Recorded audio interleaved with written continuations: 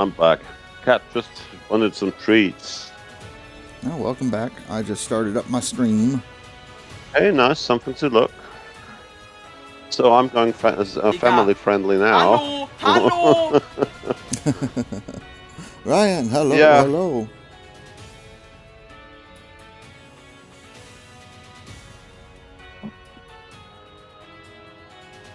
Yeah, if I ever do a vacation or anything, visit a country, my biggest thing is trying food. I like trying different foods of different countries, different peoples. Yeah, that's a good idea. How to spend the day actually. Yeah. And talking with the people. I mean, I don't know how the US handles the things with kids and stuff, but here the people, they go for a coffee and the kids run around somewhere. Nobody cares. Nothing happens. Right. Yeah, it's just funny because I've got a good friend here in the village, and they are from Maine in the US, and they took about 1.5 years to just get away the scary stuff about kids. You know what I mean? Like babysitting them all the time, Right. Here the kids run around in the woods. Yeah. Yeah, exactly. And that's here exactly like that. You just let them be kids, and they go for a coffee or something like that and come back. Right. So, Yeah, I quite think cool. that just depends on the area of the United States you're in. Maybe. I don't know too much about the US, actually. I've never been really in the US, so I can't say anything about it.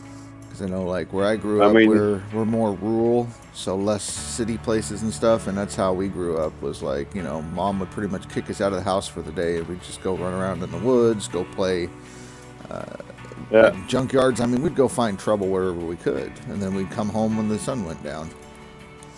Or the police brought you home. Yeah. We tried to avoid that. Yeah, here it was like we were out until 9 o'clock in the evening or something like that. Mm-hmm. We have been 8 years old, and running around with the bikes, with the pedal bikes, push bikes, I would say. Yeah. And police officer, asked where's your parents? At home. What are you doing here? Riding around with a bicycle. What should we do? Mm-hmm. And he so guys, you go home now. It's like time for you to go to bed. Right. Yeah, okay, we go home. Yes, you will go home because I'm following you in the police car until you are home. So like that, just fun, So yeah, Chameleon, still how like it's that. going? Ryan says this game hates him. I don't know why. Why do you think this game hates you, Ryan? The weekend's here, Chameleon. Yes, it is. It's time to put up the numbers.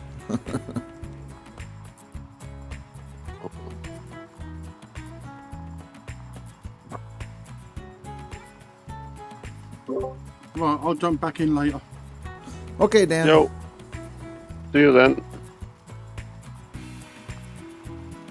Well, it's a great map, Ryan. I don't know what you're upset about.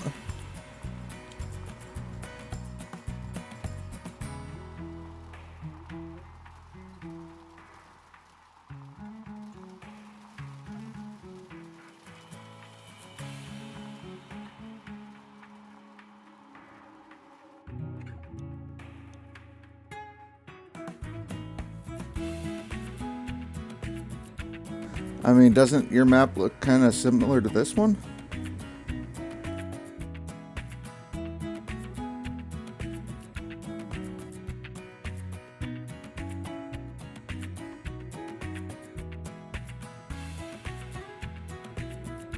You still have 30 or 13, so you didn't blow 30, yeah? Yeah, well, that's good. I mean, you still have time for resets, but...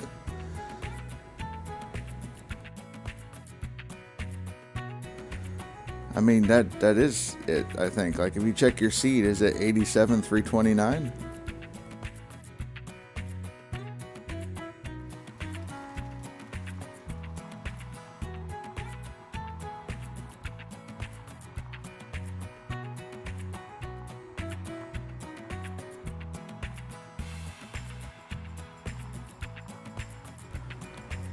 Did you cycle the maps, like go from Nighthawk, like after you reset, go Nighthawk over to Pine Valley and then back and see if it reset the seed number?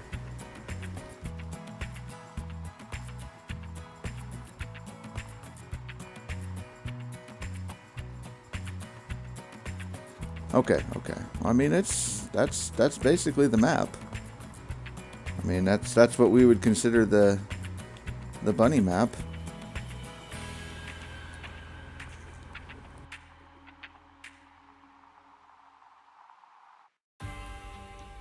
The seed number is on the right hand side, right below parcel Nighthawk. It says seed, and then it has the seed number.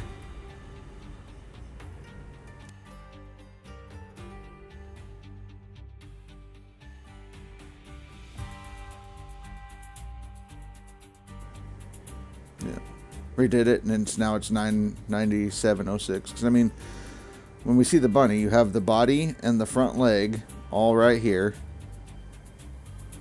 And then the head and the ears are right here.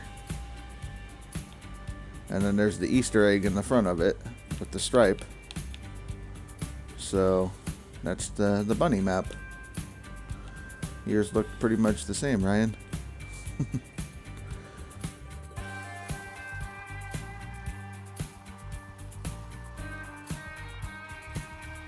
Yeah. Now, I don't know the seed that Billy Bob had, so I guess he said he had to do another reset. He did a bunch of resets, 28 million or something like that, after this map to get the bunny map again. So you might have got the second version of the bunny map.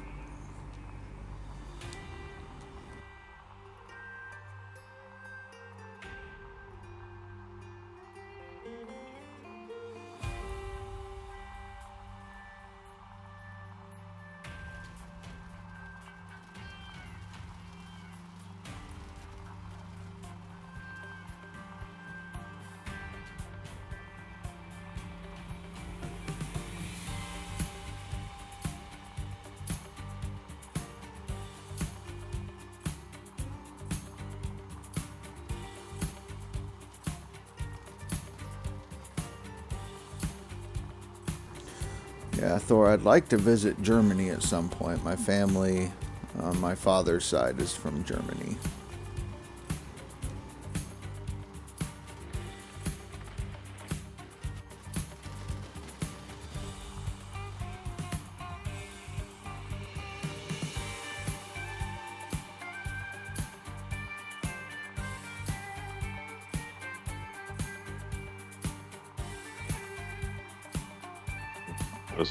You'll do it one day, we'll see. Right. I need to get there, and I need to get to Finland, because that's where my grandmother's family's from, is Finland. Oh. So. Yeah. Finland, the only country we're allowed to drink beer during driving a car. That's no shit. I don't doubt it. You just need to play the game, My Summer Car. Oh, yeah. It's just exactly that. Right. My Summer Car is great. Oh, yeah. But yeah, no, that's what I hear. The first thing you need to get used to here in Europe is nearly everything is stick shift, even at the higher car. Oh yeah, no, that's not a problem. I can drive a manual stick shift, no problem. Then it's no problem. I mean, I guess it would just depend on which side of the car also, because I can shift with my right hand. Yeah, I shift with my right hand as well. It's the only thing if you go to Great Britain, actually the cars drive on the wrong side of the road. Right. Even the steering wheel is on the wrong side of the road. Same as in Japan, actually, and Australia. Yeah, so yeah, avoid those places. Got it. No, just go by bus there. Right. Thanks for the lurk, Ryan. I saw you got to do a little bit of prep work or something. You have your plant going. Yeah, the fun part. But yeah, no, it'd be great to visit there. I was tracing the family history because I don't have much of it family tree-wise on my dad's side, but I traced it back to a small town in Germany. And what's it called? So it'd be cool to get back in there. I can't remember the name off the top of my head. I have it saved. I have it saved in some papers and stuff that I have for the family history. But yeah, taking a look at Germany.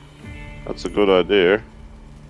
Germany's on the side of Austria as well. So right. if you want to have good beer, come to Austria. Right, I'm not joking. No, I'm not joking. Germany has got very good beer as well, and the way they do the beer in Germany is way different. Because when you order beer in the US, you get it in jugs, I guess. Is it like that? In a bottle, or? Yeah, if you order open beer, you get it. If more people order, you get it in from a jug. Is it? Somebody told me that, but I don't know if it's true. So. Yeah, it just depends. So most times when you order a beer at a restaurant in the U.S., it comes in a bottle. If they have the beer on tap, then they'll have it in a glass. But you can get pitchers of beer if you want to buy like a pitcher and then split it with the table. What is a pitcher? It's like a liter of beer? Like a half gallon, a couple liters, and then you would split it. Everybody gets a pint glass. 2 liters, okay. 2.1, 2.2 liters, something like that. Mm-hmm. Yeah. We go down, so if you order a pint here, nobody knows what you mean. So in Germany and Austria, you need to order your beer in 0.33 or 0.5. So 0.5 is a pint, and 0.33 is a half pint, actually. It's just for comparison. And so normally we say a Seidel. A Seidel is like 0.33, like a half a pint, and a halbe beer. That means a half a liter of beer, so a pint of beer. And then you've got the Maß beer. That's like a liter of beer. Okay. Yeah, it's like everything goes like from 5% upwards. So it's not. Right. Quite strong stuff. They use centiliters, is what you're saying, Chameleon? Yeah, they use centiliters. Okay, I don't know. I just know I'd want something. So if you order a schnapps or a whiskey, so if you order like a schnapps or something, you get it in 2 centiliters or 4 centiliters normally. Okay. That's like, what should I say? I can't compare as a centiliter right now. We use shots, 1 ounce shot.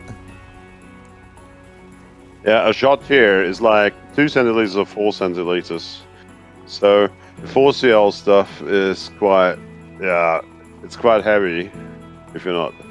So if you do like real schnapps, it's like 40+%. Even if you go for a hike or something, you've got on the Alps some small huts. So if you order a shot there, it can go up to 80%. And it's not moonshine. No. So you make snaps out of everything nearly, so you don't want to imagine what all the stuff to do that, but it's you can try a little, but you will never try all of them on one hut. Believe me that. Oh yeah, no, I've had peppermint schnapps and I was not a fan. No, peppermint is not mine as well. Just need to look up one of my favorites. I don't want to make a advertisement now, but pine snaps, that's quite cool. That's really tasty. It looks like diesel fuel actually, but a little bit brownish with some rust in it, but it tastes nice. What is and it? It's a Pine killer. schnapps? It's pine. It's like, you take the seed from the pine. It's like a little bit bigger, and you cook that stuff up. Get this fermented, yeah, and then you just and let it ferment in the bottle for 1-2 years or something like that. And that stuff is like I don't need to know. So mine, I tried. I got up to 38%, and I didn't even distill it. So quite hard stuff. Yeah. So the longer it sits, the better it gets. So the oilier it becomes, the more smoother it goes down. You know what I mean? So it won't burn you to death or anything. But that stuff, if you get a few shots of that stuff, yeah, you're pretty well fixed for going to bed. Right. I would say. So you were saying it's like the seed of the pine, like the pine cone. So you use like the pine nuts. Pine cones, exactly. Yeah. And you ferment that. I mean, if you need a what they call it, a recipe for that, that's no problem. Gotcha. No, Moonshine or something like that. I'm trying to imagine the flavor on it. It's kind of nutty, or... Yeah, it's nuttier. But it's got plenty of other tastes in it as well. I can't really describe it. For that, my English is not enough, I would say. Right. At the moment, I don't like gin because it tastes too much like a pine tree, the pine sap. Like, no, gin is just a sap. But Tierbe or pine, the pine schnapps is quite different to the taste of gin. Okay, really quite different. So gin, they usually use juniper berries, and so it gives it that pine flavor. Yeah, for Tierbe you don't, or pine, for the pine schnapps you don't use anything else. You know what I mean? So. Right. So I was just trying to get that idea. If it tasted like a Christmas tree, I wasn't gonna try it. So it won't taste like a Christmas tree, believe me that. Okay. But I would guess after one shot, you're not allowed to drive a car anymore. So. Right. So I wouldn't show this stuff to a police officer in the US, I guess. Otherwise, you get hanged for moonshining or something like that. Yeah, we get in trouble over here for that kind of stuff, but there's always people that tend to... Yeah, it's here as well. To make their own medicinal brew. Yeah, I mean, if you're here in Austria, allowed to have a 5-liter or a 1-gallon distill for private use only. So you can do your own schnapses, but only with the small distill. If they find you with a bigger one, you get in real trouble. Right. Yeah. Because I know there's different ways of separating the alcohol from the mash or whatnot. I mean, you could distill it, but then you could also do jacking, where you freeze it and pull the ice chunks out, leaving the alcohol. Yeah, we could do it like that, but we don't do this with our schnapses. If we do real schnapps, we actually distill it, because everything else is just, I don't know, not proper way. Cheers, because you need to get rid. Cheers. Yeah, not only him, I'm getting one myself. There you go. See ya. Give him a minute.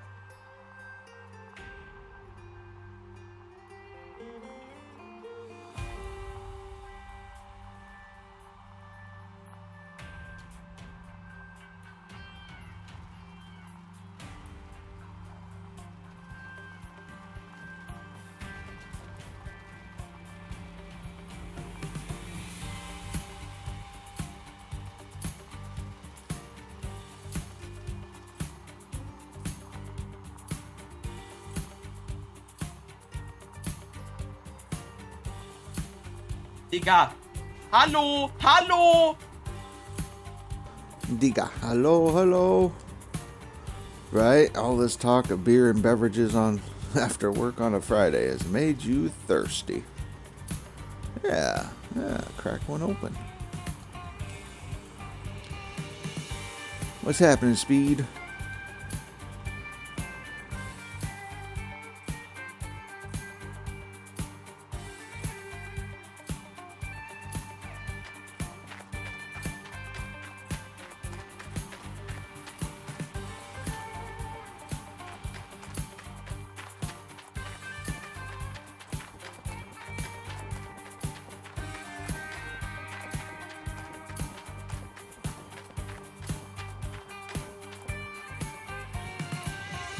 Fuck, sorry. No, you're good. You're good. Okay. Chillaxing. There you go, Speed. Do some chillaxing.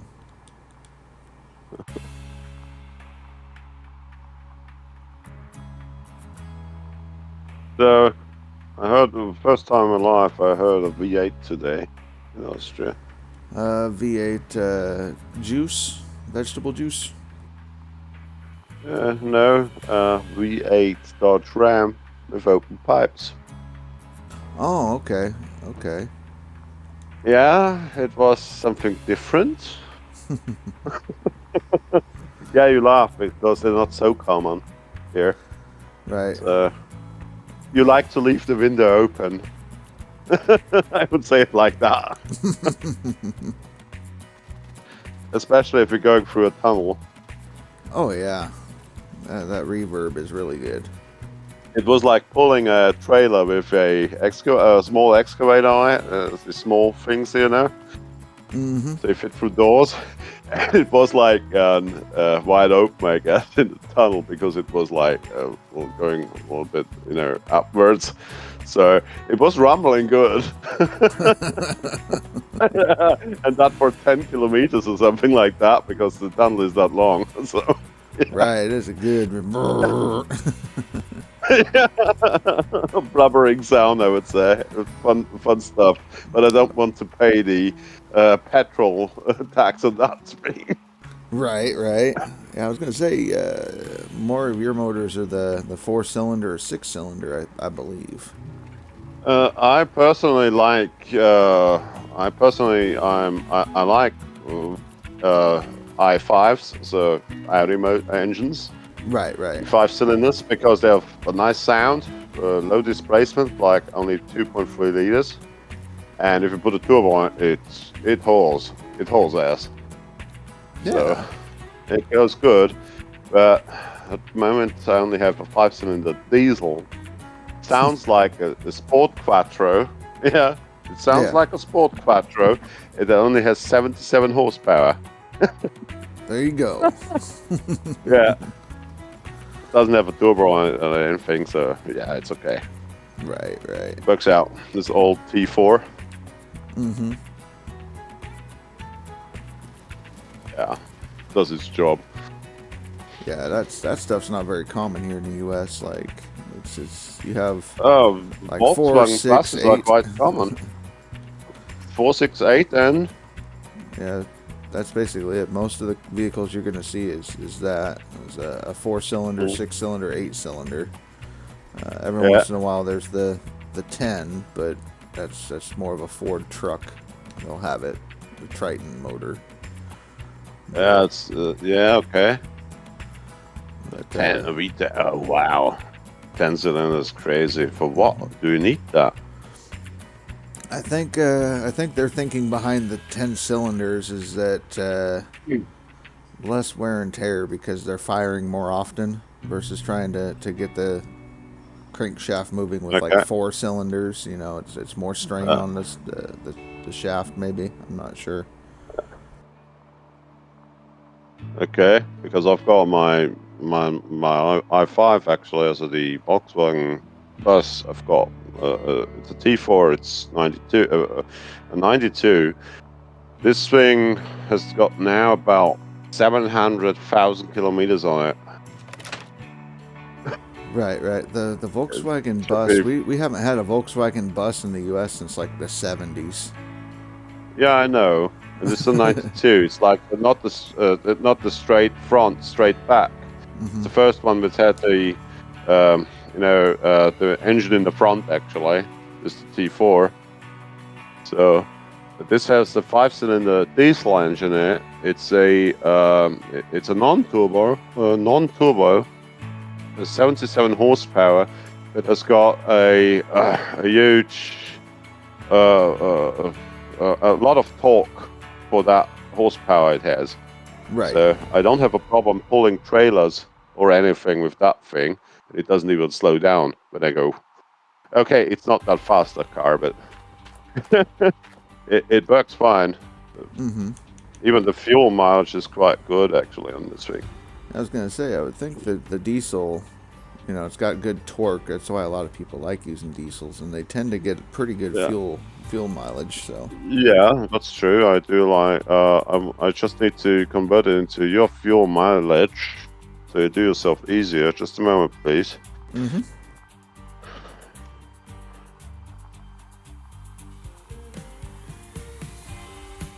No, yeah, here we go. It's doing about 21 miles per gallon on the bus, and I can nail it. I can put a brick onto the accelerator. Right. So that's quite cool.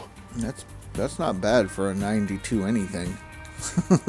Yeah, I mean they're quite good builds. It's like a tank actually. But the rust is keeping coming, so I hope I'll still have it a few years, 1 or 2 years. But here in Austria, I've got you call it DOT in the US? Yeah, the Department of Transportation. Yeah, of course. And we have got the pickle. It's like you need to do annually inspection in a garage that is certified for it to get this pickle, to get this the sticker. If you don't get the sticker, you're not allowed onto the road with the car anymore until it fulfills the safety and structural stuff again. So they do it like that. And it's for every car in Austria. Every motorcycle, every mofa, any truck, what you name it, you get it. So like my summer car. Yeah, if you've got a hole in the door, it's rusted through, you won't get the sticker. They mostly take off your number plate. Yeah. And then you're done for it.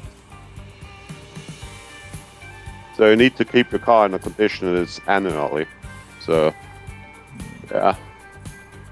But it's good. It increases the safety because they check the brakes, they check the brake lines, everything. They check it. If the brake lines are rusty, you don't get the sticker. Right. No, it's yeah, good deal. Quite good. Yeah, I think it's good for safety reasons as well, because we are allowed to do 130 kilometers an hour on the highway here. So it should be. I'm trying to figure out what that would be. 130 is 80. We're allowed to do 80 on the Autobahn.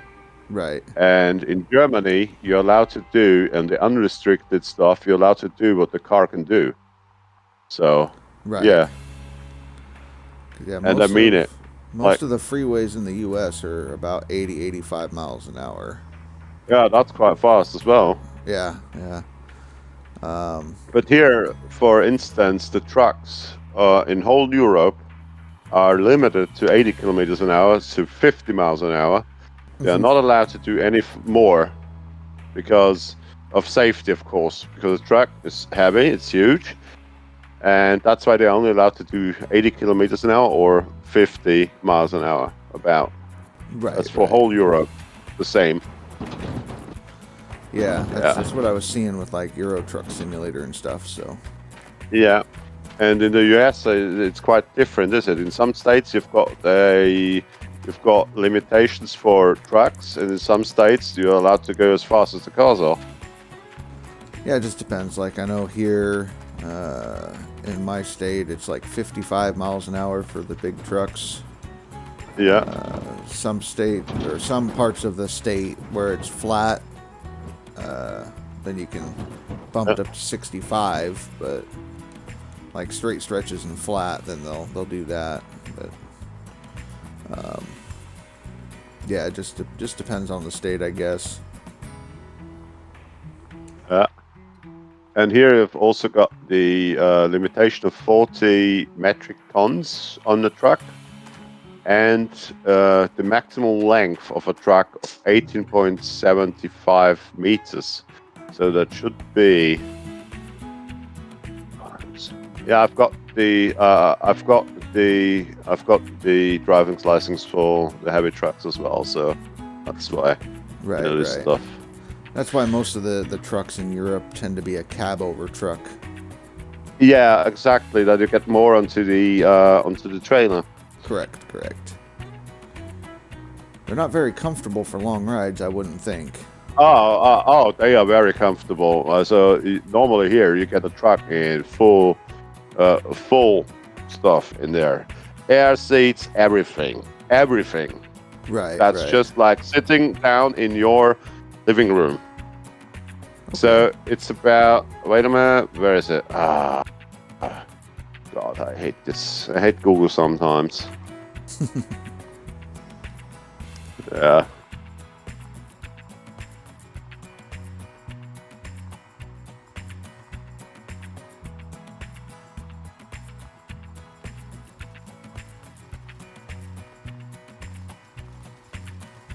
So 18.75, 61.5 feet is the maximum length of the truck. It's only allowed to have 5 axles. Totally. So if you drive tractor trailer, the tractor has 2 axles, you're allowed to tow a trailer with 3 axles, or vice versa. Right. Yeah. So it's and for everything else, it's special document from the government actually to drive something larger than that. Right. Typically, you have a whole transport team, and everything's all planned out in advance. Yeah, and the load mustn't be wider, or the truck is not allowed to be wider than 2.5 meters or 8.2 feet. That's the size limitation we have. So it includes the load, of course. So if you're wider than that, you need this special transportation thing as well. So, and you need licenses as truck driver to have those things as well. So it's quite hardcore. Right. I was just talking about the cab over being uncomfortable because the ones in the U.S. were very uncomfortable.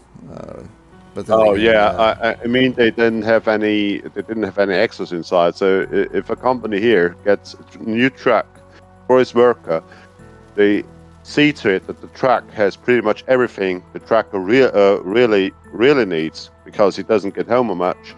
So they have air conditioning, they have everything you need. The seats are comfortable. They have all driving aids you can think of. Yeah. And here the companies really try to get truck drivers, because here you don't get truck drivers. No chance. It just if you pay more, maybe I will come to you. Yeah, but that was it. Mm-hmm. So it's just crazy here. So they are this is a job, I guess. Nobody really wants to do, because of they never get home really. Quite good, so yeah. Yeah, long haul trucking takes a special person to do that. Yeah, that's true. I mean, US is much bigger than Europe or something like that. So I can't imagine going from state to state on one trip. It's like, oh wow, wait, what? Well, how much miles is this? About 3,500, 4,000 miles, something like that. Yeah. 6,000 kilometers. It's crazy. It's just one trip, maybe. Yeah, they'll have a trip where you drive all across the U.S. over 3,000 miles. Wow, that's crazy. I don't want to think about this stuff. So, yeah. It's like, I know the state I live in, Oregon, is bigger than the United Kingdom. Yeah, and, it's. I think Austria would fit a few times inside there. Right. So we drive from Oregon up to Washington, or down to California, or over to Nevada, and that's just a day trip. Yeah, just to go to another city, actually. Right, yeah. Measuring cities, and here's drive 3 hours north to get to this city. Yeah, and you will laugh. If I want to drive through Austria by motorcycle and staying on the speed limit, but doing highway, I can get it done in under 6 hours. Wow. Yeah. and I can visit on the route. I think 4 or 5 big cities. For our standards, big. So yeah. And you see a lot from completely flat to Alps, everything, windy roads, everything. So really cool. Yeah, definitely seems like it's a good deal. Because like Oregon, we have desert, and then we have mountains, we have coast. Like there's so much that changes just going in Oregon alone. Yeah, and here's like you are on the 42nd parallel actually. Yeah, parallel. Mm-hmm. And it's like it moves a few degrees up and a few degrees down, but it's nothing, you know. Right. And now I take the UK, and the most northerly point of UK is down its head. It's like the 58th parallel. That was quite a drive from the motorcycle a few years ago, but it was cool. Yeah. All right, what do we got? Chameleon. Up here in Canada, truck drivers do that long haul, go east coast down to LA or Mexico, or west coast to Florida or Mexico, take off on Sunday night, Monday morning, come back Friday night. Yeah. Wow. Yeah. Crazy. Yeah. Canada's definitely a thing I want to do as well, but the same way as I would like to do the US when I've got time for it, money. It's just, hiring a camper van or a motorcycle or something like that and just go through and take a look at everything I want to look to, you know what I mean? Just going around, taking a look at it. Mm-hmm. Yeah, that's me. I'm not too the hotel guy. Hate hotels, actually. Yeah, hotels are getting worse and worse. They're like you have to make a reservation at least a couple days in advance. You can't just roll up in there and get one for the night of, and like it's crazy. Yeah, that's why camping is a cool thing, because you go with the motorcycle. Maybe you're from Austria. We say we go north. Just go north. We'll go Czechoslovakia, Poland, something like that. They've got nice routes as well, and nice things to see. And then on the way, okay, I'm getting tired. It's like, 6 p.m. Yeah, there should be a campsite somewhere. You go there, ask there, have you still got some room for me tonight? And before they say no, they're happy you come, because maybe one guy didn't show up, so you get his campsite, actually, you know? Right. So I do it like that. It works. It has worked all the time until now. So, and it's not expensive. Yeah, I dated a girl, and her dad is very much into motorcycle culture in the U.S. and every year, culture as well. Okay. Yeah, so he will go on a trip from Oregon all the way down to Florida, and he doesn't stay in hotels or anything. So he'll go across the U.S. and he'll stop at campsites and rest there for the evening, things like that, instead of going to the hotels or motels. And that's cool. Yeah. I'm sorry, my cat is just relaxing on my on my stomach. Right, cat doing cat things. I get it. I'll be streaming, and I have 2 that will lay on me randomly. So. He's the same. He just comes when he needs love. Right. Yeah, Vinny, which is my cat, he screams a lot. So if you hear him in the background, that's him. He'll just flop on me when I'm streaming and be like, "Hey, I'm going to hang out for a bit." And then the other one is Devana, and she's just a little cat, little tiny thing, so hardly notice that she's there, but she'll hang out for a bit and then slide off and lay next to me. So. Yeah, same here. But the best alarm clock in the morning is my cat. It's like, when he doesn't get his feed at 5, you've got a what should I say to it? A big problem. Right. Because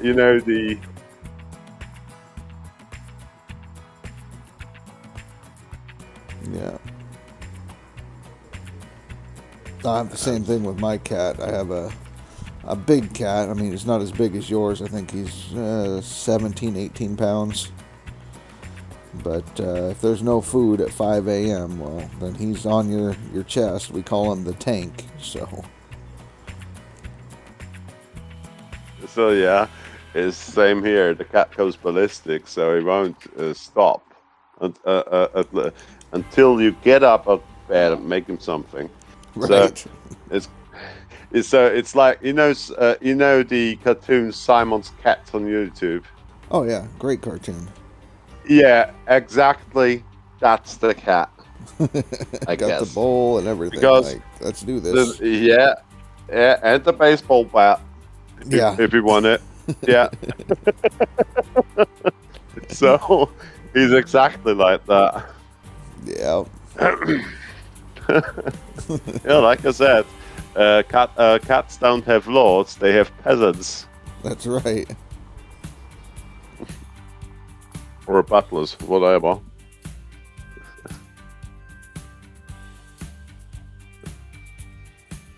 We got comedians. It's at Friday. Finally. Some changing on the board. I mean, Mulva's no longer on the board. You have Sea Porcupine jumping back up. Cass dropped in a good little chunk of stuff here. Kagera's moving. Billy Bob did just enough to pass me. All right. Ray is gone, it seems. Who's that? Phrase? That's the French guy. Yeah. Oh, he's still on there. He's up in third place right now. Oh, then I didn't see him. I'm sorry. Yeah, it's okay. He's quite small. Yeah. Now I see it. He's been battling it out with Miller Eye, so.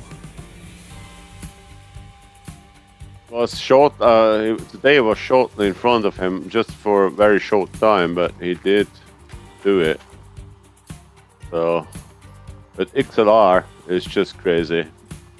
This guy is just crazy. Just with the 1 million ounces. Wow. Oh yeah, the guy is a madman.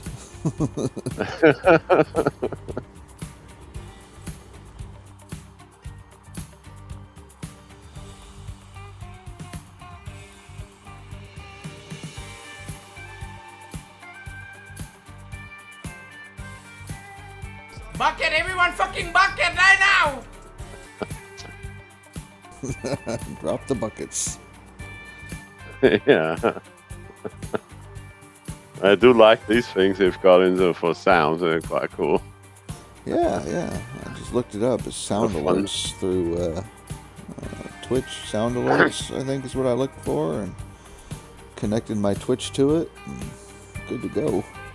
But I think in order to get that, you have to be an affiliate. So. Yeah, I'm not. I'm only streaming if I feel to. So. Yeah. I'm not having any every day or times, to me. I'm just doing a little bit, and okay. Today I wasn't happy about streaming. I don't know. So. Just wasn't feeling it. That's all good. Yeah, exactly. I mean, that's where Dan's at. Dan was talking about how he wanted to stream like every day, and then he's like, okay, well, I'm only going to do it like 5 days a week. And I think yesterday he said his new schedule is going to be 2 days on, 2 days off. That's what he's going to try to do. So. Yeah, but it's not too easy as well, because you need to see one guy can talk so much, you know what I mean? And I'm like, when I get into gaming, I'm like getting quiet. If I'm really focused, Oh yeah, that happens. It happens. But, yeah. I don't talk much unless somebody asks a question, or I get into a topic, or I have somebody hanging around, and we're just going back and forth. Maybe I'll talk about something, but I can't really force myself to go off and talk about random things for hours on end. So. Me the same. And many people demand actually that sometimes, and yeah, it's It's hard. Yeah. You know. I mean, for a while, that's what I did, was just be quiet, and somebody would come in and ask something, and then I would talk. And as long as you had a microphone, they would hang out and keep watching. It's the ones that don't have the microphone and type, and they might stick around, they might bounce out. So, Yeah. but as long as you got the microphone to communicate with them, then they tend to hang out for a bit. No, that's true. That's definitely true. And I mean, like all the guys, I never had crazy guys in my streams or something like that. You know what I mean? Just cool guys hanging out, asking or talking. Just okay, cool. You know what I mean? That's for me a stream. That's for me. It should be relaxing as well. That's the most important thing as well. Play the game to relax. I've got a job. Yeah, exactly. I've got a job. You know what I mean? I don't need to be a professional streamer. I don't want to be one because they've got stress enough, I guess. Yeah. There's some work to it. Yeah, and that's not me. I mean, work, yes, but manual work. This is just gaming and relaxing. If I can't do anything in the garden or mowing my lawn or I don't know, you know, or fixing my car. Right. Yeah, I mean, 1992 is quite an old car. It's got a lot of kilometers or miles on it, so it needs attention. It does need it. Yeah. So in the winter time, I'm not driving it anymore because it's so much salt on the road. Yeah, it will just eat you. Yeah, the salt would be crazy. Yeah, and this thing has seen salt for a few years, but when I was driving it more regularly, it wasn't a problem because it got a wash every 3-4 days. You know what I mean? A complete wash with undercarriage, everything. But I did it myself, not in the wash garage. Right. But now I'm driving like 4,000 or 5,000 kilometers a year with this thing. So now it stands in the cardboard. So yeah. I'm happy if I can start it because mostly when I want to go with it, the battery is empty. It's just like that because it stands like 2 weeks in a row. Yeah. That's my truck. I don't drive my truck much, and the same thing. When I go to start it, battery's dead. Yeah, that's just a thing. And now I installed the electric a plug into the carport so I can keep the battery loaded. And yeah, it does it with via a solar panel with 400 watts. That's quite okay. Yeah. So now the battery is always topped up, and yeah, even works in the winter. So the solar panel has got like a 45-degree angle on it, so the snow doesn't build up on it. So as long as it gets light, you get at least 30 to 50 watts out of it. So it charges the battery. It does the job. Right. That's a good deal. I mean, solar, I like that as a backup alternative, being self-sufficient. Off-grid. I don't have it as backup yet. I mean, I run solar power for myself just to get my usage down on the power lines, on the meter. So I've got like 10 kilowatts, and during summer, I would say from March to mid end of October, get so much down. I can use my heating system because I run a heat pump. I can use the lights, everything. I don't have a backup battery or anything, so I can't store the energy yet. But I push so much back into the net, into the energy provider, that actually my meter goes backwards. So my electricity bill a year is like only for having the ability to have electricity. You know what I mean? So it's like we say netkost in just a moment. I just look it up what that means in English.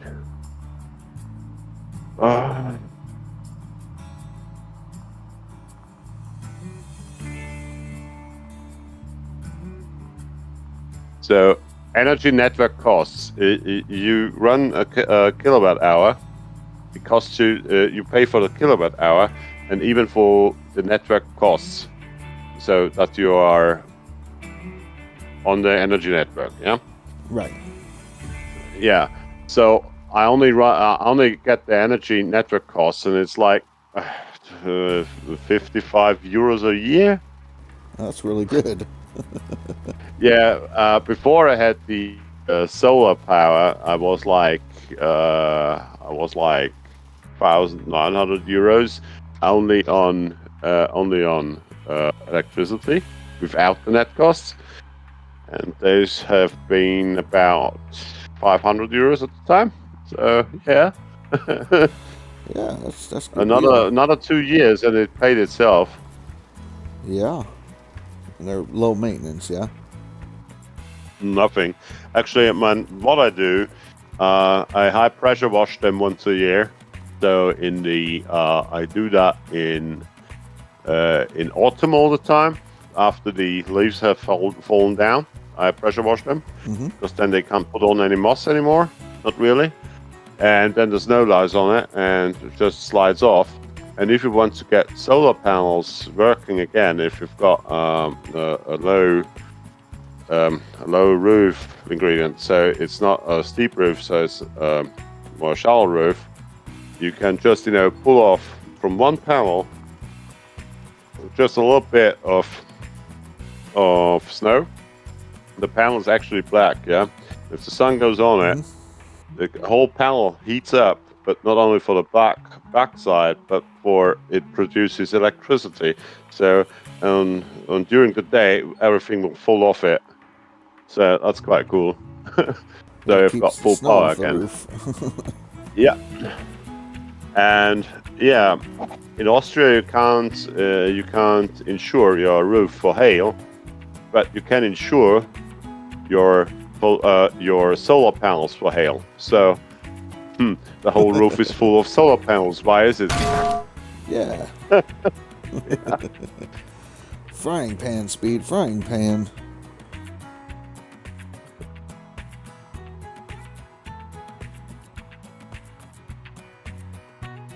Speed, you got off the leaderboard or something, or you're on a vacation right now? I'm just asking. He doesn't tend to run on the leaderboard after about 2 weeks. He just comes on, messes around, and then he goes back to work. Oh, okay. A lot of work then.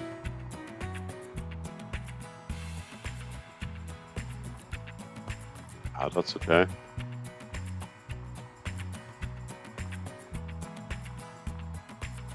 Yeah. When you get to Germany or Austria or something like that stuff, give me a notice.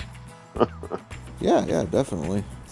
Because Germany is not out of the world. It's like, I don't care where you put yourself in Germany. I can reach every part of Germany in 12 hours, actually, from Austria. Yeah, it's just like that.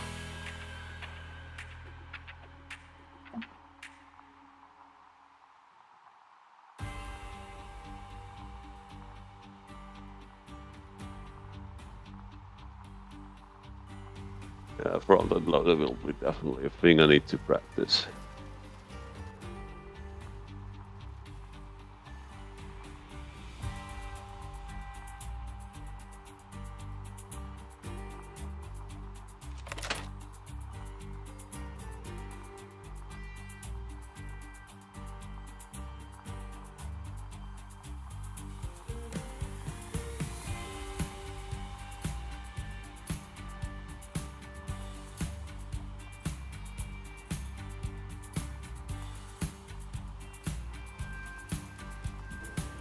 Daughter and wife are coming through the house making a lot of noise, so I gotta stay muted. problem. They got some groceries and did some shopping today, and they got a bunch of gifts and whatnot. My birthday's coming up in about a week, so they're trying to smuggle stuff into the house without me seeing it. You've got cameras everywhere.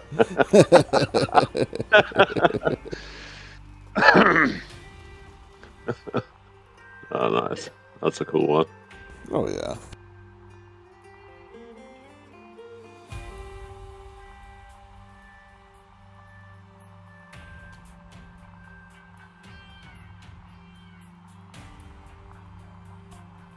And next year I'm turning 40. Blah. Or 39 plus, I would say.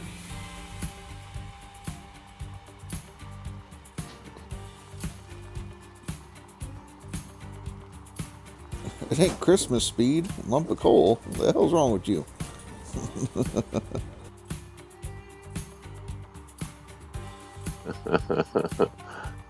Yeah. That's a good one. Yeah. Yep, no, I think I'll be 38. I think. What? You think? You're an 86 then. 87. An 87. Oh, yeah, 87. 85 here. There you go. Yeah, you've done everything. I never got running. Always too occupied to work or do some other stuff.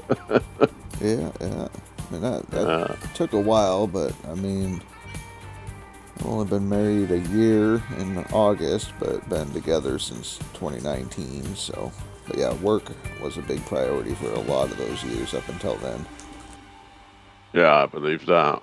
I mean, work is for me is like, having my hobbies, doing my stuff I want to do, and that's it. I mean, it would be nice if someone would happen into my life.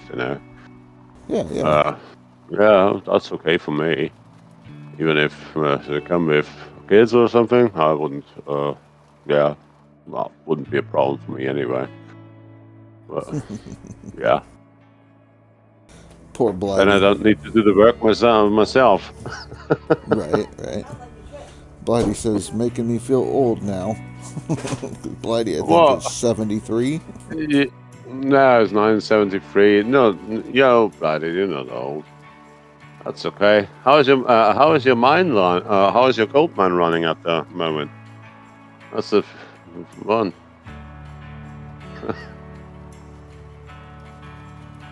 No, not a wheelchair with 50. I plan to work until to my 65th or 70th birthday. I plan on it because I enjoy my work. Well, yeah, I mean, that's what they say. Like, usually if you slow down or quit working, that's when the body says, I'm done. But if you stay busy, always have a hobby or something, then you keep going. Definitely. Yeah, the problem is in Austria, if you keep on working, like your retiring age would be 65 or 67 and a half, something like that, and you keep on going till 70, they will pull off of your retirement funds a few percentages every year. So they want you actually to go into retirement. That's the crazy thing about it. Mm-hmm. And that is a thing I can't understand, because there are a lot of people out there, like 70, and they are just bored. They just want to go back to work, and they're not allowed to. And that's crazy. Right. And there's so much knowledge they have, mm-hmm. from other stuff, at least the laboring thing, like, I don't know, plumbing. I don't care which job you take, but they've got so much knowledge, and young people can just benefit from it, actually. Yeah. Oh yeah. And they just, lock them away. Hey, if you do a year longer, we take off 5% of your retirement income. To me, that's crazy. Right. Somehow. Mm-hmm. Hey, Flu, how are you doing? Should get more. Yeah, no, I get that. No, I mean, if they get to the point where they can't really do the job, at an older age, that knowledge, they should be getting into trade school and teaching the trade to the next generation or so. Yeah, I mean, I've got one apprentice with me all the time now. So he's 15. He just finished school. Like, here is school. He finished school with 15. And if you want any higher education, like a higher technical stuff or more into the medicine or a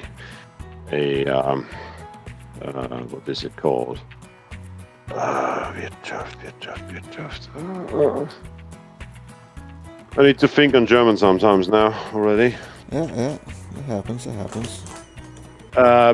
Business stuff, there are different schools. You don't need to pay it. At least when you get out of school, you directly start with it. The government pays the schooling, but if you want to go to studying something like making petrol or stuff, you need to be self-sufficient at the time then. So, I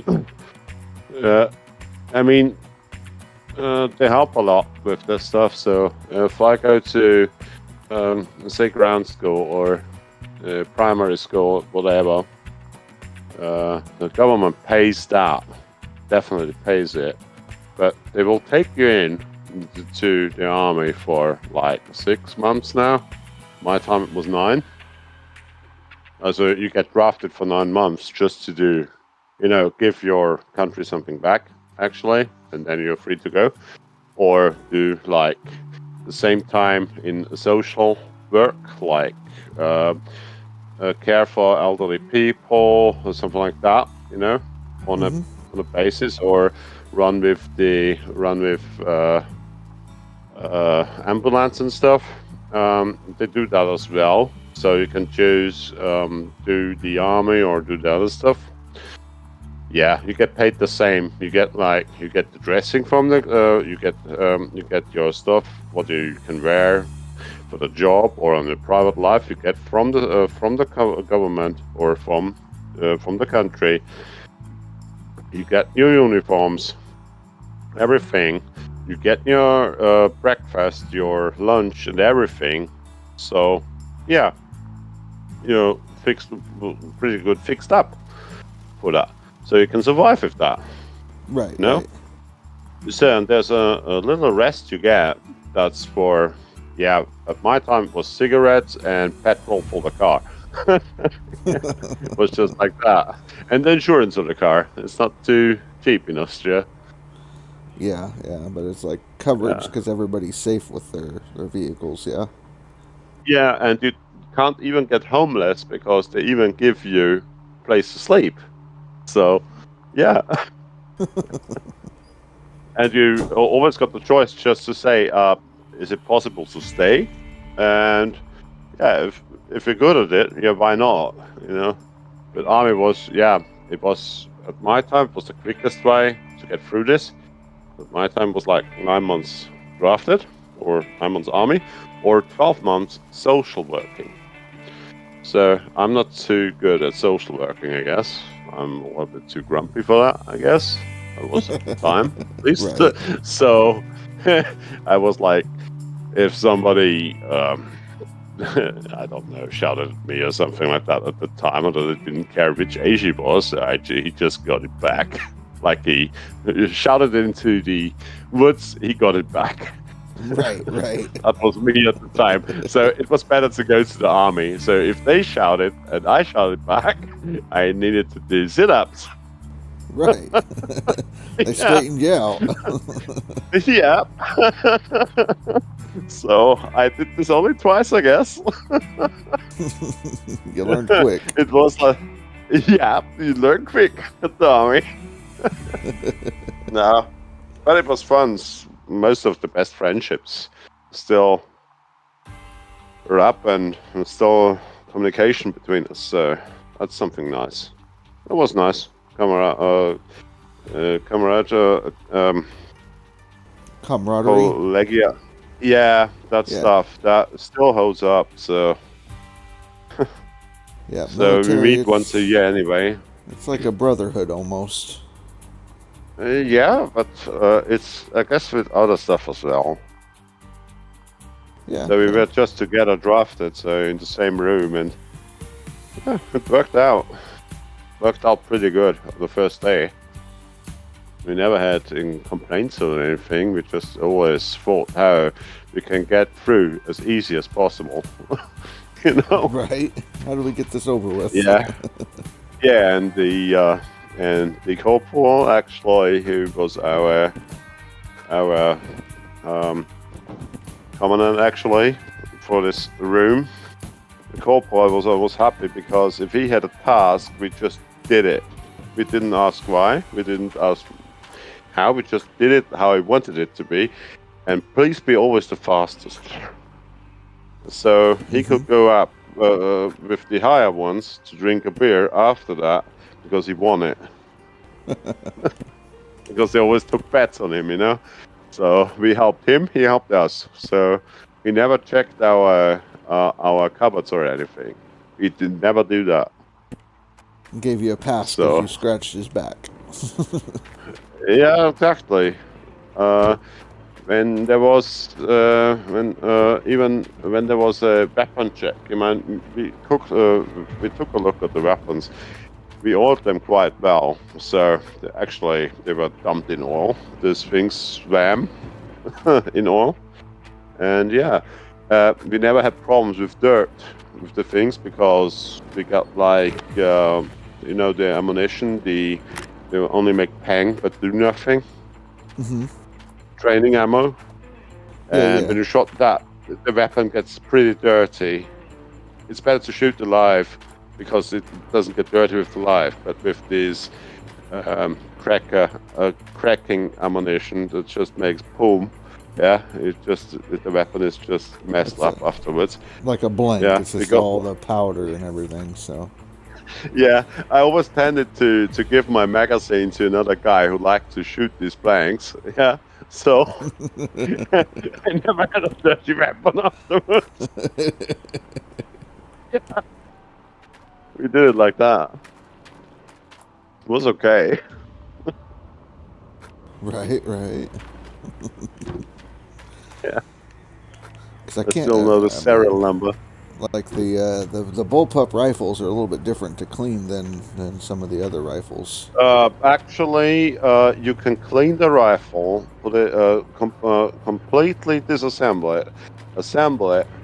You can disassemble it and assemble it in times of if it jams. It never jammed on me. It never jammed on me until that like through in this 9 months about. Maybe 15,000 shots, never jammed. Wow. So this bullpup thing, this Steyr AUG, or we call it STG-77, because it was invited in 77. And it's a Sturmgewehr, or a assault rifle. Mm-hmm. So, never jammed on me. I mean, I had the oldest rifle from all, I guess, because this thing was... I was the last one to have it, and then they brought it back for revision. So I guess 20, 30 other guys before had it already. Yep.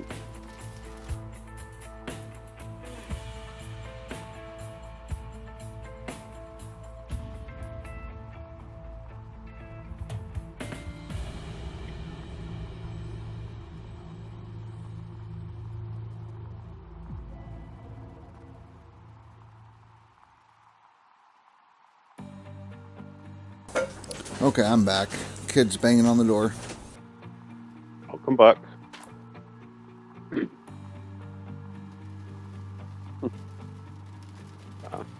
Crazy stuff, these bullpups, but they're fun.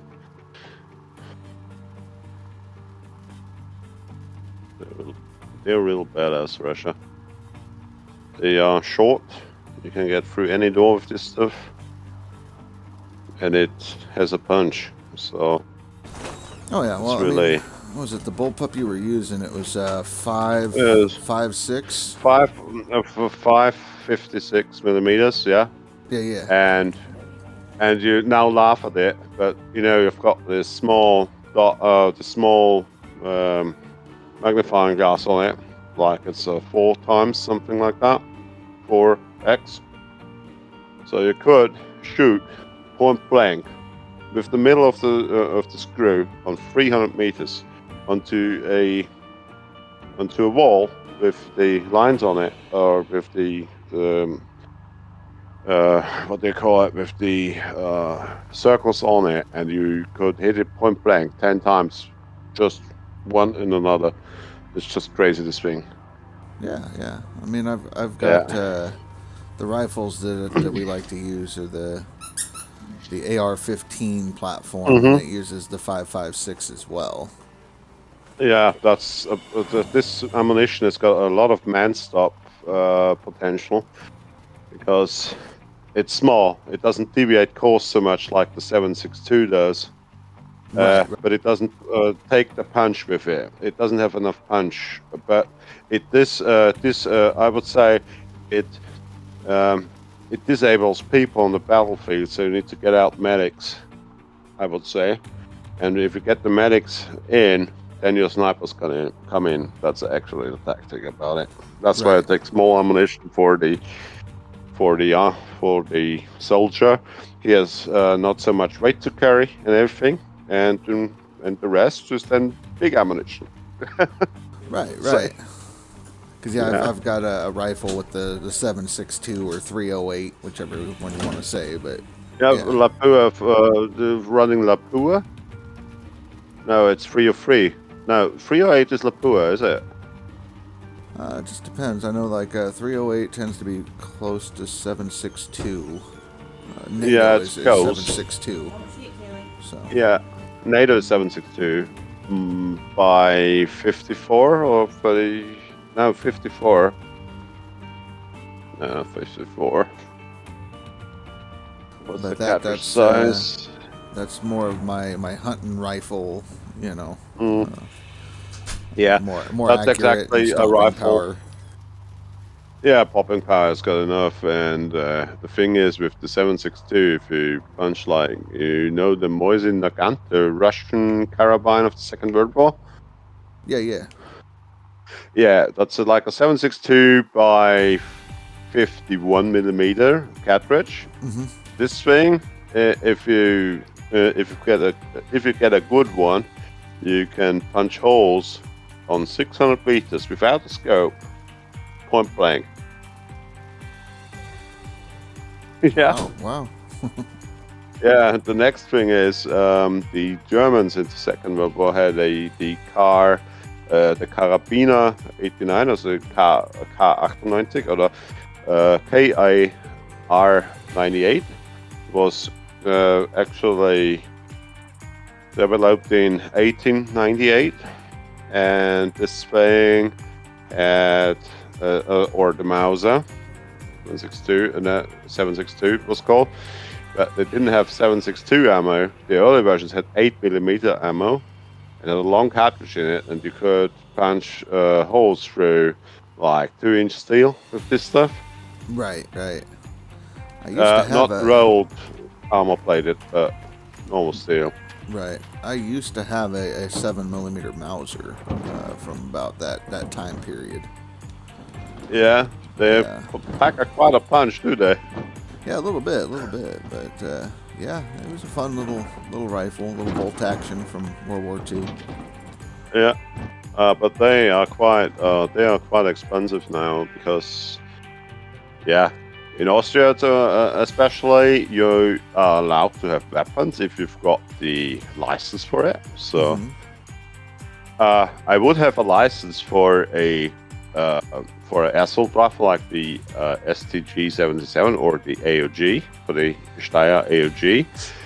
But you're not allowed to have an automatic rifle at home. You're not even allowed to have a pump gun or any sort of semi-automatic stuff. So, yeah.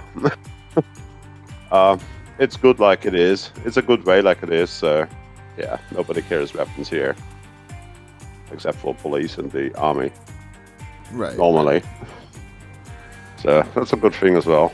Yeah, different cultures, different Yeah. things. And So, And hunting here especially is only a certified hunter.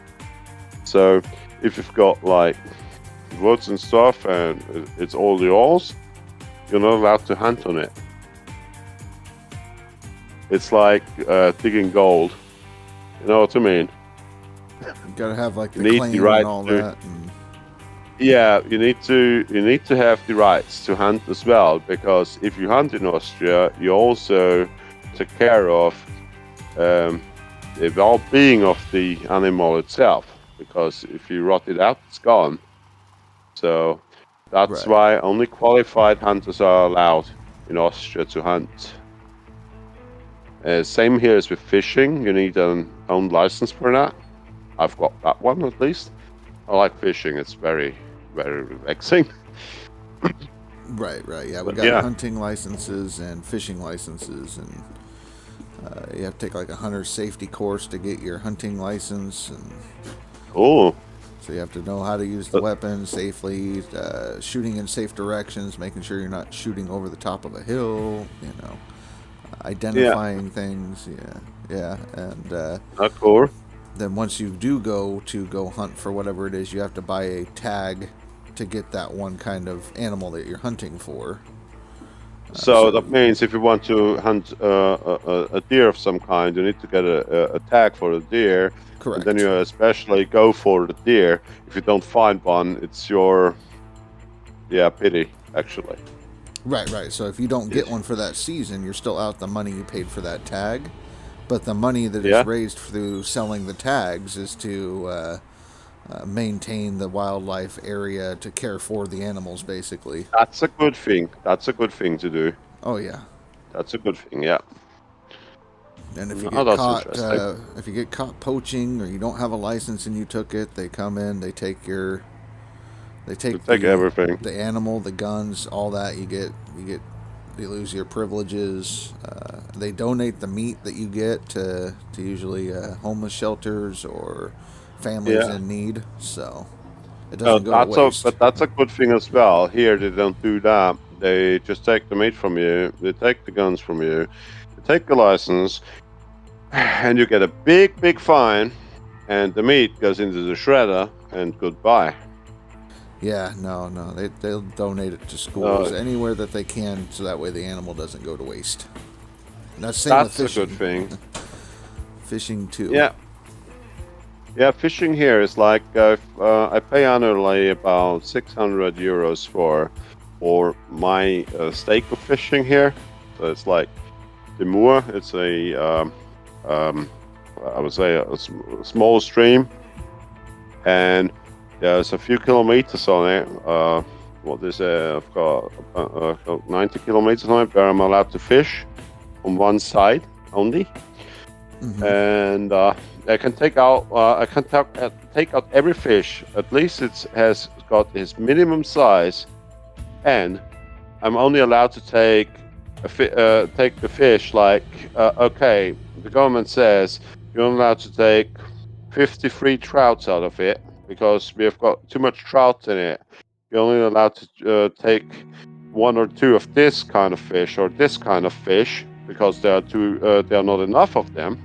Right. So they regulate it with that, and that's quite cool because you only know these regulations if you buy the certificate to fish on these waters. Right. And they are quite limited as well, so they've got like 1,200 cards for my area, and if you get it once, you actually renew it and don't care about what you're allowed to take out, just to keep the ticket.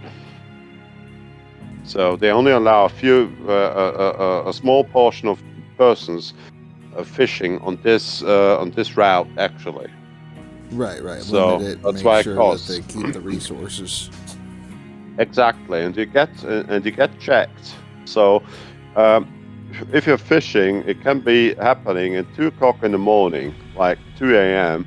and you're fishing and waiting on something, but somebody tips on your shoulder, "Hey guy, you got some fish today? Make up your refrigerant box. Want to take a look in? What kind of bait do you have? We are not allowed to use live bait, for example. Mm-hmm. So if the fish is alive and they put it in a hook and it's alive, they put it into water. It's a violation. That's expensive. Believe me that.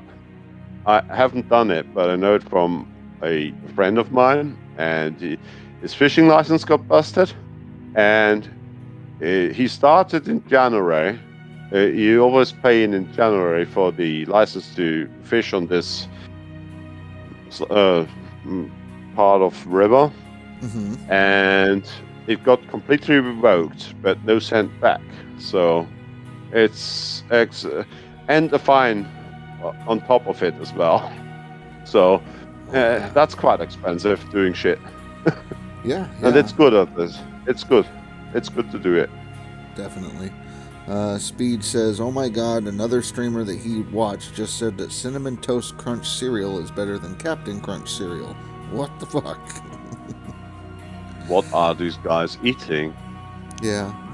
I mean, that's no stuff to eat. Yeah, Cinnamon Toast Crunch. I'm not a huge fan of cinnamon, but Captain Crunch will cut the roof out of your mouth. But it's a lot of sugar in that cereal, and I think a lot of it's now bioengineered, is what it says on the box. Blech.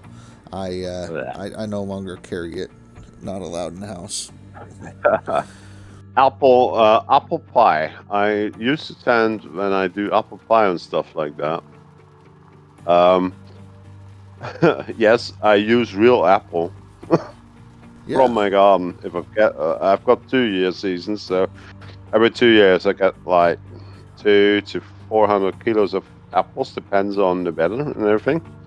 And I usually make pies or mousse and all this stuff you can think of an apple. And it's like, I like to do some cinnamon with it, but I also do some lemon juice to it. Yeah, and the cinnamon, I do put it with the apples before I put it into the pie, and not much of it, just for a small taste of it. It shouldn't be overwhelming. No, I agree. I agree. Like, I can't do a cinnamon roll because it's too much cinnamon. But a good apple pie will have just a kiss of cinnamon in it. Yeah, a kiss of it. Yeah, exactly. And apple pie is something really great. Wow. Oh, yeah. And you can freeze it in pretty well if you do it properly. If you don't do the apple pieces too thick, you can freeze them in and just, get it into the oven to just to unfreeze and just give it for 5 to 10 minutes, 110 degrees Celsius. And it just tastes like, wow. Ugh. I'm hungry again. Sorry. Yeah, just like that, Oh, I could do that with that. That's a nice thing. I just do it like that. Speed says, "Captain Crunch if you're eating cereal. Otherwise, it's steak, eggs, hash browns, and some avocado." Avocado is a cool idea. Never tried that on breakfast, but if I do breakfast, and it's not very often, it's mostly Sundays. If I do breakfast, I never do breakfast normally. Then it will be baked beans, fried eggs. Fried eggs, sunnies it up with a few big slices of bacon, thick slices of bacon, some blood pudding to it. Not fried, actually grilled tomatoes and toast. It's just great. I really enjoy that. But you need a strong stomach for that. Yeah. It's in my genes, I guess. What'd you do? You pretty much described the English breakfast? Like an English but breakfast. I do that sometimes. I do it a few times a year, but I've got really time. I really enjoy that. I grew up there, so at the time being, when I was young, I every day got that. So, yeah. And if you enjoy it, well, yeah, why not stick to it? The beans over there, Speed, are a little bit different than the beans here. Like, ours are always covered with some kind of like maple syrup, sugar, brown sugar, very sweet. No, not here. It's just the beans like there. It's a tomato base. From hands. Yeah, it's true, and we enjoy that. I guess it's different. Right. It's like a bean that's in a tomato sauce, basically. Yeah, this has got a light sweety taste. It has, but it comes from tomato. Yeah. Yeah. Actually, if you take the Heinz beans, they out of a tin can anyway. So you really don't know what's in there. But the Heinz beans here, it's just the best you can take as baked beans, actually, because everything else is rubbish. Right. It's the same feeling here, like on Dan. I grew up with this stuff, so yeah. And if I get Heinz beans in Austria, that's something like 3-4 times a year, if I'm lucky. Oh, there are 2 cans left. I take them with me. No, I take all with me.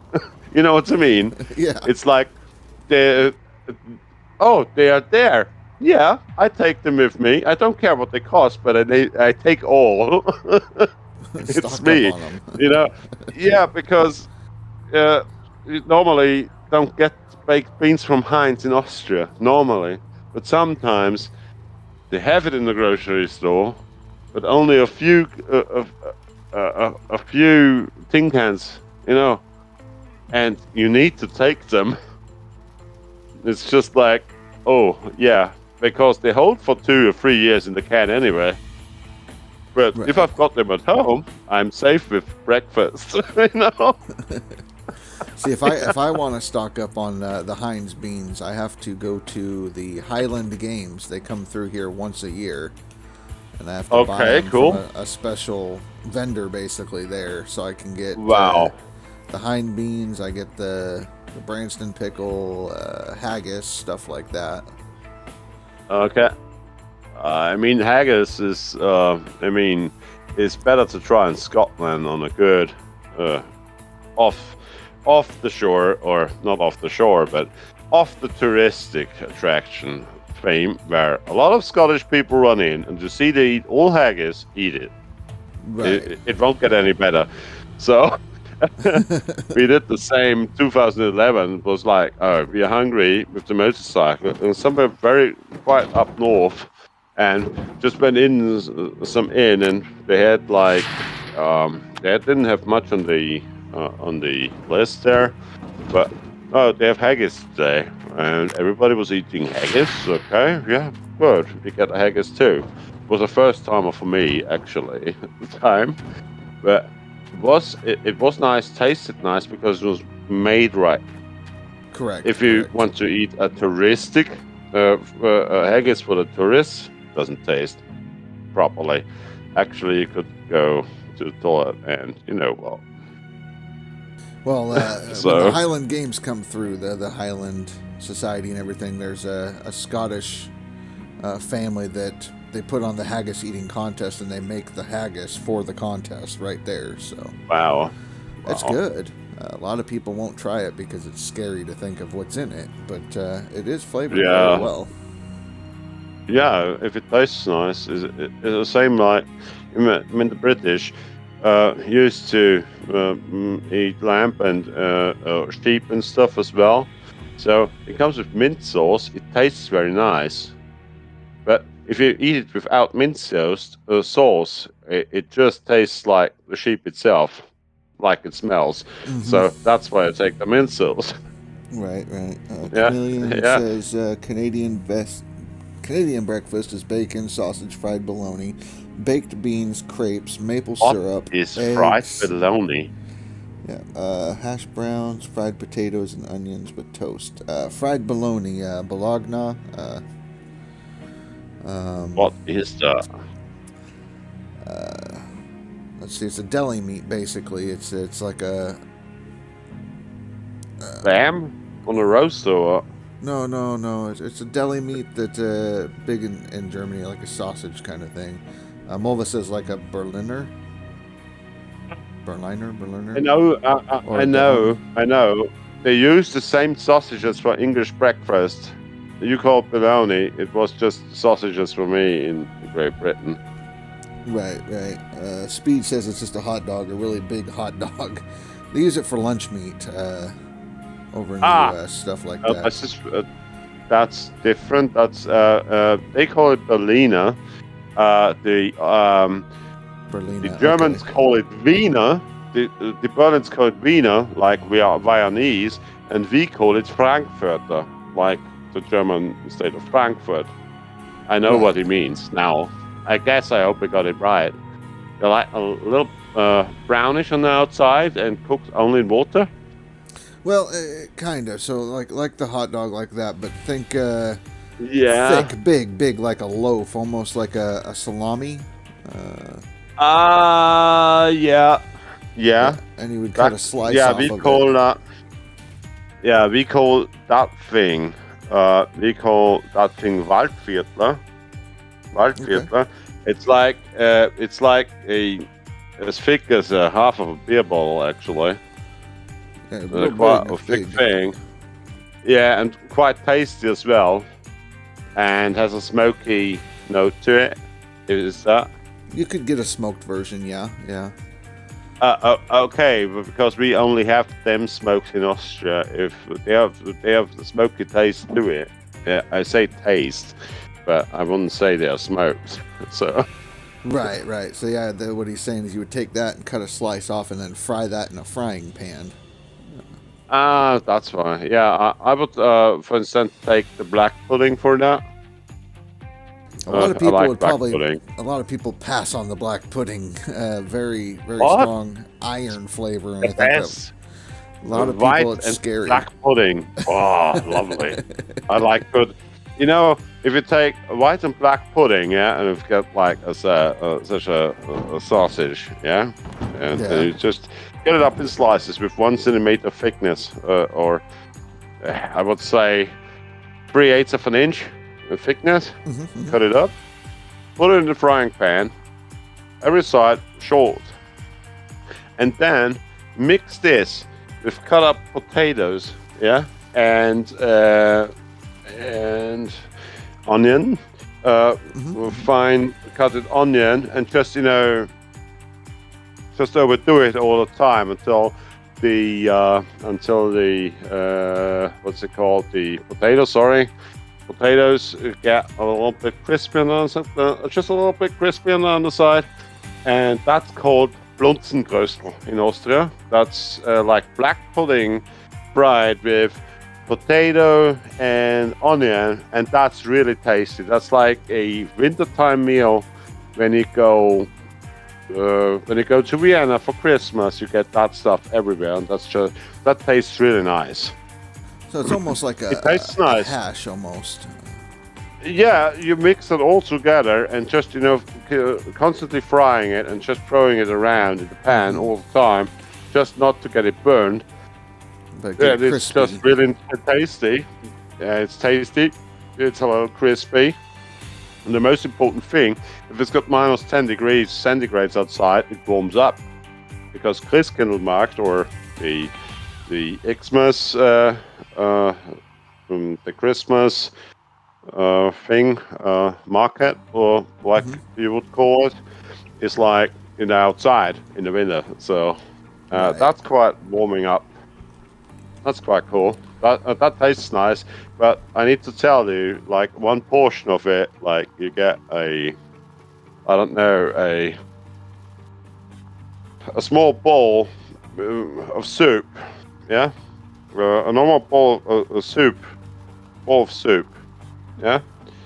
It's like has got nearly a foot diameter, yeah. A big bowl. The bowl. No, the normal soup bowl, not the cup. Okay. Yeah. And this is actually full with a small mountain on it. So if you eat that stuff, it's like 4,000 calories at once. Right, but it's very comforting. Yeah, it's filling. Yeah, it's filling, and you get warm after that because your body needs to do something against it. Right. I would say it like that. Now It's quite comfy.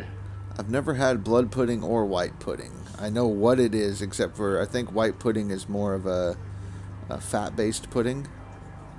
I'm not too sure, but black pudding, Scottish way or German or Austrian way, is really, really tasty and nice.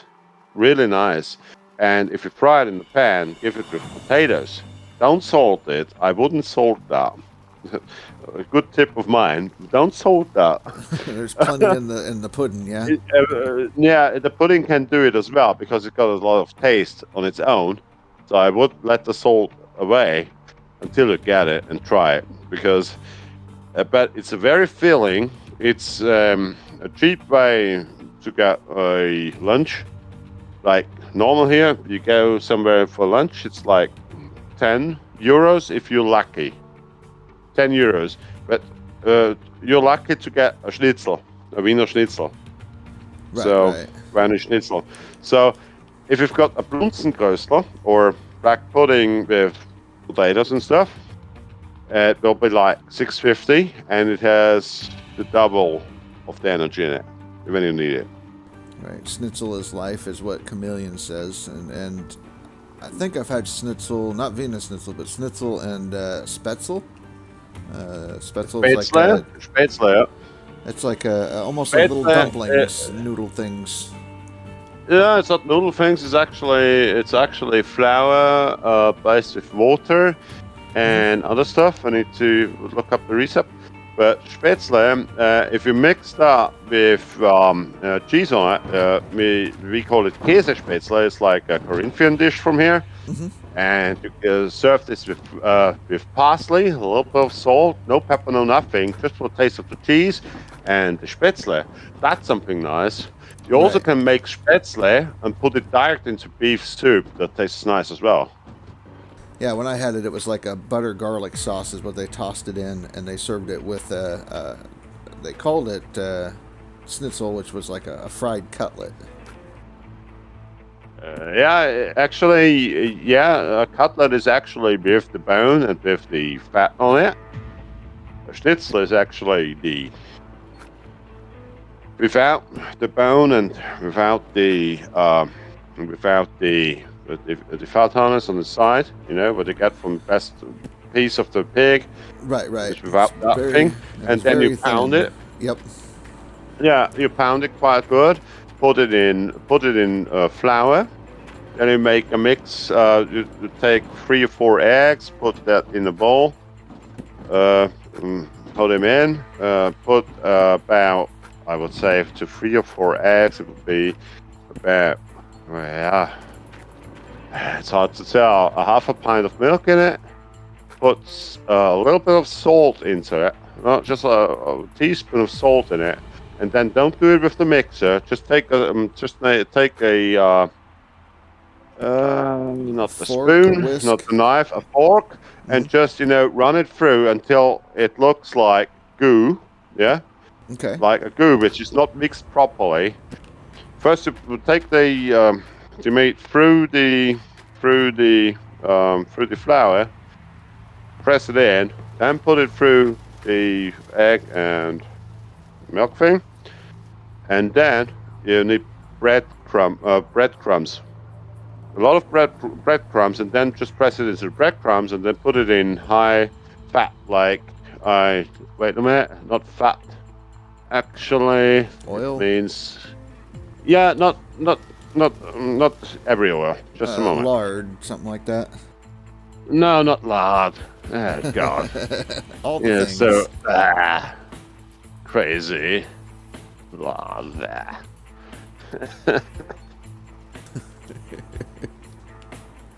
Rapeseed oil. Okay, a high smoke point. A hot rapeseed oil, exactly. Mm-hmm. Rapeseed oil, a high temperature, and put the frying pan can really be half full of rapeseed oil, to be honest, and then just put in a soup spoon of just a moment. Soup spoon of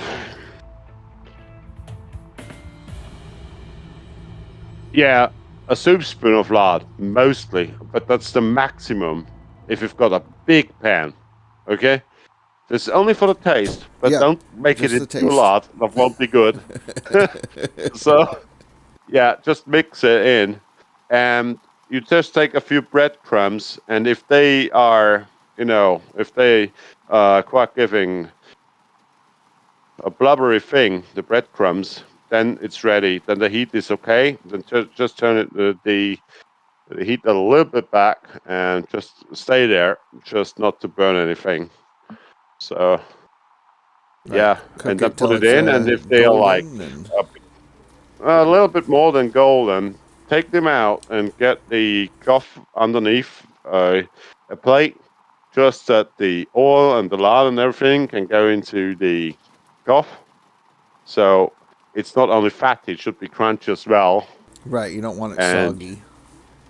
Yeah, exactly. And I mostly do potatoes, parsley potatoes to it, or French fries.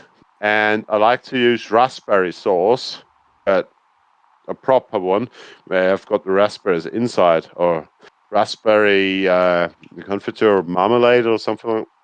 Yeah, something more thicker. And the lemon. With the lemon, I just pour over the schnitzel. And the raspberry sauce just for the sweetness and for the extra taste, actually, you use it. Because otherwise it will be a little dry, I would guess. You can take ketchup as well, but raspberry sauce is, that's fine with schnitzel. Yeah, the lemon juice, I remember putting that on there, and somebody else, when just they served it. Just take a lemon, cut it in half, and reach it around to the table. It's the best you can do, because the finished lemon juice is just rubbish.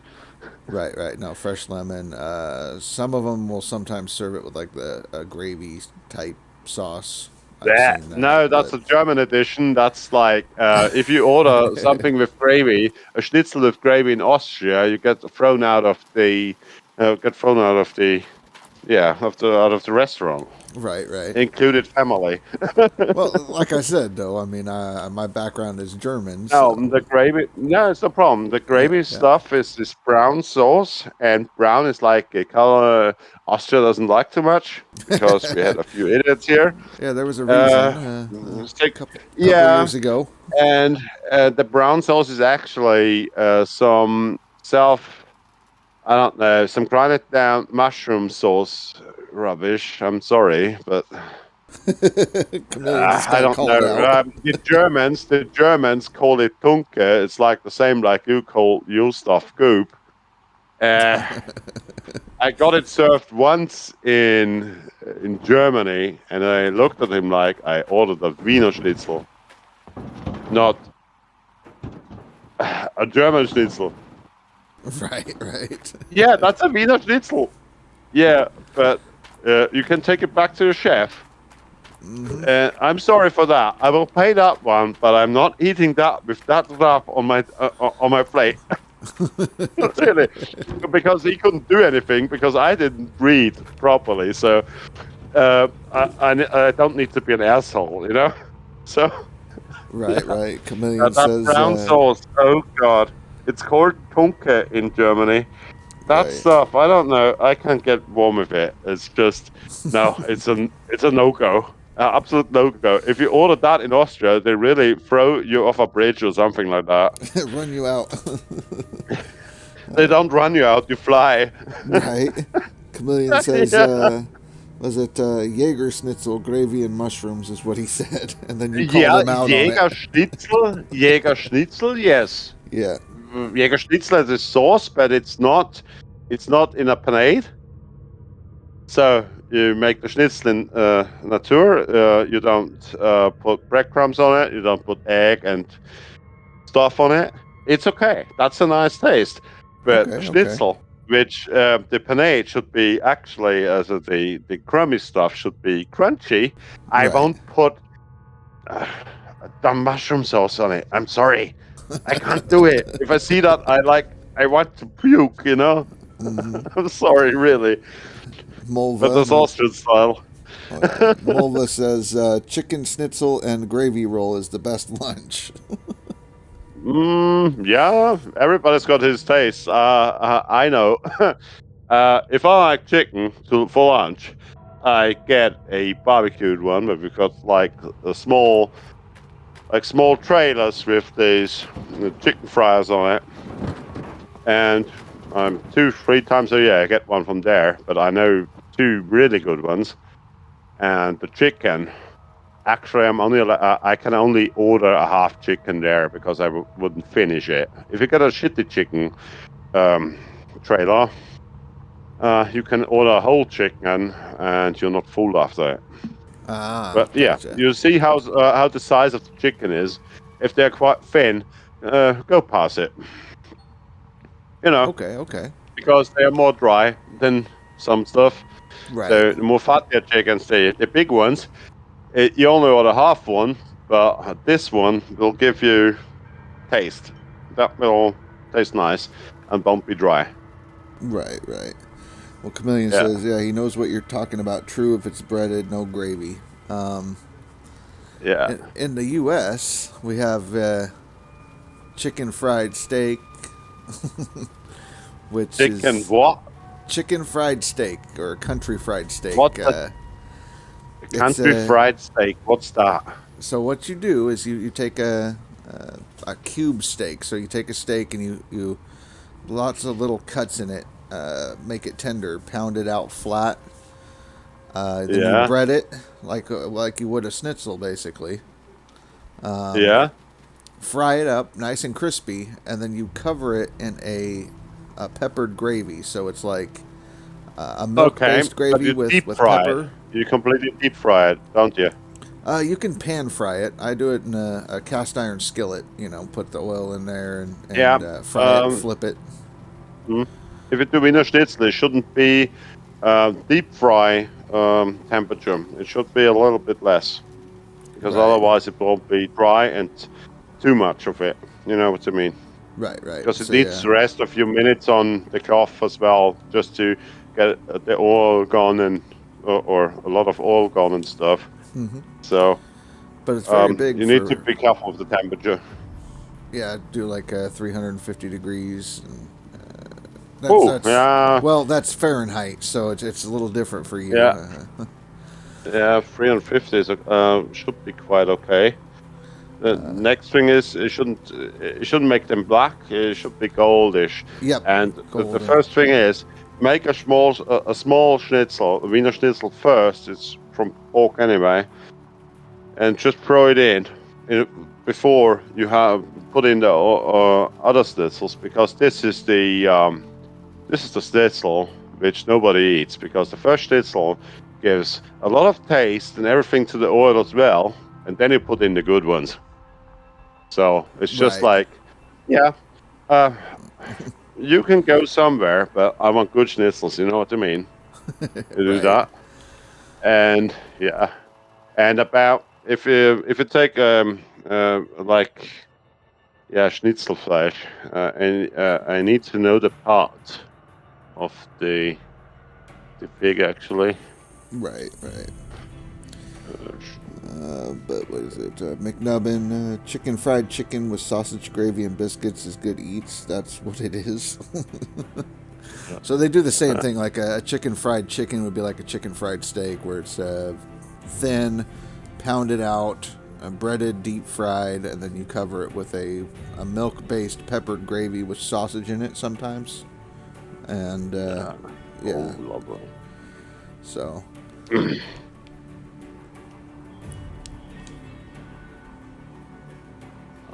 Okay. I'm just googling up which kind of pork we use for that, for the English word actually, because we've got the accent and everything as well. So it's so easy. Do you like a loin chop or something like that? Pork loin, pound it out into a cutlet? Tenderloin, yeah. Why not? Yeah. That's also good. God, it's been just a moment. Oh, transfer. Oh, yeah. Let's see.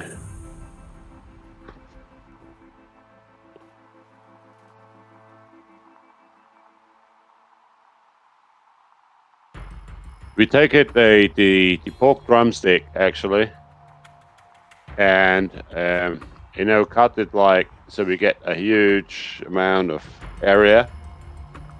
So we don't cut it through, we just cut it, like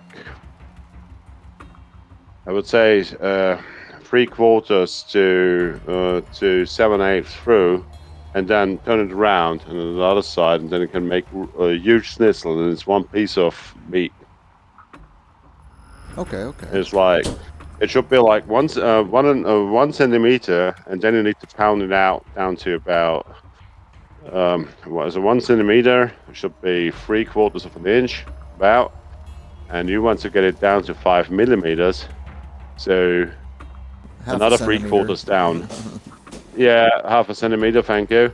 At this thickness, and then put it into the flour, into the egg, and then put it through the breadcrumbs and then fry it. Yeah, and then it shouldn't be too dry, shouldn't be burned, but the time you always take a look on the breadcrumbs. So if the crumb is getting a little bit more than gold, it's just perfect normally, as for me. And if you serve it with normal potatoes, you can serve with ketchup, with a lemon. I would always put a lemon on it, a lemon piece on it, a small one, just to press it out over the schnitzel, and with cranberry sauce. It's just great. There you go. Yeah. Let's see, Chameleon's going to eat a bag of pork rinds. Okay. Yeah, and for the pork drumstick, take the better quality one. I would recommend that. Oh yeah. Because otherwise you won't be happy. Yeah. Because we are more the pork nation, actually, I would say, not the beef nation. So pork is quite I wouldn't say cheap here in Austria, but it's easier to afford, because like a 1 pound steak from the fillet is like 40 euros. Yeah, that's up there. I'm trying to think. That's crazy. Ribeye steak here in the U.S. is like $15 a pound. It's about a half a kilo, or it's less than a half a kilo. US pound. It's about 2.2 kilos for one. No, what is it? 2.2 pounds for a kilo. 2.2 pounds per kilo. Yeah. Yeah. That happened in Gimli with a 757 with the Canadian Airlines a few years ago. A lot of years ago, actually, the 80s. They let the Boeing fuel up, and Canada, or the Boeing was on metric system, and the guy fueled up in pounds and didn't use the metric conversion to pounds, so he fueled up less than half of what he should have. That was the Gimli guy. Yeah. If you remember that one. Right. Holy cow, that's expensive. 40 euros. Yeah, because the euro is real close to what the dollar is in value. Yeah, but it's like we don't have so much cow, because we have cows, but we use them more for milk, cheese, that stuff. So that's when I get it in the shop or at the butcher. Then I get it from the farmer. I get the fillet like for 30 euros. Yeah, but if I want the fillet for 30 euros, I have to take the damn whole fillet, the whole thing, not only a slice, you know. Mm-hmm. So I paid that for £1, Right, actually. It gets expensive, so that's why I don't eat steak too often. But when I eat one, I want quality.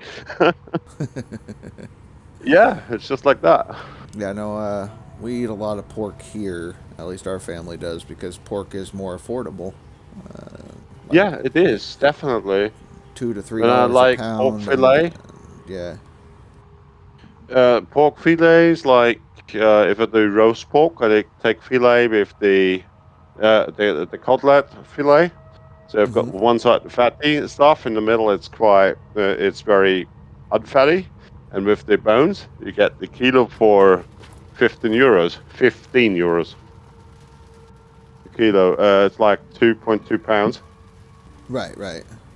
But that's okay. It's affordable. It's nice. I mean, I don't eat meat every day, so Right, right. yeah.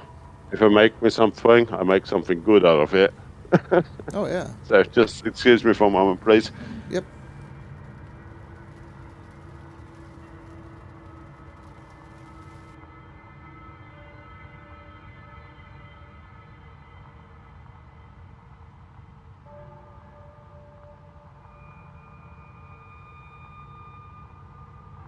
I usually do beef. The rest is pork, poultry, or pasta on Sundays. Okay.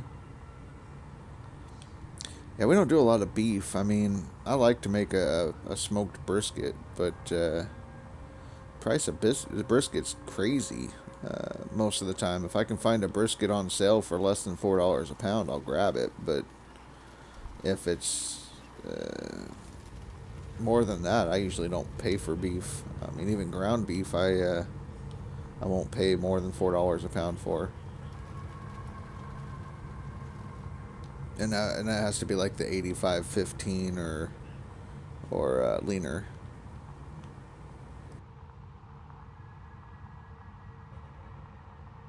Oh, beef's great, yeah. But I do have a limit, because I mean, I can get protein from fish or from pork or from chickens, you know, for less than $4 a pound. So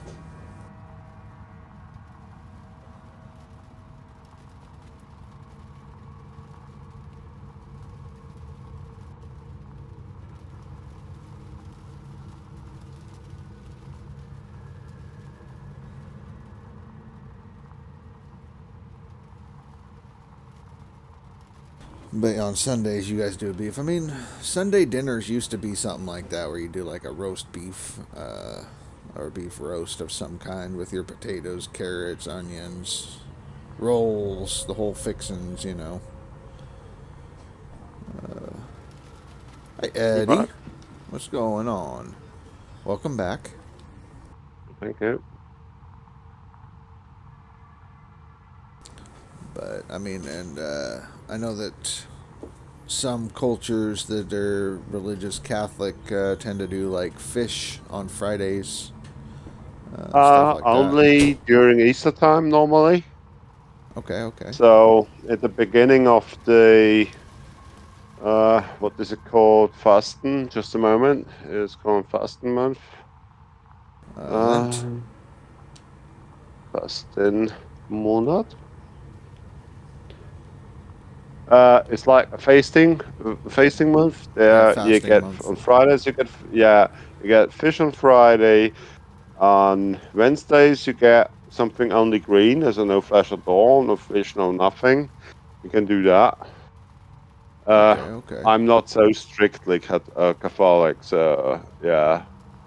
I like, say, okay, I've got 40 days to go. No beer in 40 days. Works out. Right, the Lent or whatever it's called, where you give something up for over a month or so. Yeah, exactly for Easter. So everybody's got his own. It's not so strict here or anything. So yeah, everybody's got his own. I'm Lutheran, and that's what we do. So. Which, Lutheran, we just broke off of the Catholic. I guess it's considered Catholic light.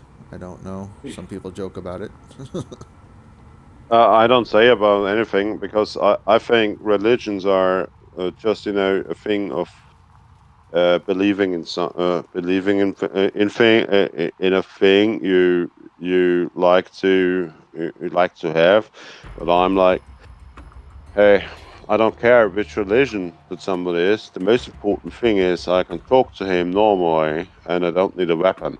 You know what I mean? That's the most important Yeah. thing for me. Yeah.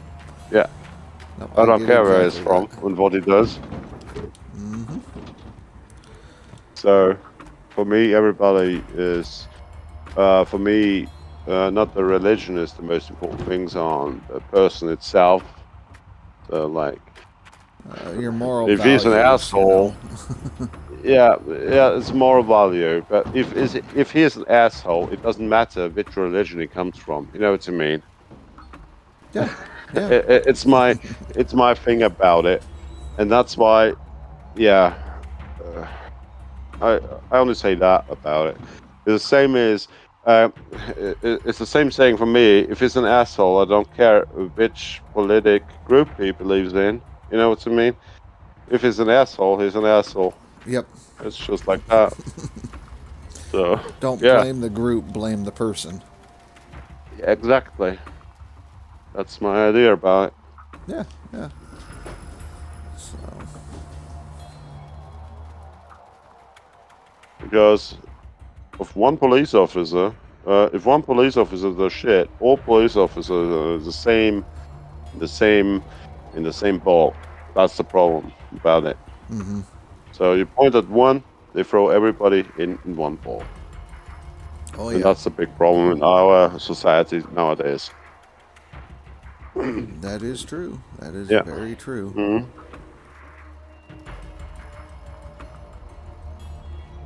So if the guy is a nice guy, he's a nice guy. I don't care which religion it is. I respect it. It's here, and he's got his needs, his things to do with it, and yeah, it's okay for me. Why not? I mean, But yeah, no, it's at just the end of the day, we were just talking about different foods, and McNubbins was talking about how on Sundays they tend to do some kind of a beef dish. well, lovely. Sunday is cool. Yeah. So Yeah, but this is something special, is it? I know If you do it Sunday on dinner kind of Sundays. thing is used to be very big. Sunday dinners, family would all gather around. Usually, Wow. we'd all go to grandma's house or grandparents' parents' house and bring all the Yeah. kids and do a big meal. You know, Sunday dinner. Ah, It's the cool. catch up on the week, Yeah. but it's kind of fallen to the wayside.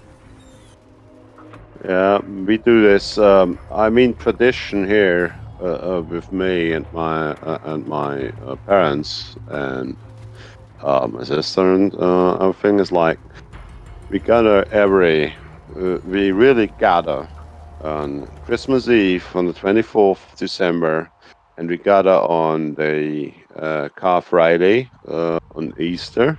No, Hmm. Car Saturday actually. Wait a minute. Car Saturday, you know what that is? Wait a minute. Um, I know what like Good No. Friday is. Because I'm stuck English. Just a moment. Yeah, yeah. Maybe I find the words. Holy Saturday, actually, Okay, okay. on Easter. Yeah, we've got the Easter Sunday and Easter Monday, and Holy Saturday is actually the day before we gather. We go to church. We do that on Xmas as well. But there, um, you've got the fasting, and Hmm. there you take the best stuff we've got actually, like bread and eggs, so hard-boiled eggs and stuff is tradition here, and a bacon which you made yourself, or ham and the stuff. You put that into a basket, literally uh, a real basket actually, with with wood baskets and stuff, Yeah, yeah. and go there and put it in front of the altar, so where the priest is standing, and he's gonna how should I say, praise it, praise the bless the food. Yeah, blesses the food and the stuff, and that's a very important thing, because then all the family sits together and we eat all from the same plate, actually, because then mom or somebody else cuts it up all in slices and everything with Easter bread and all the stuff, and then you get one big, mm, hill or mountain, actually, on food or eggs and meat, actually, and a lot of horseradish, So actually, you don't know where you put in your fork first, because it's only white on the top, but you're supposed to go under it, and you've got all different stuff: smoked sausage, everything. Cut it up pretty nice with the Easter bread, and that goes good. That's Easter here in Austria, actually. And then on the evening, you've got a bonfire. Like, you get the Easter light from the church, you take it with you home, and with the Easter light, you light your Easter fire at home if you have got the space for it. That means all the stuff you cut down from the trees, all this stuff, goes into one big mountain of stuff, actually. Only wood cut types and stuff, wood, green cut, all the stuff. Yeah, one natural yard trimmings. big mountain. Yeah, exactly. And that you're allowed to light. And that's like Easter fire, and then the eating starts again. And the drinking, of course, as well. There you go. Yeah, you can do it like that, so... No, it sounds interesting. I mean, I'm very interested in foods and traditions of other cultures in different countries. That's a good thing. It's a good thing. Yeah, me too, because if I go somewhere with a motorbike, I always lurk in a little bit what are the inhabitants doing. Is there something special? Is there something I don't know? Right. It's just, needs to be. It was like Cass and Face talking about how they celebrate the summer solstice today. Or Exactly. Point. It's the same here in Austria. They do that, but I'm not doing that because I'm not too good on one leg now. So here they do the semicast, the solo cast. Like, you you hike on a mountain, like. You've got about 3,000 feet or more to get up, and it's like on a short distance walk, actually. So you need to get down again. My knees are not too good, so I leave that out. I'm not rolling, believe me that. I'm not rolling. I used to do a lot of hiking when I was younger. Right. But yeah, no, here even US, in the army. Even here in the army, we did like. Wait a minute, just let me calculate. 55, 60 miles a day, if you wanted to. Just going and going. Oh, it was cool. Yeah. It was cool, but by foot. But, in the U.S., at least where I'm at, there's really not any kind of solstice celebration, maypole dancing, anything. Maypole dance we don't have. Over solstice, we make a fire normally at midnight. For that.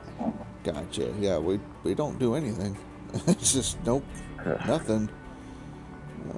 I guess our big celebration comes up in the 4th of July, Independence Day for the United States. But you could do. Yeah, I mean, 4th of July is something very interesting.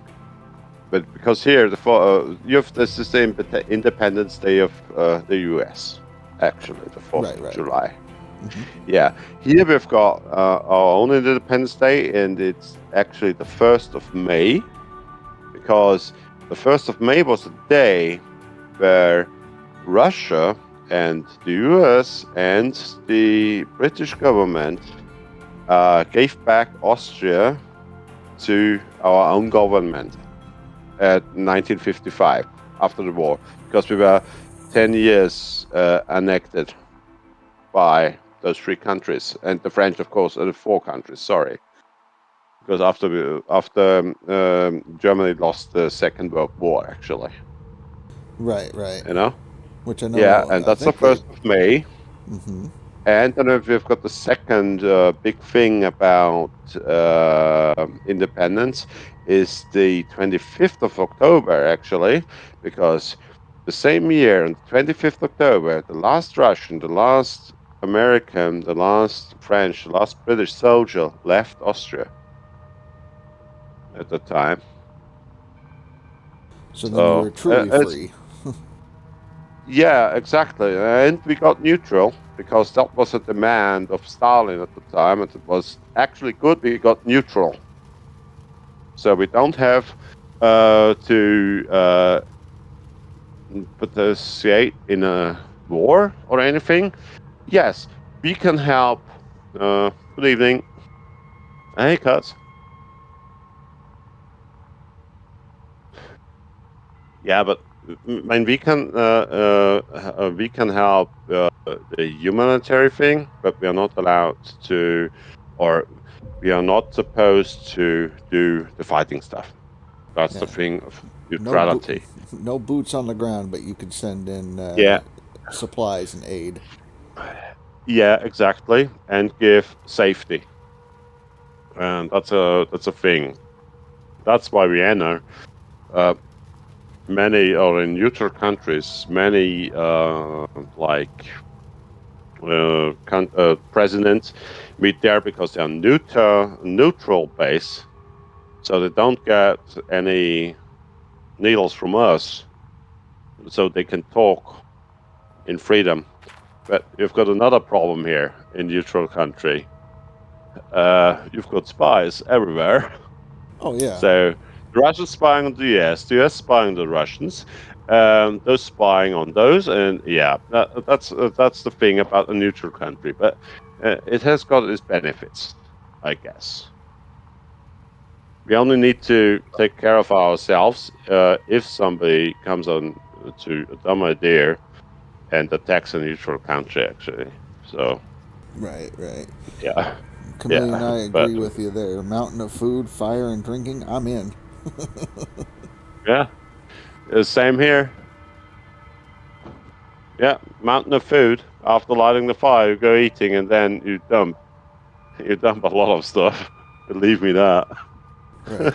That, yeah, horseradish. That surprises me. It's a very strong flavor, and it goes with everything. No, it's not strong. It's like it frees you up your nose. It's like a medicine for everything. It's just great. I like it. So I can really get out the horseradish out of my garden and bite off it, and just eat it normally. Yeah, a lot of people can't really do that because of that burn. I mean, the burn is only no, it doesn't burn. Very it doesn't quick. burn. No, it doesn't burn really. The thing is, it goes into your eyes and into your nose. It's like the 10 times the force of an onion when you cut it up when it's fresh. Right. But yeah, it just definitely opens up the sinuses, and it almost feels like you're burning your nose. Yeah, but you don't cut it down, so you rub it down. It's like, grating it, yeah. So we'll do like grated horseradish with a little bit of sour cream, and then serve that with steak. Oh, that's great. That's a great idea. I never tried that with sour cream.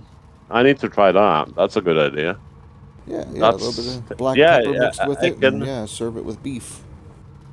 Yeah, I can just figure it out in my head how it tastes, and it's just wow. And I've got wild horseradish, so yeah, that's good. That's the good stuff. Yeah, so I do but like. They take a few years. So. They take a few years to grow properly. But the horseradish comes from the German side of your tree, actually. Believe me that. Because normally everybody runs from my horseradish. Right. Horseradish. So yeah. No, because my neighbors can't eat it. It's too hard. It's like they rub it down 2 or 3 times, and it's like nobody can rub anymore because the eyes are just watering. Right, right. Knows Yeah, he's no. running everything. I love my horseradish, and it's really good. Like I said, putting it on Yeah, different things. yeah. So It's just nice. It's tasty, and try that in combination with with black bread. If you've got the chance to it, with with quite good smoked bacon on top, and then put horseradish on it, and then eat it. The combination is just genius. because I like I like the combination. I like the combination of it, really. mhm. So I'll do that's thick great. cut peppered bacon. I like thick cut peppered Mm. bacon, so Uh, I might have to try that with horseradish. Yeah, just try. I mean, with bread, just in the combine or something like that, you can do everything with horseradish. And another thing is, should you ever get to Austria, order yourself a Breteljause. That's like you get a wooden plate, yeah, a wooden plate with a huge thing of black bread on it, with a lot of different sorts of bacon, maybe a little cheese and stuff, and some things you can put on bread as well, like striping it on, and uh, I would say a damn truckload of horseradish with it.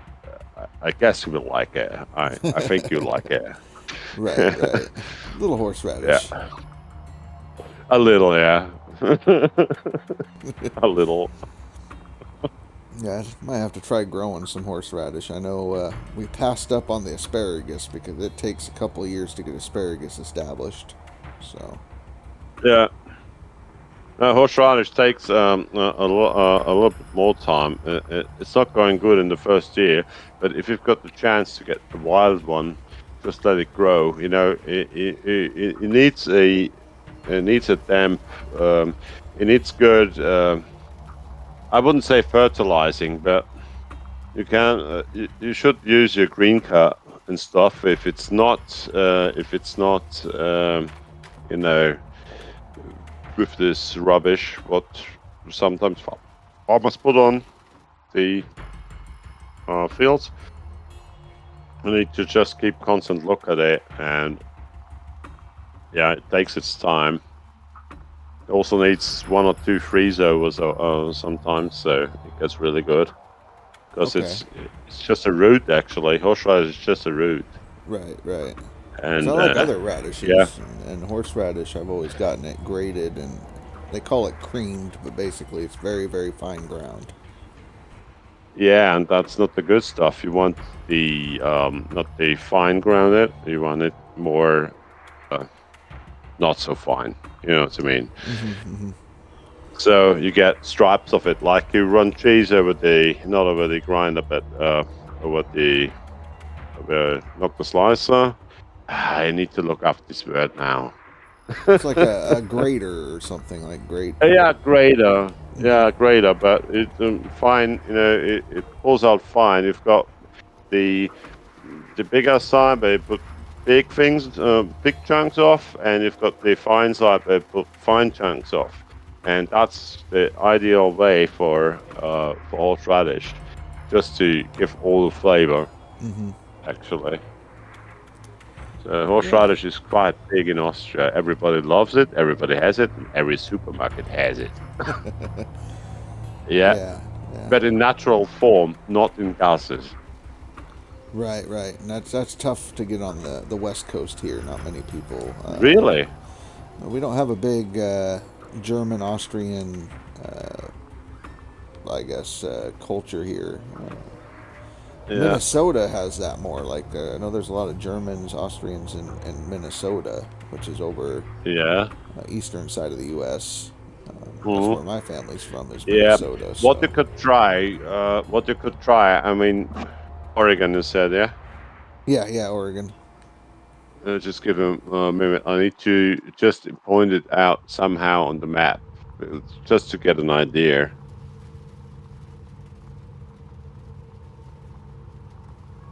How Portland. Seattle is up below Washington, right? Seattle's in Washington. Yeah. Portland is just below that. Yeah, exactly. And I'm know, about Wyoming. middle of the Oregon coming Wow. down. So I'm about 3.5 hours away from Portland. So yeah, what the next could try, but it's might be a drive is Amish communities. They have horseradish as well because they actually German Dutch. So right. And we don't have an Amish community around here. We have Mennonite. yeah, but try them. They might have that. Right, I could try. Maybe you reaching out to can them. trade Yeah. with them because they're nice people, I guess. So they didn't look bad to me, at least what I Right. read. So Yeah. they've just got old order, not old order, but they have just got a different seeing of the world and how it becomes. So yeah, just try with them if they've got a horseradish and if you can trade with them. Because if you've got a supply of that stuff, you won't run out. Believe me that. Right. How do you store it? Storing in the fridge, but it's about 5 to 6 Celsius. Degrees Celsius, and I don't rub them. I put them into a cloth, not into a plastic or aluminium foil stuff. You let So them breathe, but like uh, wrap them in a towel, damp yeah, towel. let them breathe. You can also do if you've got a cellar which is digged into the ground below your house, and it stays cool there. And if it stays cool there, you can we call it an earth cellar actually. Mm-hmm. Yeah, it's got the right amount of moisture and the right amount of temperature just to keep them stored like a few months. So it could do the same with potatoes, but I don't know. Have you got a hillside on the side A which root belongs cellar. to your property? No, I want to put in a fake, I don't know, not a fake one, but maybe not one I can walk into. No, you should, but exactly that you should. It should be at least 3 to 4 meters under the under the top soil. So basically 9 to 12 feet below. So even if it's getting hot outside, the temperature control of the earth itself around keeps that stuff at the perfect temperature and the perfect moisture. Right. So it won't try to it won't grow any mushrooms or stuff. Right. So yeah, The issue, I've the got city something won't like let that. me.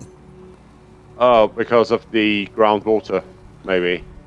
Possibly it's zoning issues. I'd have to jump through a bunch of hoops and stuff, and then a lot of I have water pool up on the yard a lot, so almost get like a duck pond every winter. So Okay, that's a problem because you don't want it to.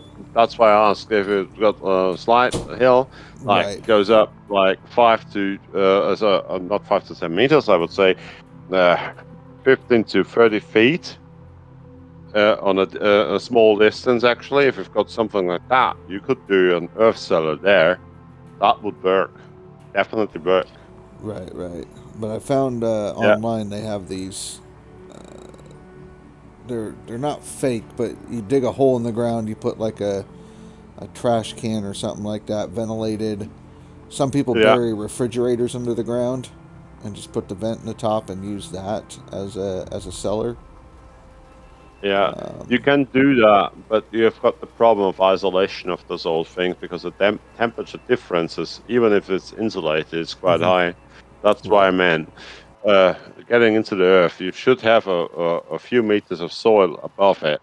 That's very important because that thing stores a lot of energy, and it keeps a lot of energy to getting through. So it will stay quite calm, and then it even can have -40 outside in the cell. It will have 5 to 3 of minus 40 degrees Celsius outside. In the cellar, it will have a slight nice plus 5 degrees Celsius in it. Even if it's hot, you know what I mean. That's why you need a lot of soil above it, because it gains energy and gives energy away again. And with the thickness, you've got a very stable temperature region you move around. Right. That's so the thing about it. I just got to find something, an alternative, even if that means kind of building an above ground cellar. Good insulation, but earth, sandbags, something to try to do it. Earth. I would recommend earth, and bricks inside. Just with a. I need to look up the word. Just a moment, please. I mean, it's a lot of work. I know that. I built one myself. Clay. Use clay for the bricks to hold together and make it like roundish shape. Because like round is stable. Yeah, round is stable. You can, do a lot. If you make it square, you need a lot of extra strengthening. But if you make it round, arch,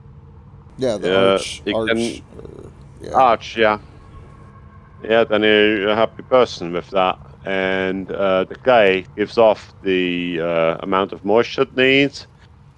But if you are running on that you regularly have slight floodings or stuff, I would run the cellar both. But then I will try to get a company which is digging a lot and doesn't know where to put the soil. Hey, make me a big hill there. I want to have a cellar. You know what I mean? Right. Yeah, you can talk to guys. You know what I mean? And I believe it works in the US the same. If you talk to the right guys, yeah, I'm happy. I can dump here like 10 truckloads of earth, of soil. That would be nice. You know what I mean? Well, yeah, that's what I'm thinking, is or something building like that. company. So I can store my onions and potatoes. Yeah, you need exactly that, and it needs to be self-sufficient. So you need the clay, you need the bricks, just to keep the moisture in the condition, and you need the soil for keeping the temperature, because it's an energy feeder or energy giver. So warm stuff always goes up, so the cold stays inside. But it can take a year until this thing acclimates properly. That's the thing I need to say. Yeah. No, it makes perfect sense, and that's what I'm looking at trying to do, is get that going so I can store the radishes and potatoes, onions, beets. Yeah, and you also can do it with other refrigerators. I mean, we get them here. They're like with a normal refrigerators actually, but they have like a volume of 600 liters. So divided by 4, it's in gallons.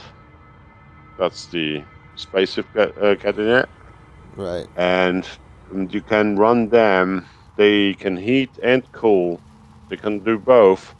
They run for about, I guess, 800 euros or something. And you can put the vegetables in, but 600 liters is not much, because you only need to see how much you eat when you put it on the plate and what the garden gives you. But it can help you, because that the thing you can put into the garage actually, let it sit there, and it keeps the temperature even if it has a minus below outside or on the surroundings or not. You know what I mean? And keeps a stable thing and a stable moisture in it. Yeah. There's a lot of stuff. I want to use something that doesn't really require electricity in case, something happens. Be able to. I know what you mean. Yeah. Yeah. The same here. Keep our crops and feed the family. Yeah. And the family will thank you for that, believe me, because then the crops will taste something. Oh, yeah. Healthier. Yeah. Not only healthier, they taste good. Mm-hmm. You will see if you mind their own stuff from the garden. You don't need to season these things because they just taste nice, like you get it out of it. It's like the same with carrots and all the other stuff. Zucchini, pumpkins, it's crazy. Oh, yeah. Like this stuff tastes. Well, I like a fresh garden tomato is way better than any tomato you get in the store. Oh yeah, and if you give the tomato a little bit less water, it even becomes a little bit tastier. But don't be too greedy on water.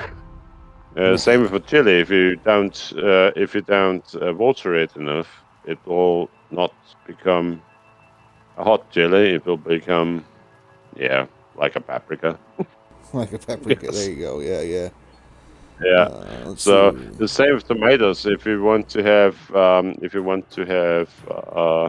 taste, you always need to see. Okay, and you always need to be careful about seeding stuff because a few vegetables don't do good if they seed it side to side to another vegetable. So that's the next thing.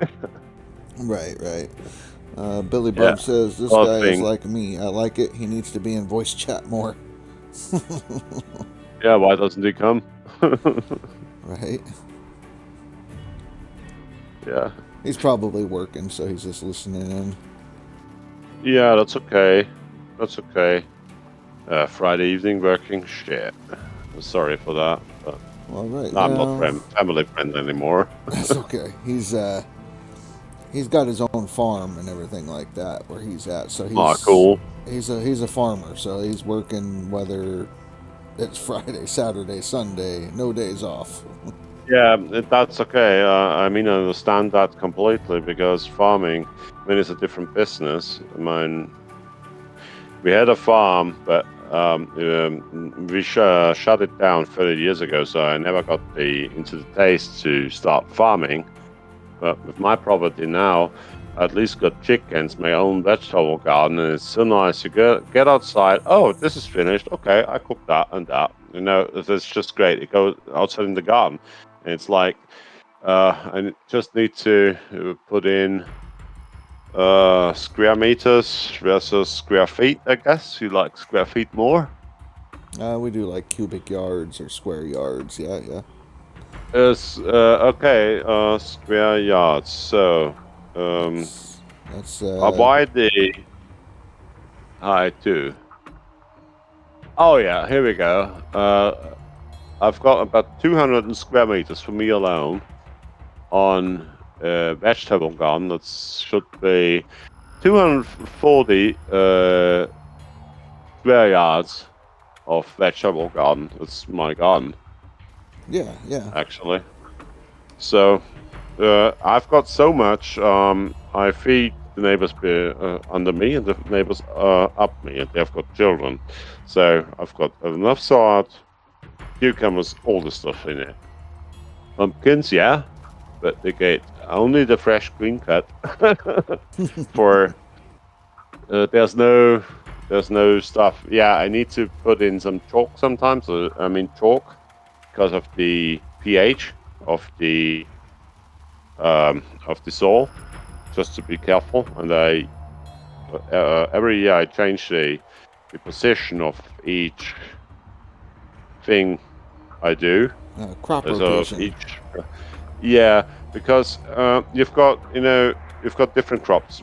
Some crops take a lot of energy, so a lot of nitrogen and stuff, and a different sourness of the sourness or pH on the soil. So if you've got a kneading plant, like a plant that needs a lot of nitrogen, yeah, I put that in where it didn't grow, where like a year nothing growed there. So, and I just cut it down and just mulch it in, and just get it in the ground, and then there comes the strong nitrogen version of a plant on it, which not needs a lot of nitrogen, and then I just circle it around a little bit. And where the strong one was in, I take the shallow one, which doesn't need a lot of nitrogen or nearly nothing, and I put a little bit more plants in, a little bit more plants actually, only a little bit, and a few of the plants I just let I mulch them in again just to give the soil some energy back actually. So I do it like that. It's a lot of work, but it pays off because I never paid for a fertilizer, nothing. I only need to get for a chalk, or like I want to lift the pH thing a little bit because it's too low. Because if you always grow the pH pH, it's like the same you've got in your swimming pool. If it drops too much or gets up too much, you will have a green pool. So you need to take a look at this as well and take that into account. And then you can do it optimized, so you don't need to buy a lot of stuff. No, you can just grow different things. Growing beans adds stuff to the ground and whatnot. Yeah, exactly. Yeah. Add it, or just put in for 1 year. Just leave it running. Like it grows. Okay, I go there, and then it's flattened again. Okay, let it grow again. Let it flatten again. Put it in the ground every time. You get all this stuff back, and then I'm going like a feet deep when I overthrow all of it. So it's quite a work, but yeah. Yeah. Billy Bob says that he puts in a 3-acre garden and does an acre of sweet corn. And then he has an endless supply of beef, so that's why he's never going to be skinny. Yeah, that's okay. I mean, I'm not skinny. Tops, I'm like kilos. Wait a minute. It should work in my head in a few days if you talk more in imperial, I guess.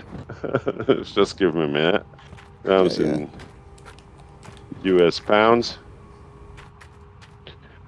Yeah, I'm like 120 kilos. I'm like 270 pounds. Yeah, 240, 270. I'm 270, yeah. 65, 265-ish, 270-ish. It depends on how much I eat all the week. I go a little bit, between, I would say 115 and 125 kilos. I go around, I've got days. Yeah, I've got days I eat nothing. I've got days I eat a lot. I've got days I eat normal. So, yeah, different. Yeah, just a little bit. Yeah, but I hold the weight, and actually it's a little bit too much for me, actually. I would more be on the... I could have 2 feet, but... yeah. No, not 2 feet. I'm an idiot. 6 feet? Yeah, 6 feet, thank you. I just went in meters and said feet to it. Yeah. So, yeah. And it's late there. It's what, 1 in the morning, 1 1/4? 1:15. Yeah. 1:15. 01:15, yeah. Yeah, it's okay. Yeah. I would more be likely on the 230-pound side, but I want to have a nice life. I mean, I only live once, Right. So, Why starve yourself? If it, yeah, it's for nothing. I mean, my farmer up ahead of me, is like 200 meters up the road. Had got, I mean, me on the shadow side more, so I've got different planting times. So I need to take that into account as well. So normal people which have sun from all the time when the sun shines, they can plant like in beginning of May. I can plant in beginning of June most things that are tasty. So like salad and stuff, it grows with low temperatures as well. And I do a small greenhouse as well, so just to keep the plants going up. So it's a bit of work, but it makes fun. Because if you got it on the table afterwards, you'll be happy. Right. Yeah, no, I'm still trying to get that planting down. Probably need to start planting in end of April or mid-April, where I'm at. Tomatoes, a good tip from me. If you've got the chance for a greenhouse or a glass house, yeah, like I say. Yep. If you've got the chance to it, put in a small stove, yeah, just a very small stove, wood stove or something like that, yeah, and start your tomato plants like the spicy tomato plants, which have got a lot of spice in it, not hot or anything, but just a lot of taste. Start them in November and try to get the glass house not under freezing point. And then you put out the tomato plants and like a friend of mine, I don't know the weather too good at your side, but give them a small roof so it doesn't rain directly on them, and only water them, below, not onto the leaves. And the next important thing about that one is give these tomatoes. I wouldn't plant them directly. I would give them big pots, even if it's a small plant like size of a beer can or something like that. Yeah, just give them a big pot. Yeah, and dump. Do you drink coffee, Russia? No coffee. Oh, Otherwise, you know coffee policy. Does your wife drink coffee? No. Anybody? No. Do the coffee grounds. Okay. Is that what you're suggesting? Yeah, because I'm a coffee drinker, yeah? And I use the coffee grounds to compost, nutrient. Yeah. Not compost, but I give them direct the coffee ground after I used it and it's cool off. Every plant gets like a teaspoon of it just for energy. So these plants just shoot in the air and just give them a stick in the middle, and they will just do fine. We will see. Okay. But just don't give them direct rain. No direct rain, no direct watering. So really into the pot and not onto the leaves and stuff. Give them a weather shelter actually. So not windy is important, and not too much moisture is important, because otherwise they put on like a mushroom style stuff on it. Gotcha. Yeah. No, we plant them in buckets, big 5-gallon buckets is the buckets. best way. Yeah, that's good. Yeah, and give them at least a roof. And if you plant them and it's still cold, get them in the gas house or greenhouse or whatever, and give them a sunny place. You know what I mean? Mm-hmm. They love that. And you can grow different kinds of tomatoes. I've got 10 different kinds of tomatoes. Bioseed, not bioengineered, but when we say bio here, it's like, yeah. It's not Natural. bioengineered. Yeah, it's natural. Yeah, And I use actually only does stuff. we call it heirloom, so it's natural, and it you can use the seed from the plant and it will grow the same plant over and over. So. If you got salads and stuff, and you've got snails, snails and it's these brown snails, this brown stuff, snails. Yeah, if you've got those assholes in your garden, I must say assholes, just cut them through with with a cutter, just in the middle through, and let them lie there. Yeah. No, believe me, the snails won't get near it like a half a meter, something. So if you've got enough snails, cut it up around of your salad, you won't have snails. Okay.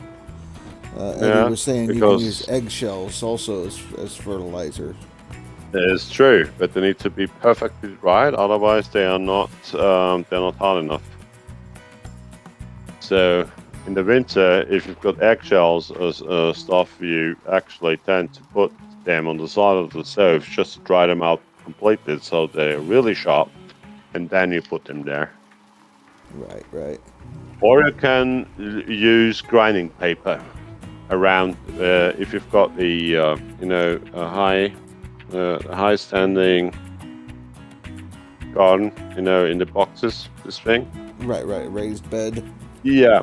You put a grinding paper around, but metal and metal based at least, and put 2 rows around it, like I would say 1/3 of a foot, 10 centimeters around. They can't crawl over it because they use vacuum to stay on it, and if they grind over that it hurts, so they won't go up. Right, which is better than salting your garden. Exactly, because with salting your garden, you lower your pH, and lowering your pH is a sour garden, and sour garden is not wanted. Exactly. You want pH 7. Depends on the soil you've got, but with clay you're good with 7.5 pH. With sandy clay, about, I would say 6.8 to 7, something like that. So something about that. I mean, it's just a. I know what my garden needs. It works.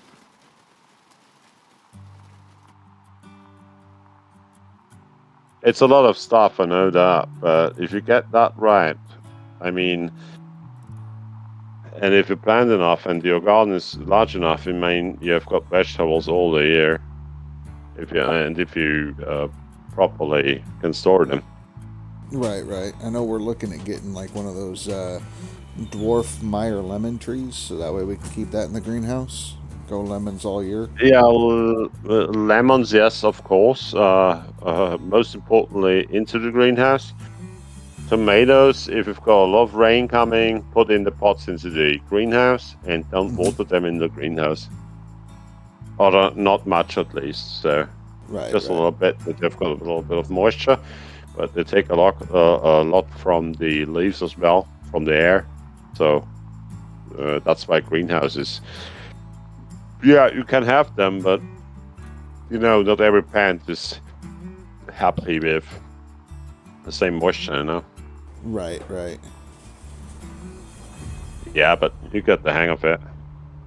If you've done it before, it's just like, go outside and it's just like riding a bike. Pretty much. Yeah. I know like tomato plants I've learned will live like 4 or 5 years before you have to start new ones. Okay. If you've got a real winter, you can be happy if the plants survive. So that's why I'm the man. We've got quite good winters in the winter here, like with 1.5 meters snow and more, as a my place where I live. So the tomato plants never get over winter, not even in the greenhouse normally.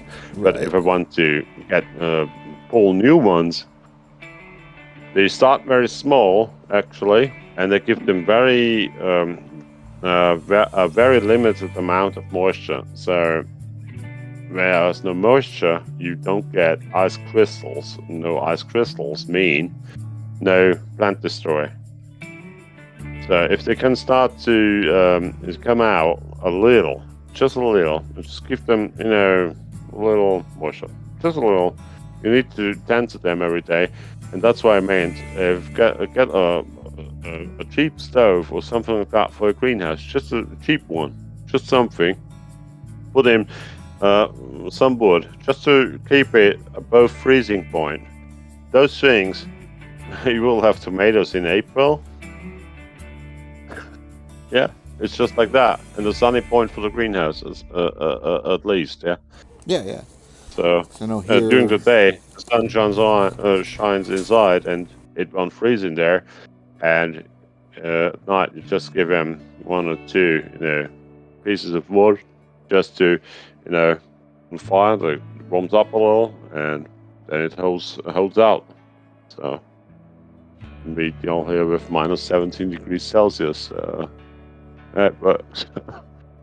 It was a tip from my neighbor, actually. It worked.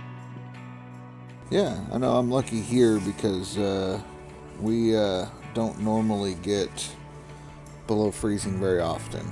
I think the coldest it got was like 15 degrees Fahrenheit. So this last winter. 15 degrees Fahrenheit. Just a moment. Celsius and Fahrenheit. I mean, Celsius and Fahrenheit is a crazy calculation. It really is, yeah. Because we do a line 17. You said, yeah. It's like minus 8 degrees. You said 17 Fahrenheit. It's like minus 8.3 degrees Celsius. It's 8 degrees below freezing. Mm-hmm. And 0 degrees where water actually freeze is 32 Fahrenheit. 32 for us, yeah. Yeah, thank you.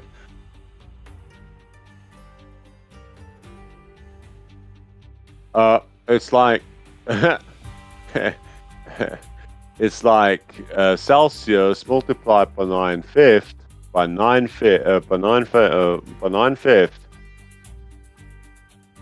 plus 32, and that's in Fahrenheit.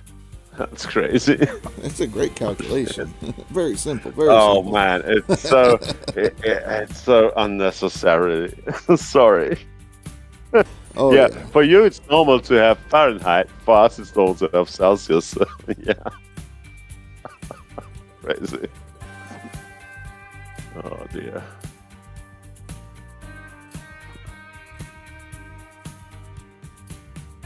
So how far up are you in the leaderboard already? Right now I'm still sitting right about 6th place, but I've just been collecting buckets. Oof. That was a good one. Dan was a good show today. I got in, was like, there are 3,500 ounces in front of me. Okay. And now it's only 2K. So now he's got the whole weekend to dig if he wants to.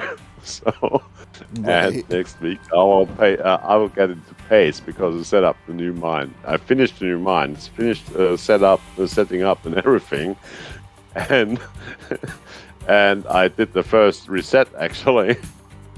So, and I own everything, so I don't pay any rent or anything. So, yeah. Yeah, you got a good map. We'll see. I don't know actually. I've got 25 pieces in with above 3,000 ounces in it. That's pretty good. Yeah, I was lucky, I guess. The same was I started on Pine Valley, and I drilled Pine Valley and Old Arnold, of course, because I want to get the nuggets. But how I started, yeah. Oh yeah. Oh sorry. Cat wants to hug. Yeah, I know. Yeah, and it sounds like a what they call it, guru. I guess you hear him. Oh, it's purr and... Yeah, exactly. Thank you for the word. Yeah. Yeah, he's cool. It's just I demand my peasant to be. Yeah. Attention, peasant. Now. Yeah, exactly. Exactly. That's a cat. That's what originally Simon's cat. Yeah. Yeah, but he's cool. I mean, he's a nice guy. He wakes me up in the morning. He does everything he needs to do, and he goes in neighbor's garden for a good, toilet way. So the cat pot in here is just if I go to work and he wants to stay inside, so he can go to the toilet actually. But normally he goes to neighbor's garden or vegetable garden and sits in the middle in it and just does his stuff. Typical just cat completely stuff. Relaxed. Yeah, just completely relaxed, And they have got like a dingo mix as dog, and the cat chases the dingo mix. Yeah, it's just crazy. So this cat, even with his age, I guess, he's just, I'm here, you're nothing, go off my way, or I will kill you, or pillage you, whatever. So this cat is just, he's just cool. Yeah. Yeah, but what he doesn't like too much is the bug zapper. It's like, hey, you took away something I could hunt. He wants to hunt the bugs. Yeah, he already tried to hunt the bug zapper, but it didn't go out too well. Oh, I bet not. Yeah, now it's like when it's turned on, he looks at it, and then it comes cuddling, and he looks at it, but it doesn't go near it anymore. Yeah. I guess he got it. Got a little electroshock somewhere. The poor cat, but he's used to a lot of stuff, I guess, because he turned 16 this week. So wow, yeah, definitely, and he's good. Things. Oh yeah, he is. He knows how to open doors. He knows where the treats are lying, so he knows how to get open the kitchen cupboards and everything. See, he's quite intelligent. He's really intelligent. Yeah. Yeah. And he knows when to wake me up, so I don't get late for work, and he gets his food. Right. It's a good partnership. Good trade. Yeah, that's true. He gets good food, and I get a good wake up in the morning. And if I don't wake up, baseball bat, I would say. Right. Yeah, it's originally Simon's cat. Yeah, it's just like that. It's crazy.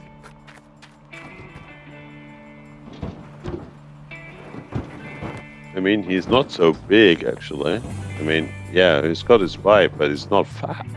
That's the cool thing about him. He's just a big cat. Yeah. Chameleon says teamwork. Yep. Oh, yeah. You know what's cool? You lie in a bed on your back and just enjoy, and then you hear bam, bam, bam, bam, bam, bam. Because it doesn't even sneak into the bedroom, you feel it, and when he gets onto the bed, it's like, oh, sweetie, hello, and then bam, bam, bam, bam. And then he just comes to you, gives you a hug, like a head pat into the face or into the nose. This is a standard thing in the morning, a head pat. And then he jumps and he lands on the stomach. Yep. So you're definitely awake. Yep, you do sit straight up in bed, and yeah, it's just like, I'm hungry, peasant, pay me a cow, or something like that. So, right. Cats. Cats with the buckets. So, chickens are doing fine as well. We get about 5 to 6 eggs a day. How many chickens? 6 Yeah, now. yeah. Now there are 6. Right. Fox was here, I guess. Oh But no. they got a topping on it, and now there are some bricks around the fence as well, so it doesn't dig through too easily. But yeah, neighbor has chickens as well. So if he's mostly doing night shifts, so he just relaxes in the garden. So he's got an eye on my chicken coop. So if I'm at home or anything or doing something outside, I've got an eye on his. And yeah, it's okay. But it's cool to have their own chickens. So yeah. But the best thing was, Bucket, everyone Cat got fucking over bucket to right neighbors and thought, hey, on the top, there's the net. So yeah, I jump in. He got a chicken, brought it to me. That, of course. And the neighbor got a new chicken from me because it should be on good neighborship as well. So I didn't discuss anything. So I just got him a new one, a young one, and I said sorry for that. But cats, yeah. But he knows now I need to do a top net as well. Like I said, it would be recommended. No, but it's a good thing, just between the neighbors. Just to my kid kicks with a football or something like that, and your window goes broken. Of course, it's done. I put it in a new window. You know what I mean? It's that respect we have here. So there's no disgusting. It just goes its way. So that's a cool thing. No discussion, no lawyer, no nothing. It just gets done, and that's a cool thing, I guess. Right. If something like that happens, you just replace it. Yeah, and Good to go. And it's yeah, and like it is. I don't know how it works in the US, but here the people in this village, they are just great. If you want to make a cool night out in the garden with barbecue and all of celebrating and stuff, if you tell them before, hey neighbor, I'm sorry, but I will be loud on Saturday because we're only allowed to be loud until like 7 p.m. on Saturdays. So Right. It's like I tell the neighbors, and it's no problem. And then I tell them, hey, just show yourself over to us for a beer, something if you like to. And then it explodes. It's like first you 6-7 people, and then at once there are 20 people there because he's got beer, we come. We don't care if it's loud. Yeah, we do it like that. We just invite them a little bit to us, so they don't have a reason to no complain. hard feelings. Everybody kind of shows up, and if they don't, it's because they didn't want to. Yeah. Yeah, and it's the same with the other neighbors. You know what I mean? If they allowed, they come here. Hey, Adrian, do you have a problem? I will be loud. I will have some music going on. This and this and this stuff. Yeah. Okay, it's no problem for me. That's okay. I mean, I don't have a small baby here or anything. You know what I mean? But we have got neighbors. They have kids. They need to go to school. So I ask around in the forefield if it's okay for them because they need to get up in the morning. So yeah, it's just a giving and taking. Actually, I guess there was never a problem until now. That's nice. Yeah, I guess it just depends on the community because, in the city they'll do a block party, so they invite everybody on the block to do the thing. But smaller. What is a block party? Well, it's so if you live in the city and you don't have any yard or anything like that, typically the whole neighborhood will plan something out where they'll like basically close the road.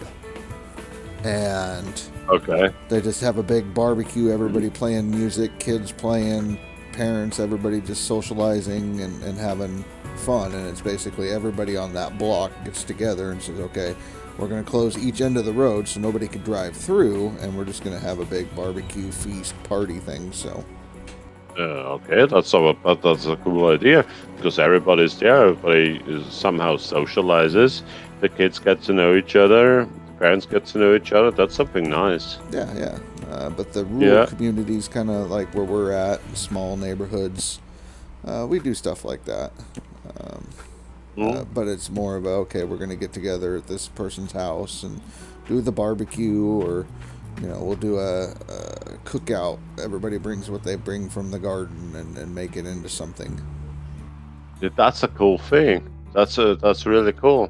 That's not so stiff like. Right, because here in Austria, if you do that in a city, like you seal off a block, so you close the road, it's like you get the Austrian SWAT team in. Yeah. Yeah, it's just like that. It's not that easy. And then you need to fill out a lot of forms just for the government, just to get things. And then you need to pay a fee, so it's not so easy here. But here on the Landley region where I live, it's just, you talk with the neighbors. Is it okay for you? And they tell you yes or no. Because, of course, when the kid needs to get to school on the next day, and school begins in Austria like 7 o'clock in the morning. Mm-hmm. Yeah. I mean, the kids need to sleep as well, so... I understand that. I won't do that during the week. I will do that on a Saturday or something, because then everybody's got a Sunday to, just chill off and everything. And then Monday work starts again, So. Right. Cass said it's called a street party. Is our block party is a street party in Sweden. Mm-hmm. Yeah. And it's a hard thing, because Austria has got a, how should I say, try this in Vienna. You've got 3 types of guys. Yes, I'm with you. No, now 4 types of guys. Yes, I will come. No worries, I'm on holiday. They stay at home. Then the next type. No worries, I'm on holiday. They're really on holiday. And then I've got the things like, yeah, no problem if you're not loud. That's Vienna. Yeah. Gotcha. Yeah, that's why I don't make street parties. Right. McNubbin says that 6 chickens would be nice. He let his significant other get 4 chickens a couple years ago, and that has somehow become 32 chickens, 23 ducks, and 5 geese. Yeah, but the most important thing is that's a nice thing. But I'm only alone. Even 6 chickens are too much for me normally. But not chicken wise, but egg wise. So I'm unhappy to throw away food in any sort. And I don't do that. But the chickens itself need to socialize as well. So they need a few partners, And yeah, that's the thingy for me. And yeah, it's like 200 square yards less to mow with the lawnmower. So right, that's cool too. And I get bug control. Yeah, and everything. Bug control. I don't have. I mean. I've got the snails and the nettles and everything, as the snaky stuff here around, but nothing really dangerous for human being. So yeah, it's okay. They're allowed to live. They heap the soil. They keep the soil soft or, tunneling and stuff. That's good. It's annoying when you lawn mow, but yeah, it happens. Right. Yeah, we got our 6 chickens, and that makes more eggs than we eat. And we trade the eggs off for things, so. Yeah, that's a good idea. I mean, yeah, if the chickens, I've got 6. The neighbor's got 6. We trade off a lot because I've got like 6 different breeds of chickens, and they all, they don't care how they look like itself. They just do. But I've got 6 different egg colors. Yeah. Yeah. White eggs, brown eggs, greenish blue. Everything. Chocolate eggs. Yeah, that stuff. And we just always, try, exchange eggs as well, because he feeds that, I feed that. It's some kind of a,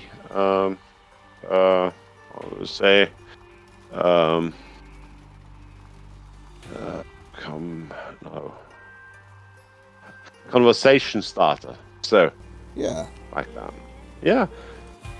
Try that egg. This one was small. Oh, that looks cool. It's not like changing out Pokemon or something, but it's just, yeah. the fun about it.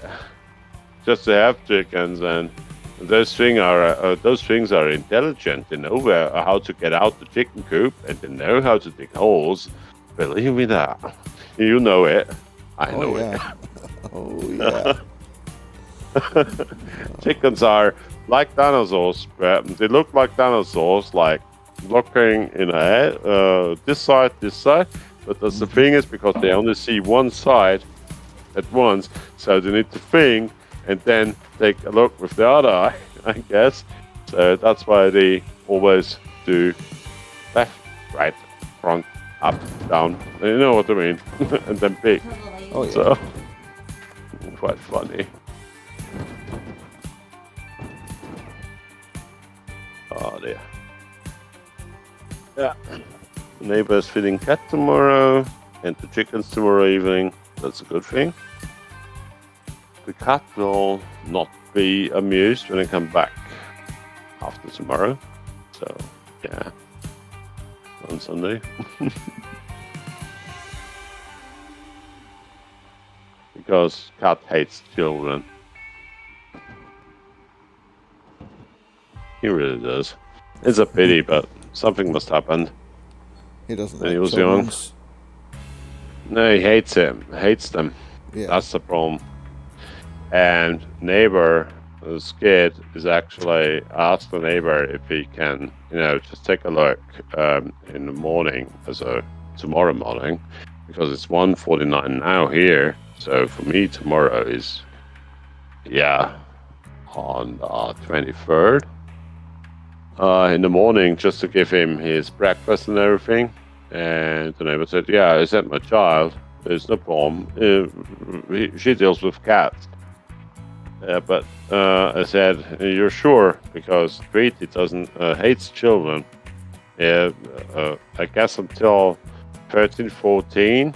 Then he is like, okay, you're old enough. You can try to cuddle me, but your own risk, like that thing. So I sent the child up. There's no problem. She will do that without any problem. And we tried to socialize a little, and I gave like a treat there, and just tried to give him a treat and see what he does. And it was like looking like ignoring the treat. Right. Yeah, he just no. I get treats from adult people like that, or something like that. Everybody else could give him a treat, but not the child. And and now we send up the child. It's okay, sure, because no, it's no problem. I mean, she needs to learn as well that not every not every animal can go there and just say hello or just wants to, cuddle with her. So, okay, I said, but please keep an eye on her because cat is big. Yeah, we will see.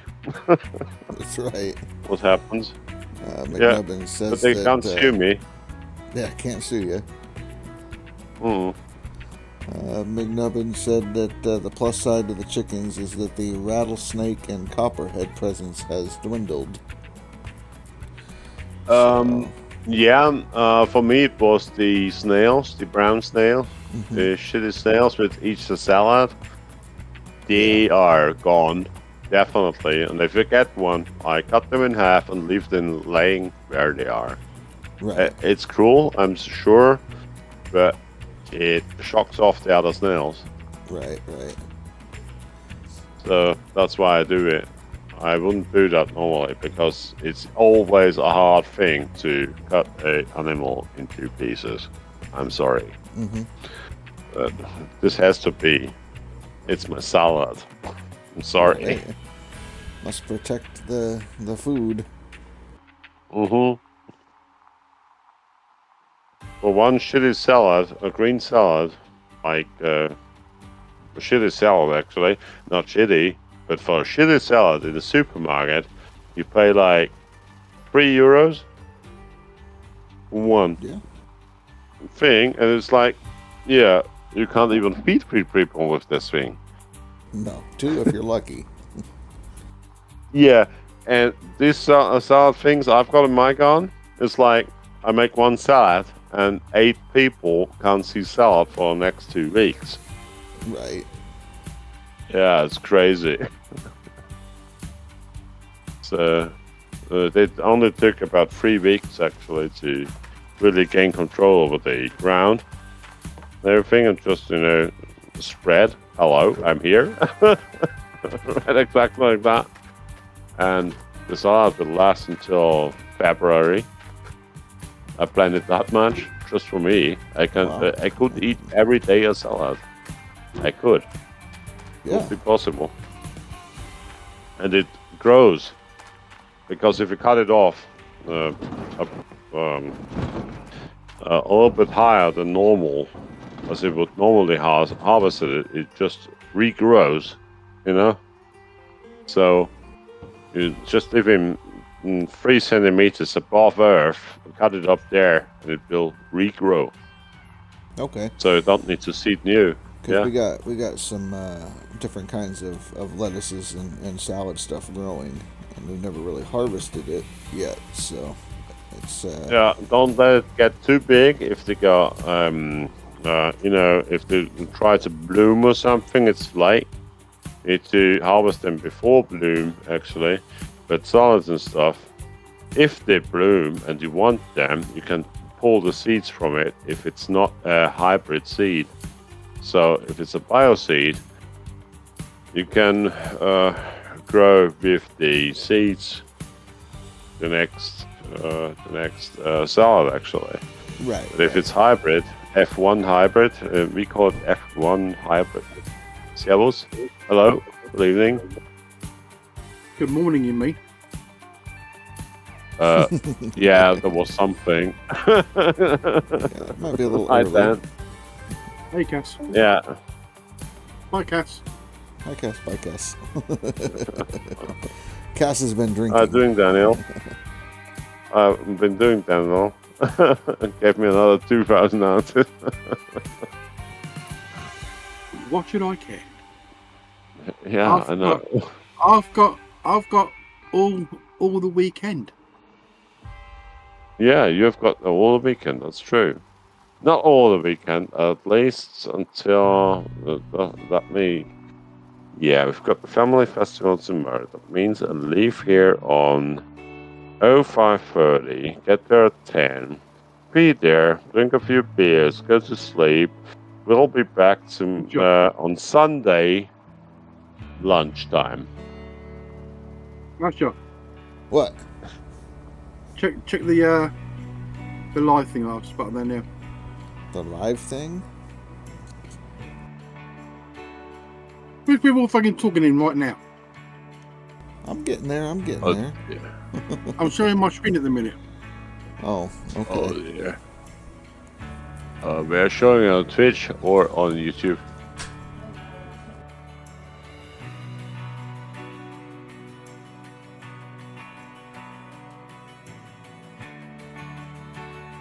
Dear.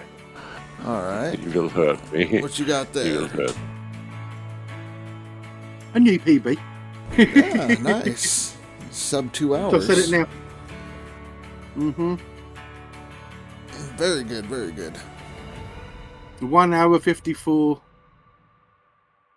and 20 seconds on the fucking nose. Right?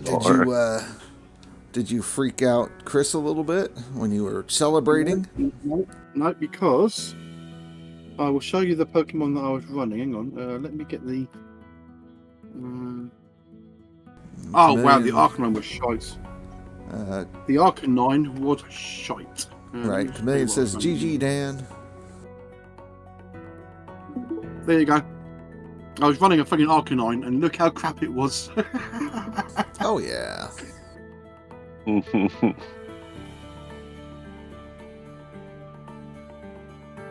AHP, 13 attack, defense 4, B12, special 10.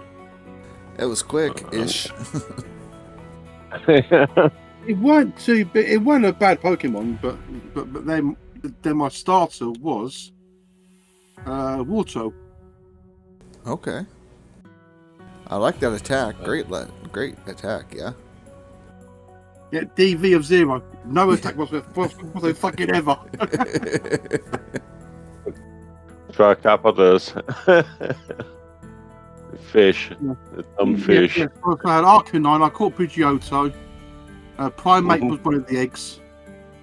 And then Wartortle was the starter. Cool.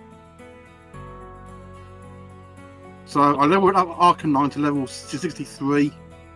Red had a Quillfish with Sand Attack. Perfect. A fish with Sand Attack. Are you If kidding? you don't know what Sand Attack does, Yeah, blinds. Sand Attack lowers your accuracy. Yeah. Yeah, it blinds. It lowers the accuracy. Yeah. Now, my Arcanine had Extreme Speed, Headbutt, Ice Punch, and Surf. Ouch. Yeah. So getting a 154 with no accuracy, thanks to the fucking Quillfish. Yeah, fishes are always cool, only if you eat them properly. Because the settings that I run, everything is randomized. Yeah. So Red's Pokemon always randomized, but their levels are always 81 and below. So, like, if you watch a streamer called Keyzeron, he runs level boost, and Red's levels are all 100 level Pokemon. Oh dear. Yeah. So me getting a 154 with no accuracy whatsoever Was good. Yeah, running. Yeah, but Pokemon was a game of my time as well, because I used it on Game Boy on the old stuff. Yeah, guys, there are Game Boys outside. You need to pull a cassette in, not a SD card. Well, this one is running on the emulator MGBA. Okay, you quit your stream, so I don't see. I do stream it occasionally, but I thought myself, I'd do one off stream to make sure that I did beat it, and I fucking beat it. by 16 minutes. Wow. He wants to see what your emulator is what he's talking about. Like if you would stream your screen to show him. Oh, who's asking? Thor. Yeah. I can send you the. Yeah. I can send you my. This I is can't send you- emulator. No, don't send me an account or anything. Emulator wise, I want to ask what the you're emulator, using because I can send you the actual folder for that. It's the My Boy Game Boy Color, I think, is what he's using. No. What it is? No, it's not the Game Boy Color. It's the grey. Well, no, I know what you're talking about, but he says the MGBA is maybe what My Boy Game Boy Advance or whatever it is. Okay. Hang on a minute. Let me get the actual link for it so that I can send you the link to it. Yeah, that would be nice because I could take a look. Oh, right, right. So tons of games I want to replay on Game Boy. Actually. So here's the link to the emulator that I use. Not Russia, sorry. Thor. That's one that I use right now. MGBA. I know that one. Okay, that's not bad. Yeah, he's not bad. They can do a lot of Game Boy games. Yeah, they can do a lot of them. And, if you ever wanted to do what I do, which is speedrun the game, you need a thing called Emo Tracker, if you know what that is. Yeah, I know what that is, but believe me, I'm not a speedrunner. I'm happy when I come home. I don't need to speedrun. I'm sorry for that, but it's like it is. Yeah. Would you want to run Crystal? On me? Well, lucky for you. I didn't understand correctly. What did you say before? There you go. That's quite a fun. There's the Crystal ROM for you. Oh, the ROM. The ROM. So each game is a ROM. Oh, yeah. That comes into my library. Just a moment, please. You don't even have to download it. There it is. Wow. Taker, what do you need help with? I'm not interested in you library. You want to stream on your laptop, but you don't know how to for if Twitch. If you wanted to do it randomized, like I do, which is a ton of fun. I've got the program, but you need to find. What's the fucking program you need to find? It won't run on the up-to-date Java. So you need to find the old one. Yeah, either 17 or 18. I understand, but I guess Russia Wagon wants to say something to the stream as well, so I don't want to blockade everything. Taker, you need to get a program called OBS. That's a streaming software, and then you're going to log into your Twitch account on that, and then you'll be able to stream to Twitch using OBS. They'll send you over the speed choices, the randomizer program as well. That would be cool. That would be nice. By the way, you don't necessarily need OBS. You can use the Twitch version of OBS. It's like Streamlabs OBS. It comes with a lot of predefined stuff, so we can get somehow an easy start on the stream, and it might be easier, but the things you can do with Streamlabs OBS are more limited than to the OBS. but if you get in the first time, I would Here we go again. From the camera again, I see Rush. I would recommend recommend the Streamlabs, maybe even. Yeah, Streamlabs with OBS. So.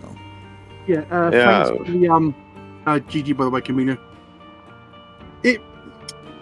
I don't mind losing accuracy, but though when you're on PB pace, when you're trying to beat a 2:10, trying to get a sub 2 hour run, and you're trying to hit a fucking quillfish, no chance. Oh, and by the way, Rasha. Yeah. That war turtle, it had fucking Thunderbolt on it.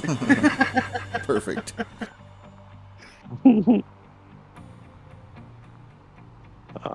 So OBS is a free program that you can download. Just search for it. You can get Streamlabs. I use Stream Elements is what I use. Just depends on what you want to use. But OBS is the base that I use for everything. So. Yeah. So I weren't too happy when I couldn't hit anything. Yeah, I bet. Yeah, the sound setups are the thing here. So you can do a lot of stuff to OBS or even Streamlabs or I don't know Stream Elements. But if you want to get started and want to have an easy, easy thing to work on, but can't do that much, you take Streamlabs OBS or something like that, or Stream Elements, I would say, Russia. Will it be that? It's easier than OBS to use? I mean, it's basically OBS, but it gives you extra things that you can do. You have your layouts, overlays you can do. You got bots, so that way you can monitor your chat to make sure people aren't saying what they're not supposed to, or you can have it say certain things during your stream. Fuck off. Yeah, you can do that, but like my Stream Elements, I use it to remind people to use their Prime sub, or you could put other things on there. Like it can do ! YouTube on my Twitch side, and it gives you my YouTube channel, or ! Lurk. You can make different things to interact with the chat. Okay, that's cool. I didn't know that. They also have the ability to add like games and stuff. So if you did ! 8-ball and then ask a question, it would give you a random answer, kind of like if you asked the 8-ball something. I don't know if you're familiar with the magic 8-ball from back in the day. Oh yeah. So they have like something like that where you could ask it a question like, "Oh, is Rasher ever going to change from the vomit cam?" And then it would say not likely. Our answer will be no. Yeah. I don't have it enabled, Chameleon, but I could put it in there, So, but it would be the number 8 followed by ball, and then you do a space and ask the question if I enabled it. But yeah. So. A lot of possibilities. I would say the program which you find most comfortable will be the program you use, I guess. There's a lot of out there, but OBS is just, it's mighty. It can do very much stuff. Yeah, you could use it to record if you wanted to make videos instead of stream, or you could do streaming. Yeah. You can split your channel stuff, create VODs, all the different things you want to do. It's possible with OBS. Yeah, and OBS, I mean, the things you can do with it, I mean, like you said, Russia, are crazy. And it's open. You don't need to pay for it. That's the most important thing, I guess. Mm-hmm. It's an open source program. Yeah.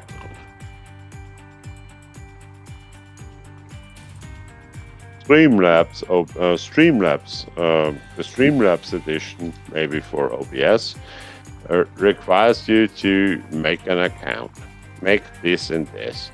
And if you want to have something special, you need to pay for it. So the Streamlabs is using actually OBS, turned around all the stuff, made it maybe a little easier for people, but people pay for it. Yeah, I would say that about it. So if you want some specials, you pay for it. Right. Now, Stream Elements, same thing. You gotta have an account with them and all that, but you can just log in with your Twitch account to make your account, kind of thing. Yeah. But yeah, you can create your own layout. They have some that are already pre-built. You can buy them. They have some that are free, but you can design your own. So. Yeah. A lot of good programs out there. I had to start using OBS. I didn't really like OBS. When I was streaming on Twitch, I originally used something called Twitch Studio, which was Twitch's version of OBS. Yeah, I don't know that one, but I never use it. Maybe. Right. They discontinued service of it at the end of May, so I had to start learning OBS really, really quickly, since I had basically been using Twitch Studio my entire streaming career. So yeah, I mean, but OBS with all the plugins you get, I like to use a few plugins for it as well. Like I especially use. I mean, it's not an OBS plugin even. It's a chat plugin. It's called Chatty. Double T and then Y in the back, and that's cool because I can get the chat on a extra screen, and I can see so much viewers. Okay, so much viewers. How many are in the chat? So I can sieve out the bots quite easy, and all this stuff. I don't need to switch between them. It's only a thing how you use it, and I can adjust the size of the letters, everything. I can make shoutouts, zum Beispiel for exception for a thing.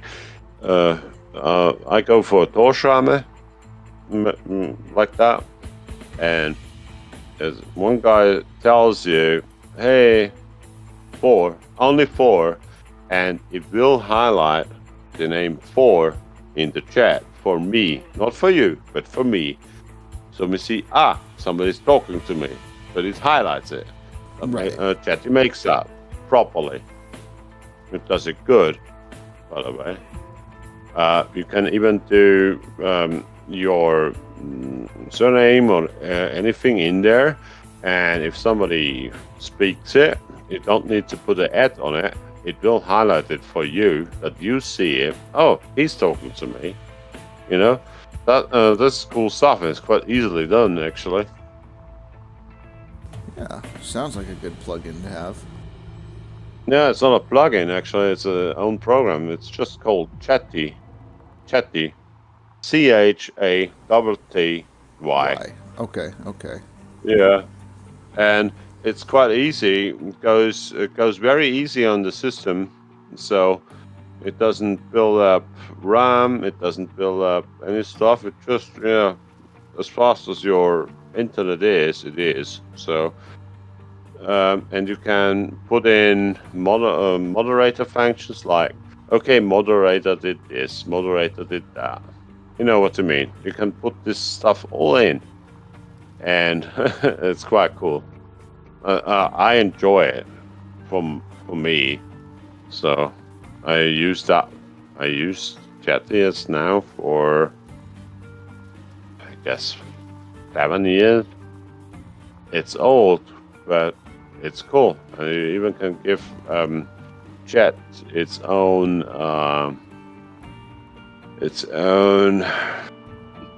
what is it called? You know, when you type something in, you look at the letters, how the letters have to look, and how big they are, and what color. That's just great. I like that. Oh, I for really enjoy it. editing and all that.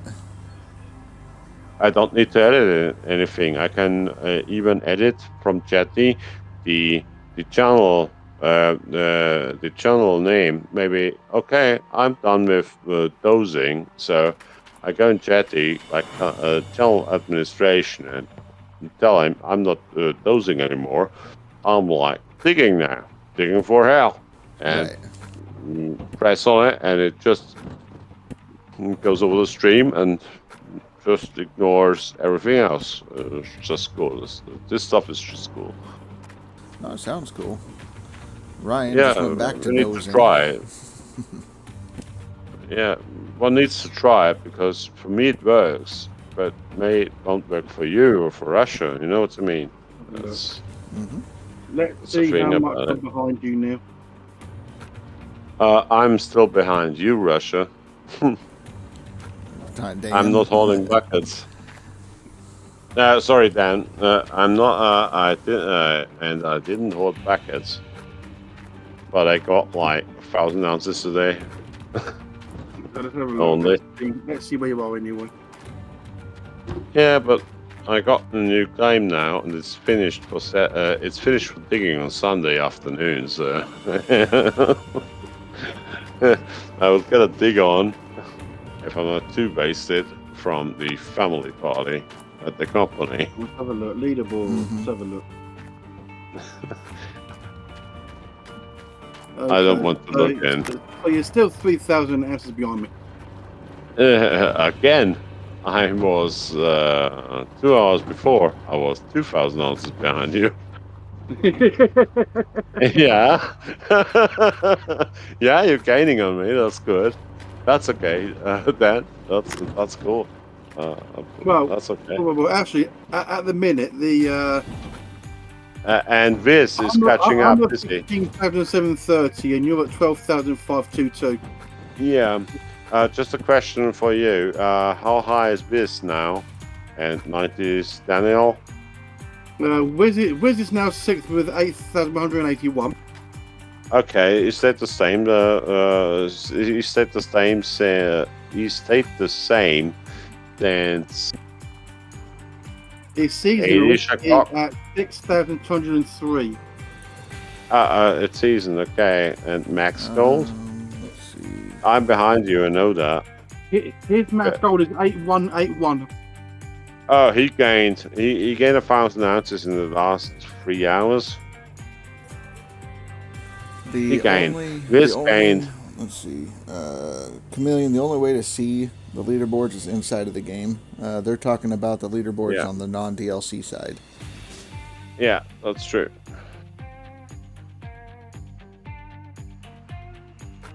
Yeah, sorry, Cam. So I mean, yeah, but this is starting to gain. We should pull an eyeball on him, definitely. And on 90s David as well, because if he thinks he wants to put in a few buckets, he will do it. And this French fry guy, Phrase, the nice French guy, I would say, because I don't know many nice French guys. Is he actually coming over? It could be because he in stream today told if it bugs him too much, if the bugs are too much for him in the DLC side, he will walk over, and then we've got a problem. We both have one. Phrase is gonna go over there. Oh man. He will go not over only. He won't only go over there. He will go over us. You know what I mean? Or walk over us. Yeah, you can think about it. What I mean. So, right. Yeah, but there's no bad feelings about that. It's just the wording, I guess. All right, Big Tank Lucas. We're doing good. We're doing good. Yeah, If Phrase comes over here, then he will eat us. Just for breakfast. Just gone live. Phrase went live. No, Phrase was live all day. He got live again. A mod pack day 2. Ooh. Oof.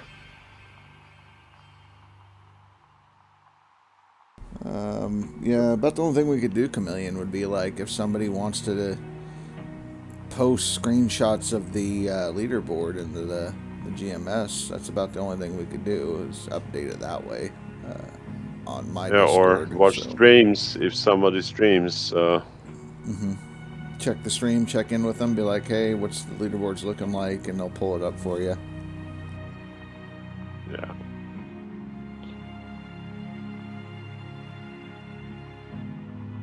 Okay.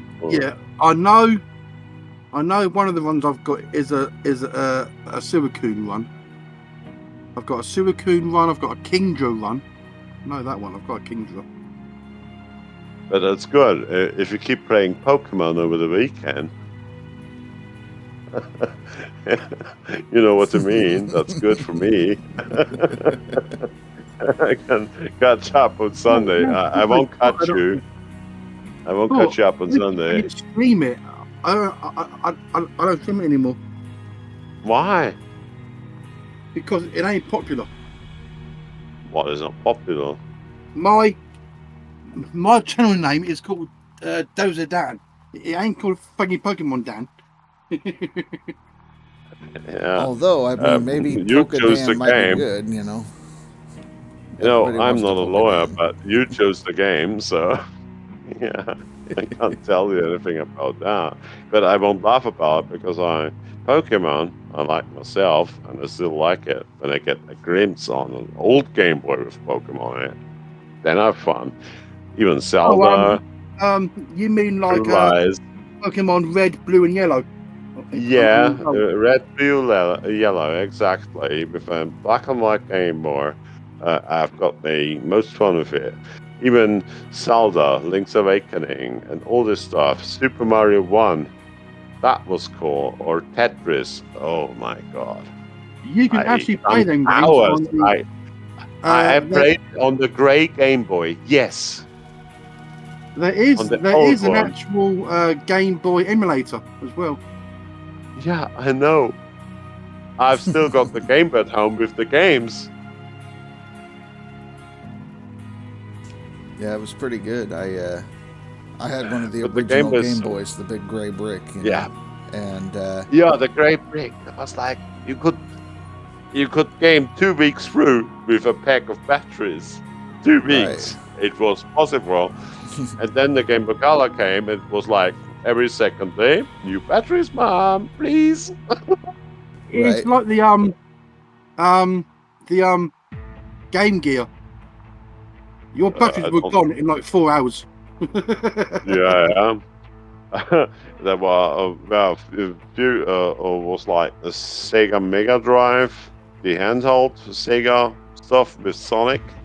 Was like, no, we don't need batteries. We just need a plug-in. You just plug it in there. Thank you. And and go. The only games I watch on YouTube is Shining Force 2 ones. Okay. Shining Force 2, Shining Force 1. Yeah. Because I want to learn how to speed run them as well. Yeah. Hey, on a bloody question onto your side. You ever played Factorio? No. I have not. Pity. Just give me a moment and come back. Okay. I think you're right there, Cam. I think Thor is saying, yes, Dan, go ahead. Start streaming your fucking Pokemon runs again. And then I come back Sunday and see that you haven't put any gold through. That's what he's basically saying, isn't it?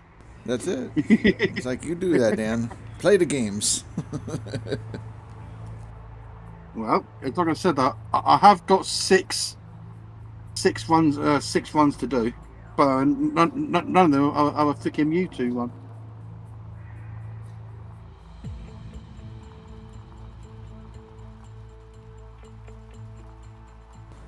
Buckets. And I love my fucking Mewtwo runs.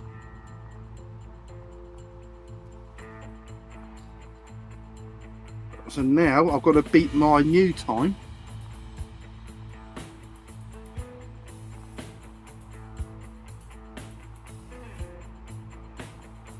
But I'll probably do a couple of runs.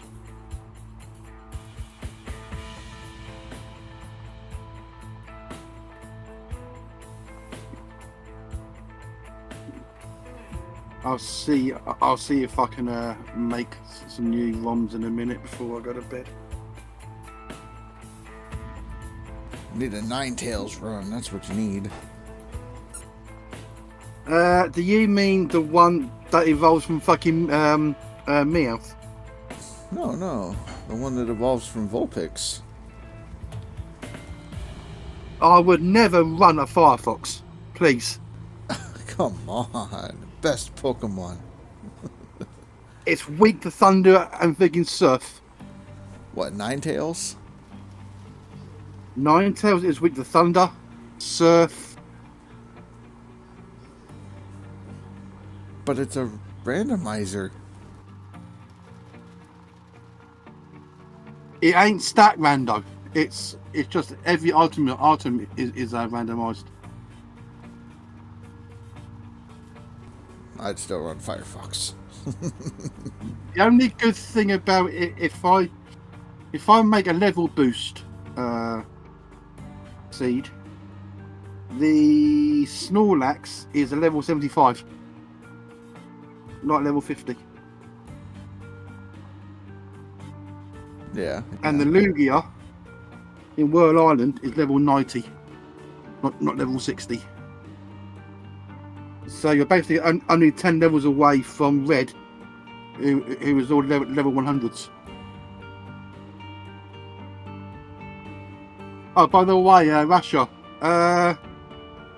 the ice gym today, the ice gym leader, Price, he had a fucking Mewtwo with Thunderbolt. Well, that must have been shocking, yeah. Yeah, well, I wasn't happy about that. You need the Team Rocket mod where you can steal other players' Pokemons. You can throw a Pokeball at it and steal it. There is an actual ROM hack out there which you can play as Team Rocket. Right. Be like, yeah, I'm gonna yoink this.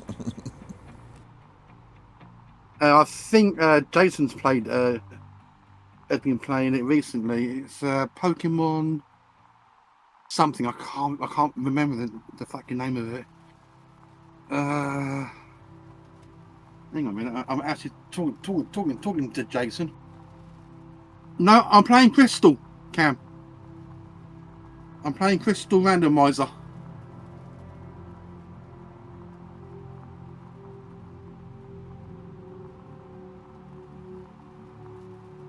I'll do a thing called Full Item Randomizer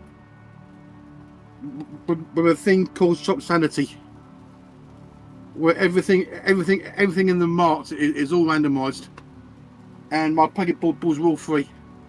Well, my Master Balls are free. I don't have to pay for them. You get free balls. I get free Master Balls, yeah. He's free balling it. You heard it here. Hang on a minute. I'm just going to send.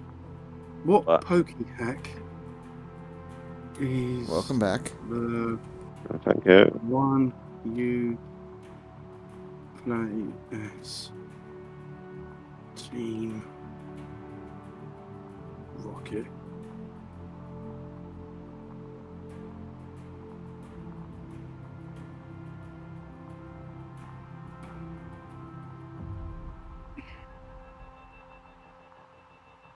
But Dan.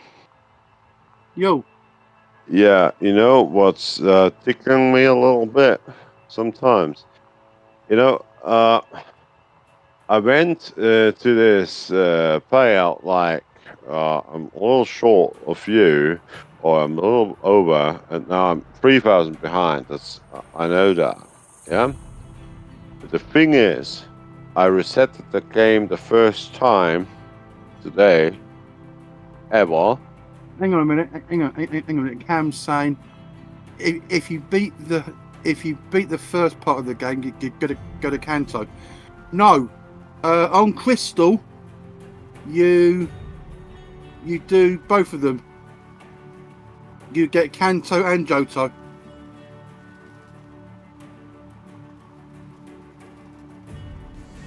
Okay, but Thor, you just reset your claim for the first time? Yeah, I reset it the first time, and I'm 3,000 ounces behind Daniel right now. And I nearly built the claim back up again, so I can go mining full bore at Sunday. Because I don't have a chance for a computer until then. So Jason's just sending me a message back on the Cookie Hack where you play as Team Rocket, because there is one out there which you can play as Team Rocket. And the other thing was, I wouldn't even play that hack. The other thing was, I started on Rivertown, actually. Got my loan for direct tier 3. Went in to Nighthawk then. Dug it out, bought it out. Got rid of the loan. I own all the machinery I need. And that everything before I made the first reset. And it was just, I would say, right. When I owned everything, it was like Let me same up. over to you. Right. If you want to play Pokey Rompats,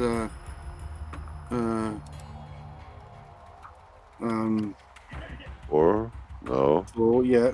Oh, for, yeah. Okay. There you go. There you go. He has Dark Rising, Rocket Edition, and Pokemon Rocket Science. Oh, Rocket wow. Edition. I Rocket don't know Edition these editions. is one where you start as Team Rocket. Okay. Tell up my cat. He starts cuddling right now. Purring. Just a moment. I've actually played the Dark Rising one, but it's not for me. I'd rather play Rando.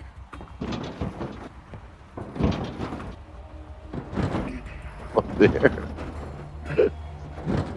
Somebody needs happiness right now.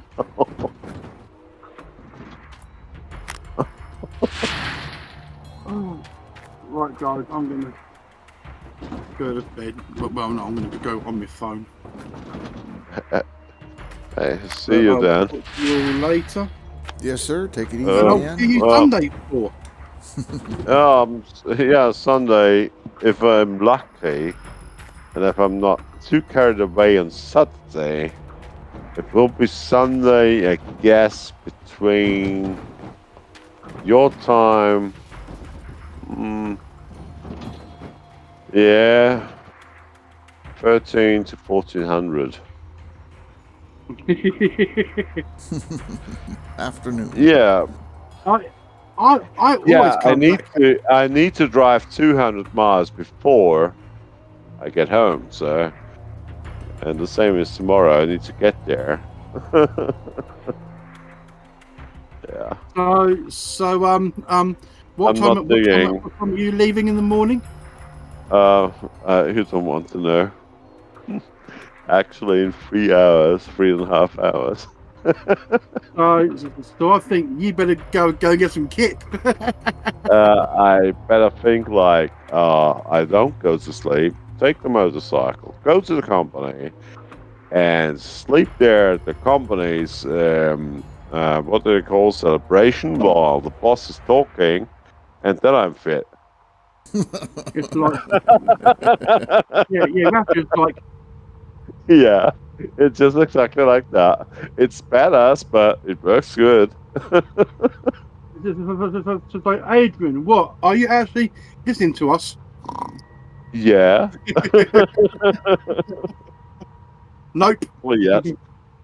No, but I mean, there should be around between 700 and 1,500 people. So if I sleep during the boss is talking, it's better to sleep during his talking. Otherwise, you get I don't know,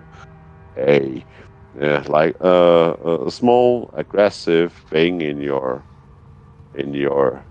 head, and it's better not to listen sometimes. You know Tune it what I out. mean? Yeah, exactly. Why don't we get Volkswagens? Why do we get Fords? Yeah, it's just like that. But yeah, shit happens. No, I would just be quiet. Right. It's better that way.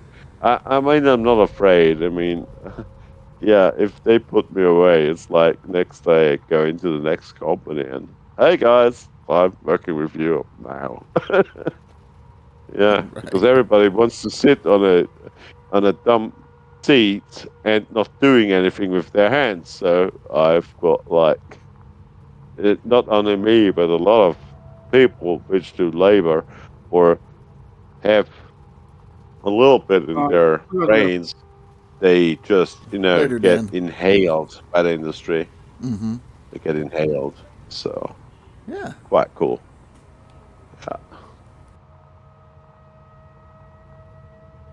But here it's like you don't change a lot. That's because I don't know how it works in the US, but here, if you build up something like a house or anything, you tend to stay in the area. So, yeah. Right. I know right now, like my daughter's friends, there's a bunch of her friends' families moving out of state to different states because of politics and jobs, work, Yeah. basically. So most of the time, if you settle in and you actually are buying a home, you really don't want to sell your home to go start over again. A lot of people don't like doing that, but if you're renting, I guess you can just kind of bounce to where you need to be. So. Yeah, maybe that, but renting here in Austria is like you rent a flat. You won't have a garden, you will have a few steps to go up, and it's shitty. You've got neighbors. Yeah. You know what I mean? Oh, yeah. Yeah. And I tend to, I got settled here now, really, so I won't move much anymore in any direction because, yeah. Because the state, at least, if you live less than 10 years in your house or on your property, and you bought it like for a good price and then give it away before 10 years, before you've lived 10 years here, give it away again, you mostly get less money back because the taxes are so high, because they think you're trying to throw over the state because why did you buy it and build up that and that and that, and now you go away again? You know what I mean? Yeah. All It's right, like Big Tank they put Lucas. taxes Drive on safe. that. Oh yeah, always stay safe while driving, please. Yeah, he's a So, truck driver here in the U.S. He's got to drive another hour and a half, so he's going to be lurking. yeah, that's good. He's lurking, so he won't sleep. I hope, Yeah. because trucking is a hard industry. Even here in Austria is the same. Shitty. It becomes more shitty the more you get direction Europe, I guess. I don't know how it's in the US, but here it's just crazy. Right. I know It's just rules. Everybody's stupid. we got our rules and regulations and all that. Like, can't do more than I think Yeah. 14-hour days or something like that. You have to Well, stop and all after that. 8 hours, you're done here in Austria. If you do more than 8 trucking hours per day, you get a fine for every overpulled hour, like for 1,000 euros. Right. Yeah. Yeah, and it doesn't depend where you come from or from where a truck is. You're running for Austria. You've done more than 8 hours. altogether on the day driving, you get a fine, definitely, and you're required to do a break after 4 hours latest. So if you don't find a parking spot to break at least 45 minutes, you get fined for that as well. Yeah, Right. and that's not cheap. So if you are a trucker and you're working for a company, yeah, you as trucker get a fine, and the company as well gets a fine. The same fine you get, they have to pay themselves. So if you're running overload with the, if you're running overload, I mean, we are maximum 40 tons metric here in Austria or in Germany. Yeah, if you run overload, that means you run. You can tell per 100 kilo over per 100 kilo over 40,000 kilograms. Yeah, is like €100 fine. So if you run not running 40 tons or 40,000 kilograms, you run 45,000 kilograms. You get for every 100 extra you are over the burden. You as driver get the €100 fine per the 100 kilo, and the company gets it multiplied by 5. Yeah, no, it's all part of that safety thing, you know. Yeah, and I mean it's hard to come by, but yeah, and trucks here are only allowed to do 50 miles an hour, not much more. If you do more, I mean, if the truck is capable of doing more, and and it's not electronically, topped, you get a fine for that. The driver and the company, always the driver and the company. So that damn gets expensive. Yeah, I bet it does. And if they pinch you with like not 80 kilometers an hour, so 50 miles an hour, they get you with laser with 55 miles an hour. You pay for the truck is not properly regulated down to the maximum speed. Point 1 is the first fine. The second fine is you're running something which is not in your driver's license CAS because it runs faster than the 80 you're allowed to drive. So you get a fine for that and the overspeed, of course. So that can be like a month's wage is gone, just like that. Right. And we are cheap. You should try Sweden or Switzerland or Italy. That's crazy.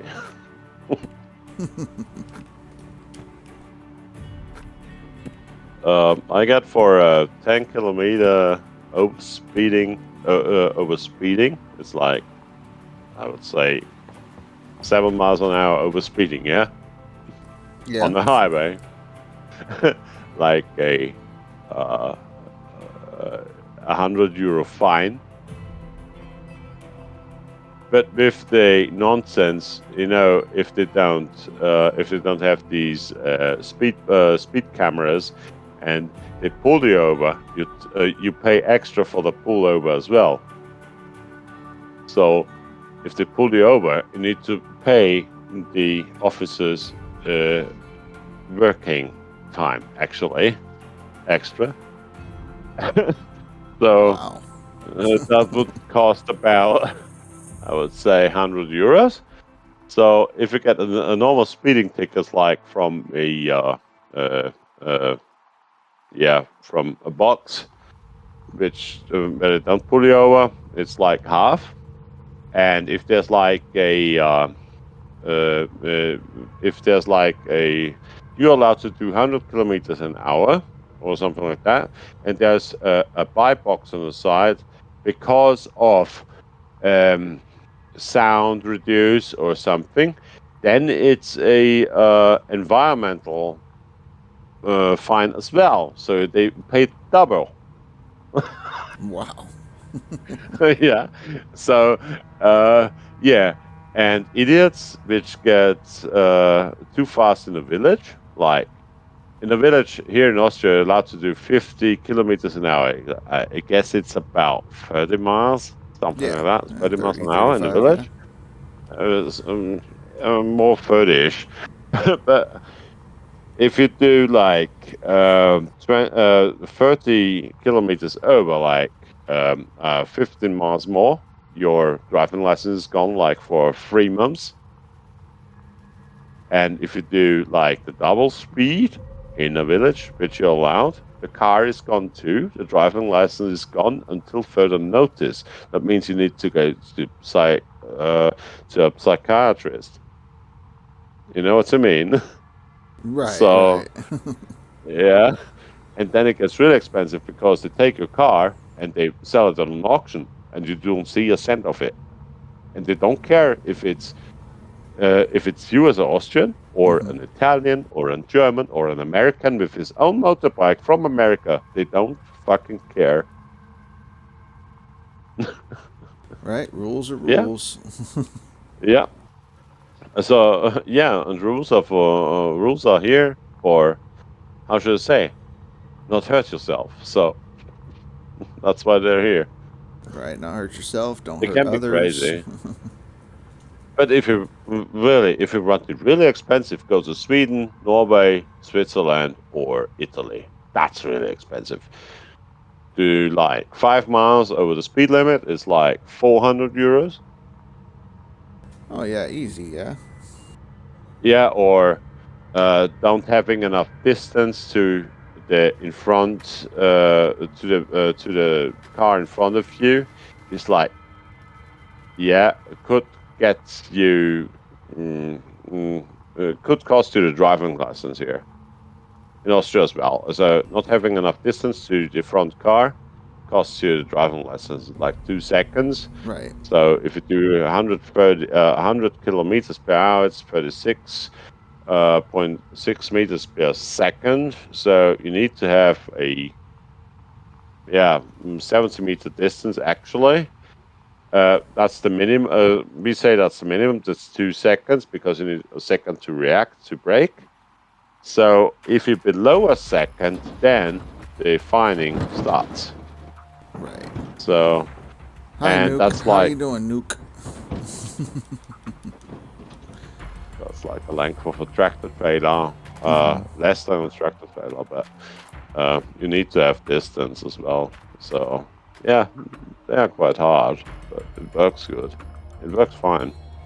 Right. I'm happy with it. You know these guys which pull up on your end of the car, like Tailgate. 5 feet. Yeah. You know what I like to do? I'm not stepping on the brake. I'm not even brake testing them. I'm just, shifting a gear lower and let off the accelerator. Just put the foot away. And then you see a car moving around in the back and somebody, hopping around in his cabin. But they learn very fast. You know what I mean?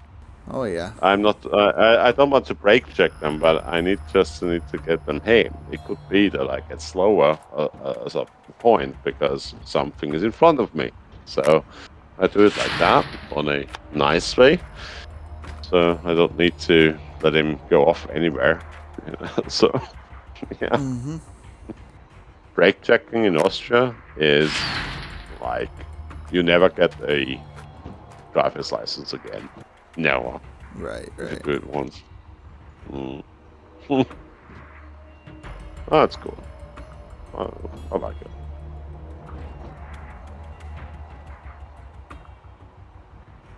Running some gold through my wave tables, see where I end up. Probably first. Oh no. Cause I got phrase way up there. I gotta still pass phrase. Oh yeah, Phrase is a beast, is it? and he was like talking today on chat, like, "Hey, what would you mind if I show over to non-DLC? It's lesser bugs." I meant like, yeah, it's no problem, but please let us live. And he was like, "Yeah, no, it's okay." I like, merci, cool, and yeah, it's okay. No, I don't speak any French, but saying please and saying thank you, that's a gesture. At least that I can do in a different language, Right, so right. I use it.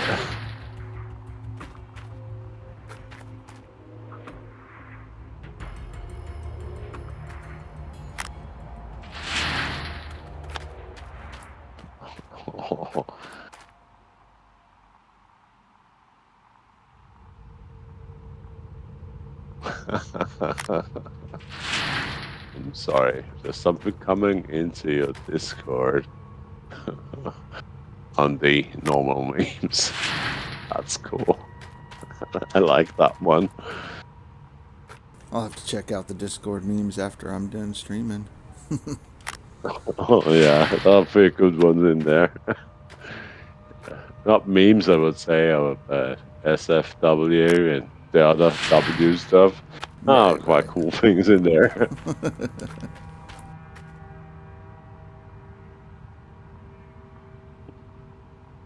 Yeah. Cool stuff in there. I really got cool stuff. Hey, BioQuack. Doing pretty good. We're just running some dirt, see what we end up with here. Maybe move up a little bit on the board, maybe not. I'm actually gonna eat dinner at a different time today, like when it's ready, and then hopefully go to bed at a decent hour, because I've been waking up way too late, and I gotta get everything going before I start the stream, so.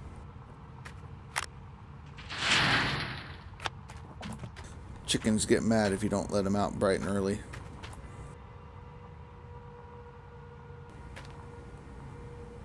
You just finished cooking dinner for yourself. Yeah, yeah. Wait, what? Dinner time and breakfast? Right, yeah, for me it's almost 6 p.m., so it's about supper time.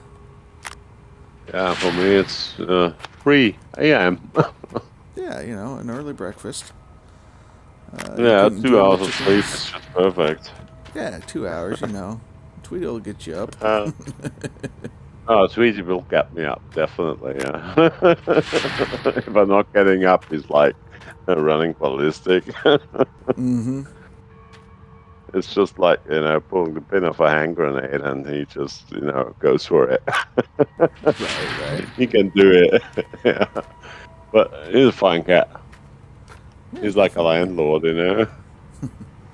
Almost 9 p.m. where Chameleon's at, and Nuke is about to dump the clutch on the second gear. Kid glove's coming off. He's getting cereal now. You know what's hard? Most of the youngsters don't even know what a clutch is. Right. Yeah. Stick shifting? Huh? Never done that before. Okay. Why I want to work here? Yeah, because I'm a technician. Yeah. But you don't. Okay. Yeah. It's like, huh? Here it's like, automatic? What is that? I can't drive an automatic. I need to zip tie my left foot to the seat, not to accidentally try to couple.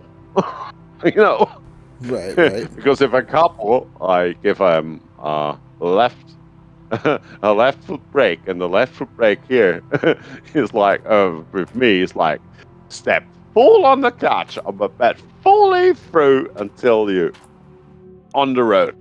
You know what I mean? Yeah. So, yeah, it's like 100 to 0 in under 1 second. Yeah, it's just crazy. Right. So, give me an automatic, I will destroy it. Definitely. The brakes or the car. We don't know. Only use the stick shifting. Automatic, yeah, I drove one once, but I really need to concentrate on driving it.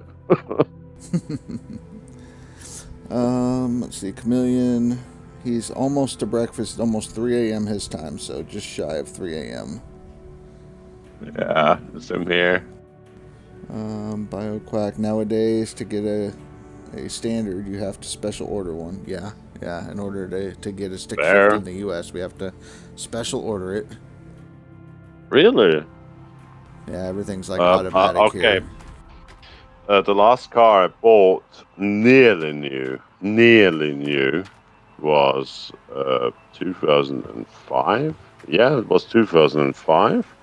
And I got the 1992 T4 from Volkswagen. It's actually an inline 5, 77 horsepower in diesel, without turbo and non-charged. It does all the stuff. It's got all-wheel drive.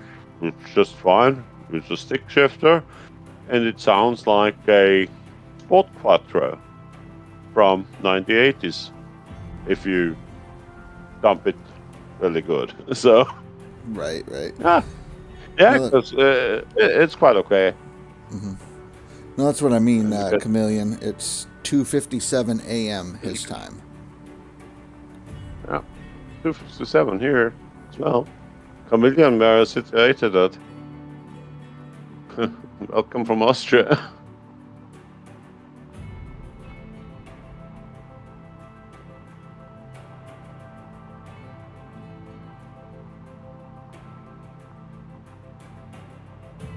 Yeah, it's 9 p.m. your time. I knew that.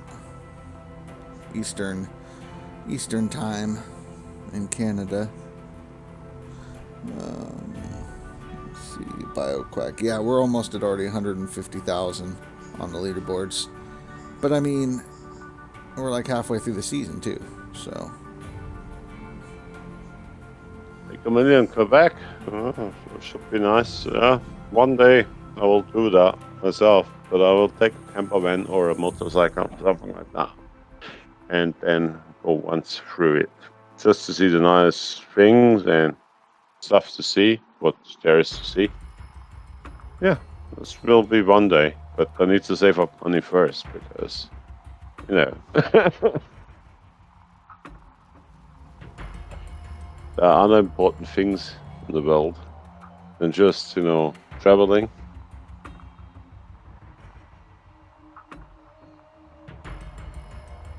But I heard a lot of good stuff from Canada. I heard a lot of good stuff from the US. I heard the bad stuff from Canada. I heard the bad stuff from the US as well. So, yeah.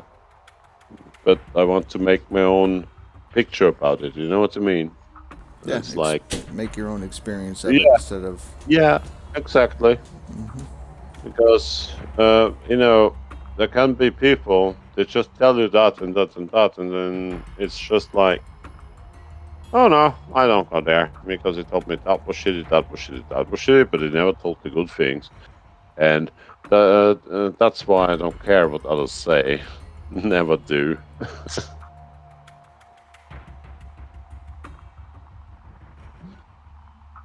I want to just take my look for it itself, and I'm happy. Then I can make my own picture. Then I can say, okay, that was good for me. That was not so good for me. Yeah. Right. But different. What would I say? Different countries, different cultures, different meanings of stuff. Yeah. I think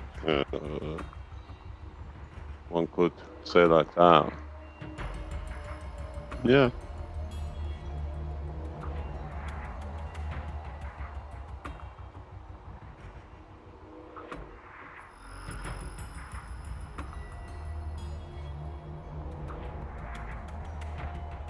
Because, take for instance, Yellowstone National Park in the US. Yeah, it's a national park as large as Austria, actually.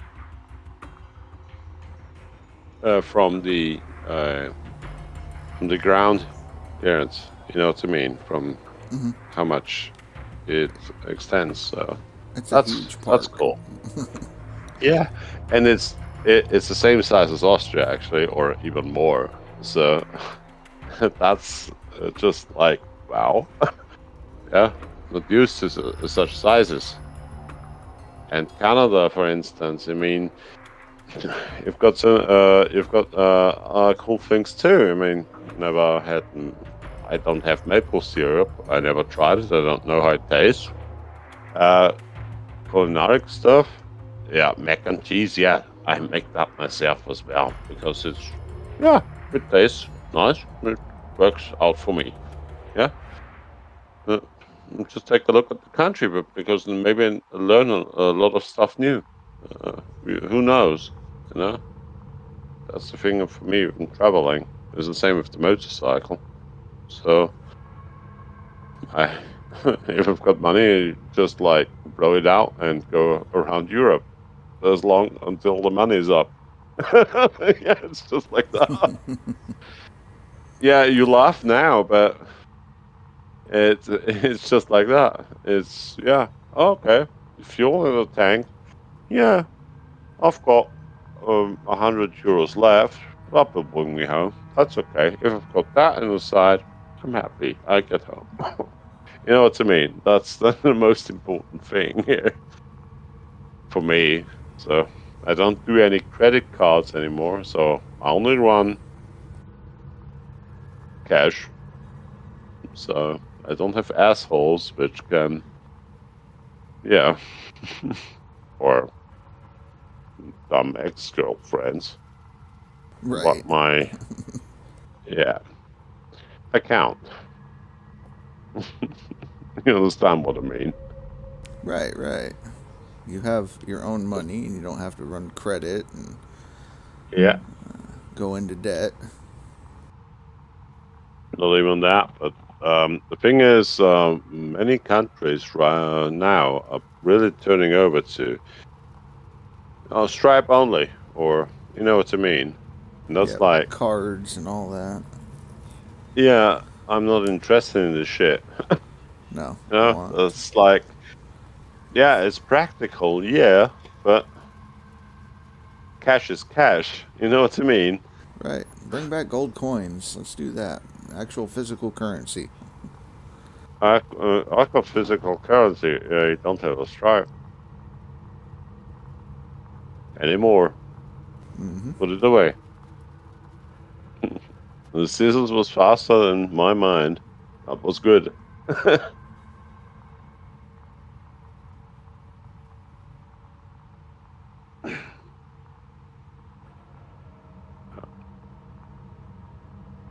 But cash is a big problem in maybe Germany already. You go by motorbike. Once you fill up the motorbike, Stripe only, like, or a credit card or this shit. Not interested in such stuff, you know. Oh, okay, I pull maybe, I would say 2 gallons. Let me say 3 gallons. 3 gallons of 98 octane. And want to go and pay, and it's like reading. We say, is it $3? Yeah, 3 gallons is about 13 liters. Sharply 13 liters, something about that. And you get in, hey, good day, and blah blah blah. And just put €26 on the table. What the thing outside says. Oh no, we don't take cash. We only have Stripe.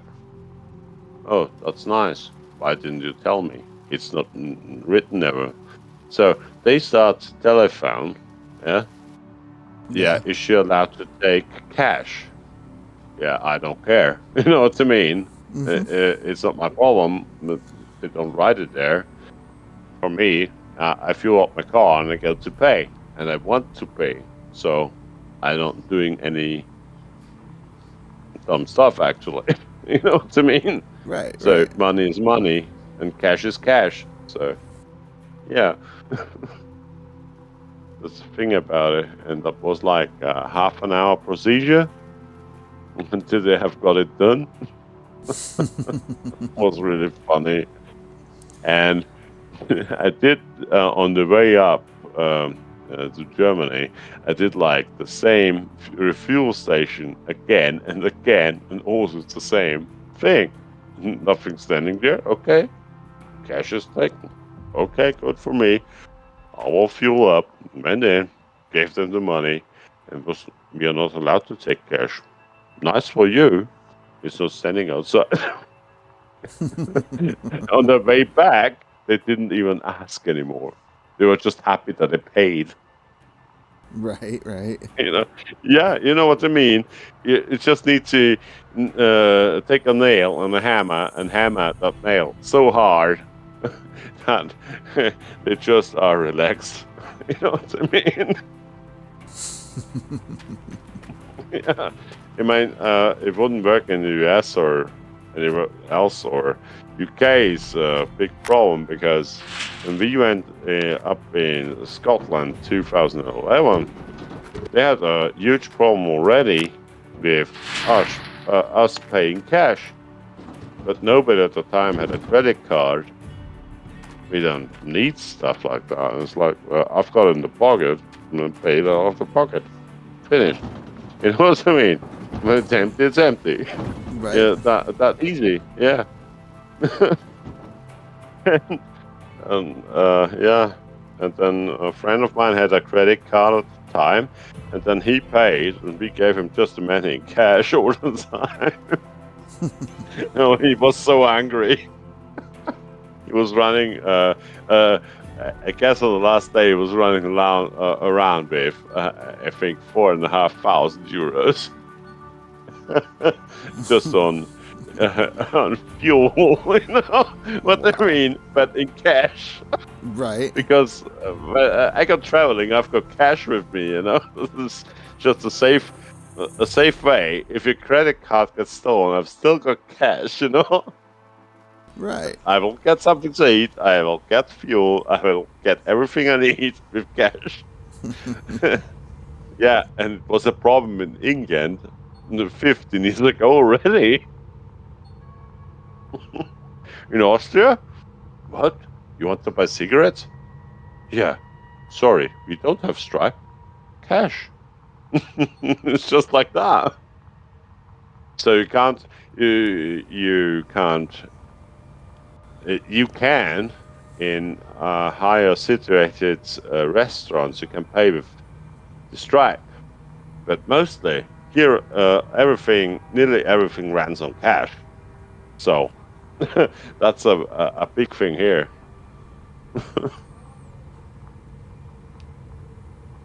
So if you get to Austria, always be sure to have cash. Yeah, I try to keep cash. Yeah. Yeah, because the thing is, the Stripe, if you pull the Stripe there, not the owner pays the taxes for the Stripe, the customer pays it. You know what I mean? Just use the Stripe, you pay the thing. It's the same in Germany.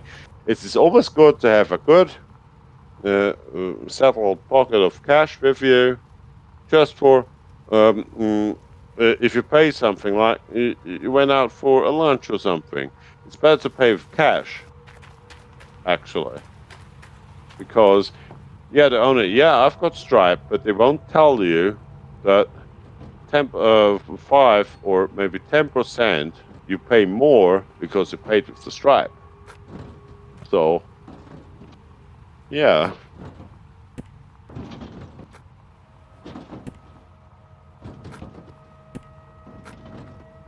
Money handling.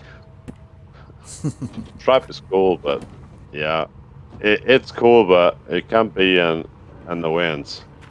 Believe me.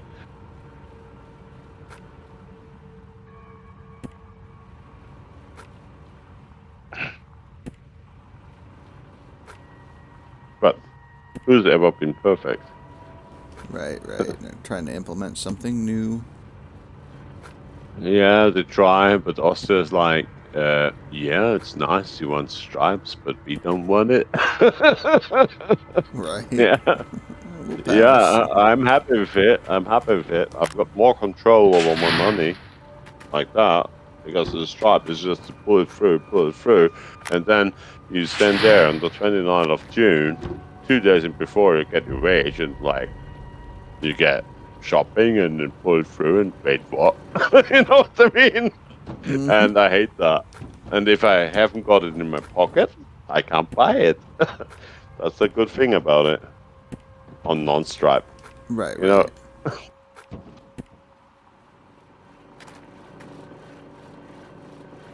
yeah.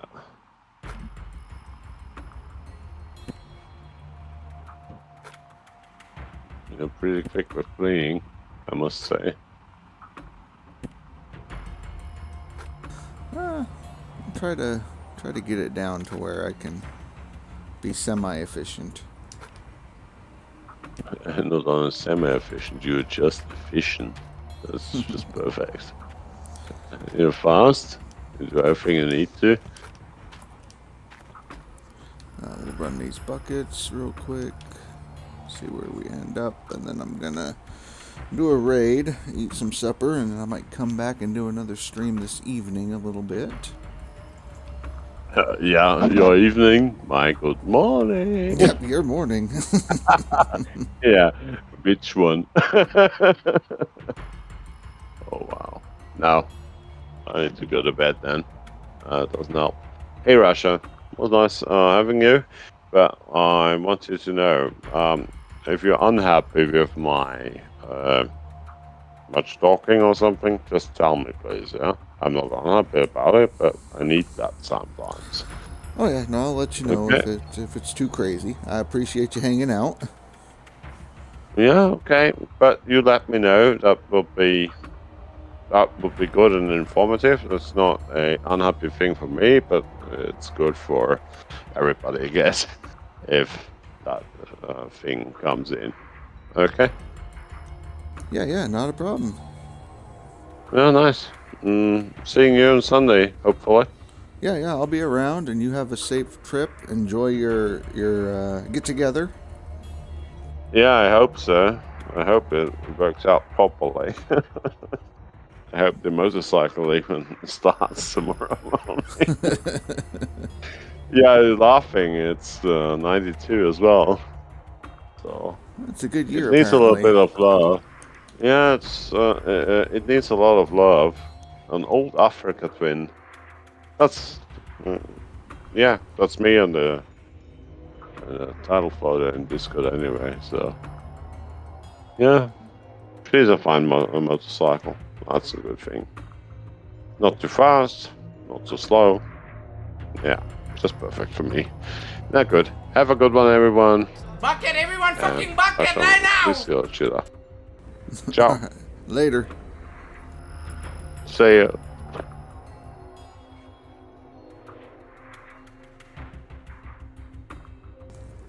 All right, chat. We went ahead and did that. I'm gonna eat some supper, like I said. I'm tired of eating supper at like 1 o'clock in the morning and then sleeping and then having to get up and deal with the chickens and all that, but running late. So, like I said, we're gonna stream or we're gonna raid somebody, and then I'll come back later this evening and we will play some more. Do some more buckets cleaning, stuff like that. Anybody have any suggestions of where they want to hang out, what they want to watch?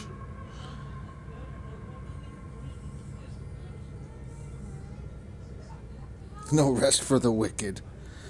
Shit, Nuke. I feel like I've already been run over, but that's okay. Eat some supper. That'll do it. Yeah, I saw that Split just got off of here. We got Taker doing Taker stuff. I think he's doing American Truck Sim. I don't know all that, but he's got his new laptop and he's trying to stream and all that stuff. Don't know if he'll be able to see everybody talking and whatnot, but there's that. last time I raided him, that's pretty much how it was, as he was just so enthralled in this game that he didn't notice anybody. But, yeah, I don't think anybody else is streaming Gold Mining Simulator either. If Nuke was over here on this side, I would raid Nuke's ass, but Nuke's being secretive over on the YouTube side, you know.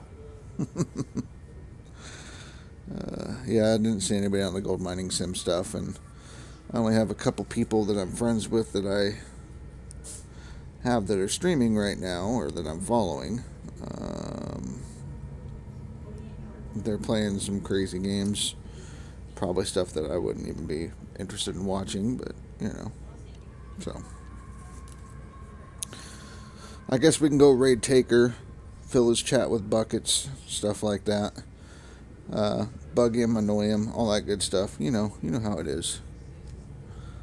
And then, like I said, I'll come back a little bit later once I'm fed and happy. So, anyways, thanks for hanging out. Thanks for entertaining Thor Skrama, myself, Dan, you know. So, let's see what we got here. Yep, keep digging. Yep, that's it. Just keep digging. Keep putting gold on the board. That's what you got to do. Non-stop, always be digging. It doesn't end. So. But, all right, guys. Thanks for hanging out. I'll see you in a little bit.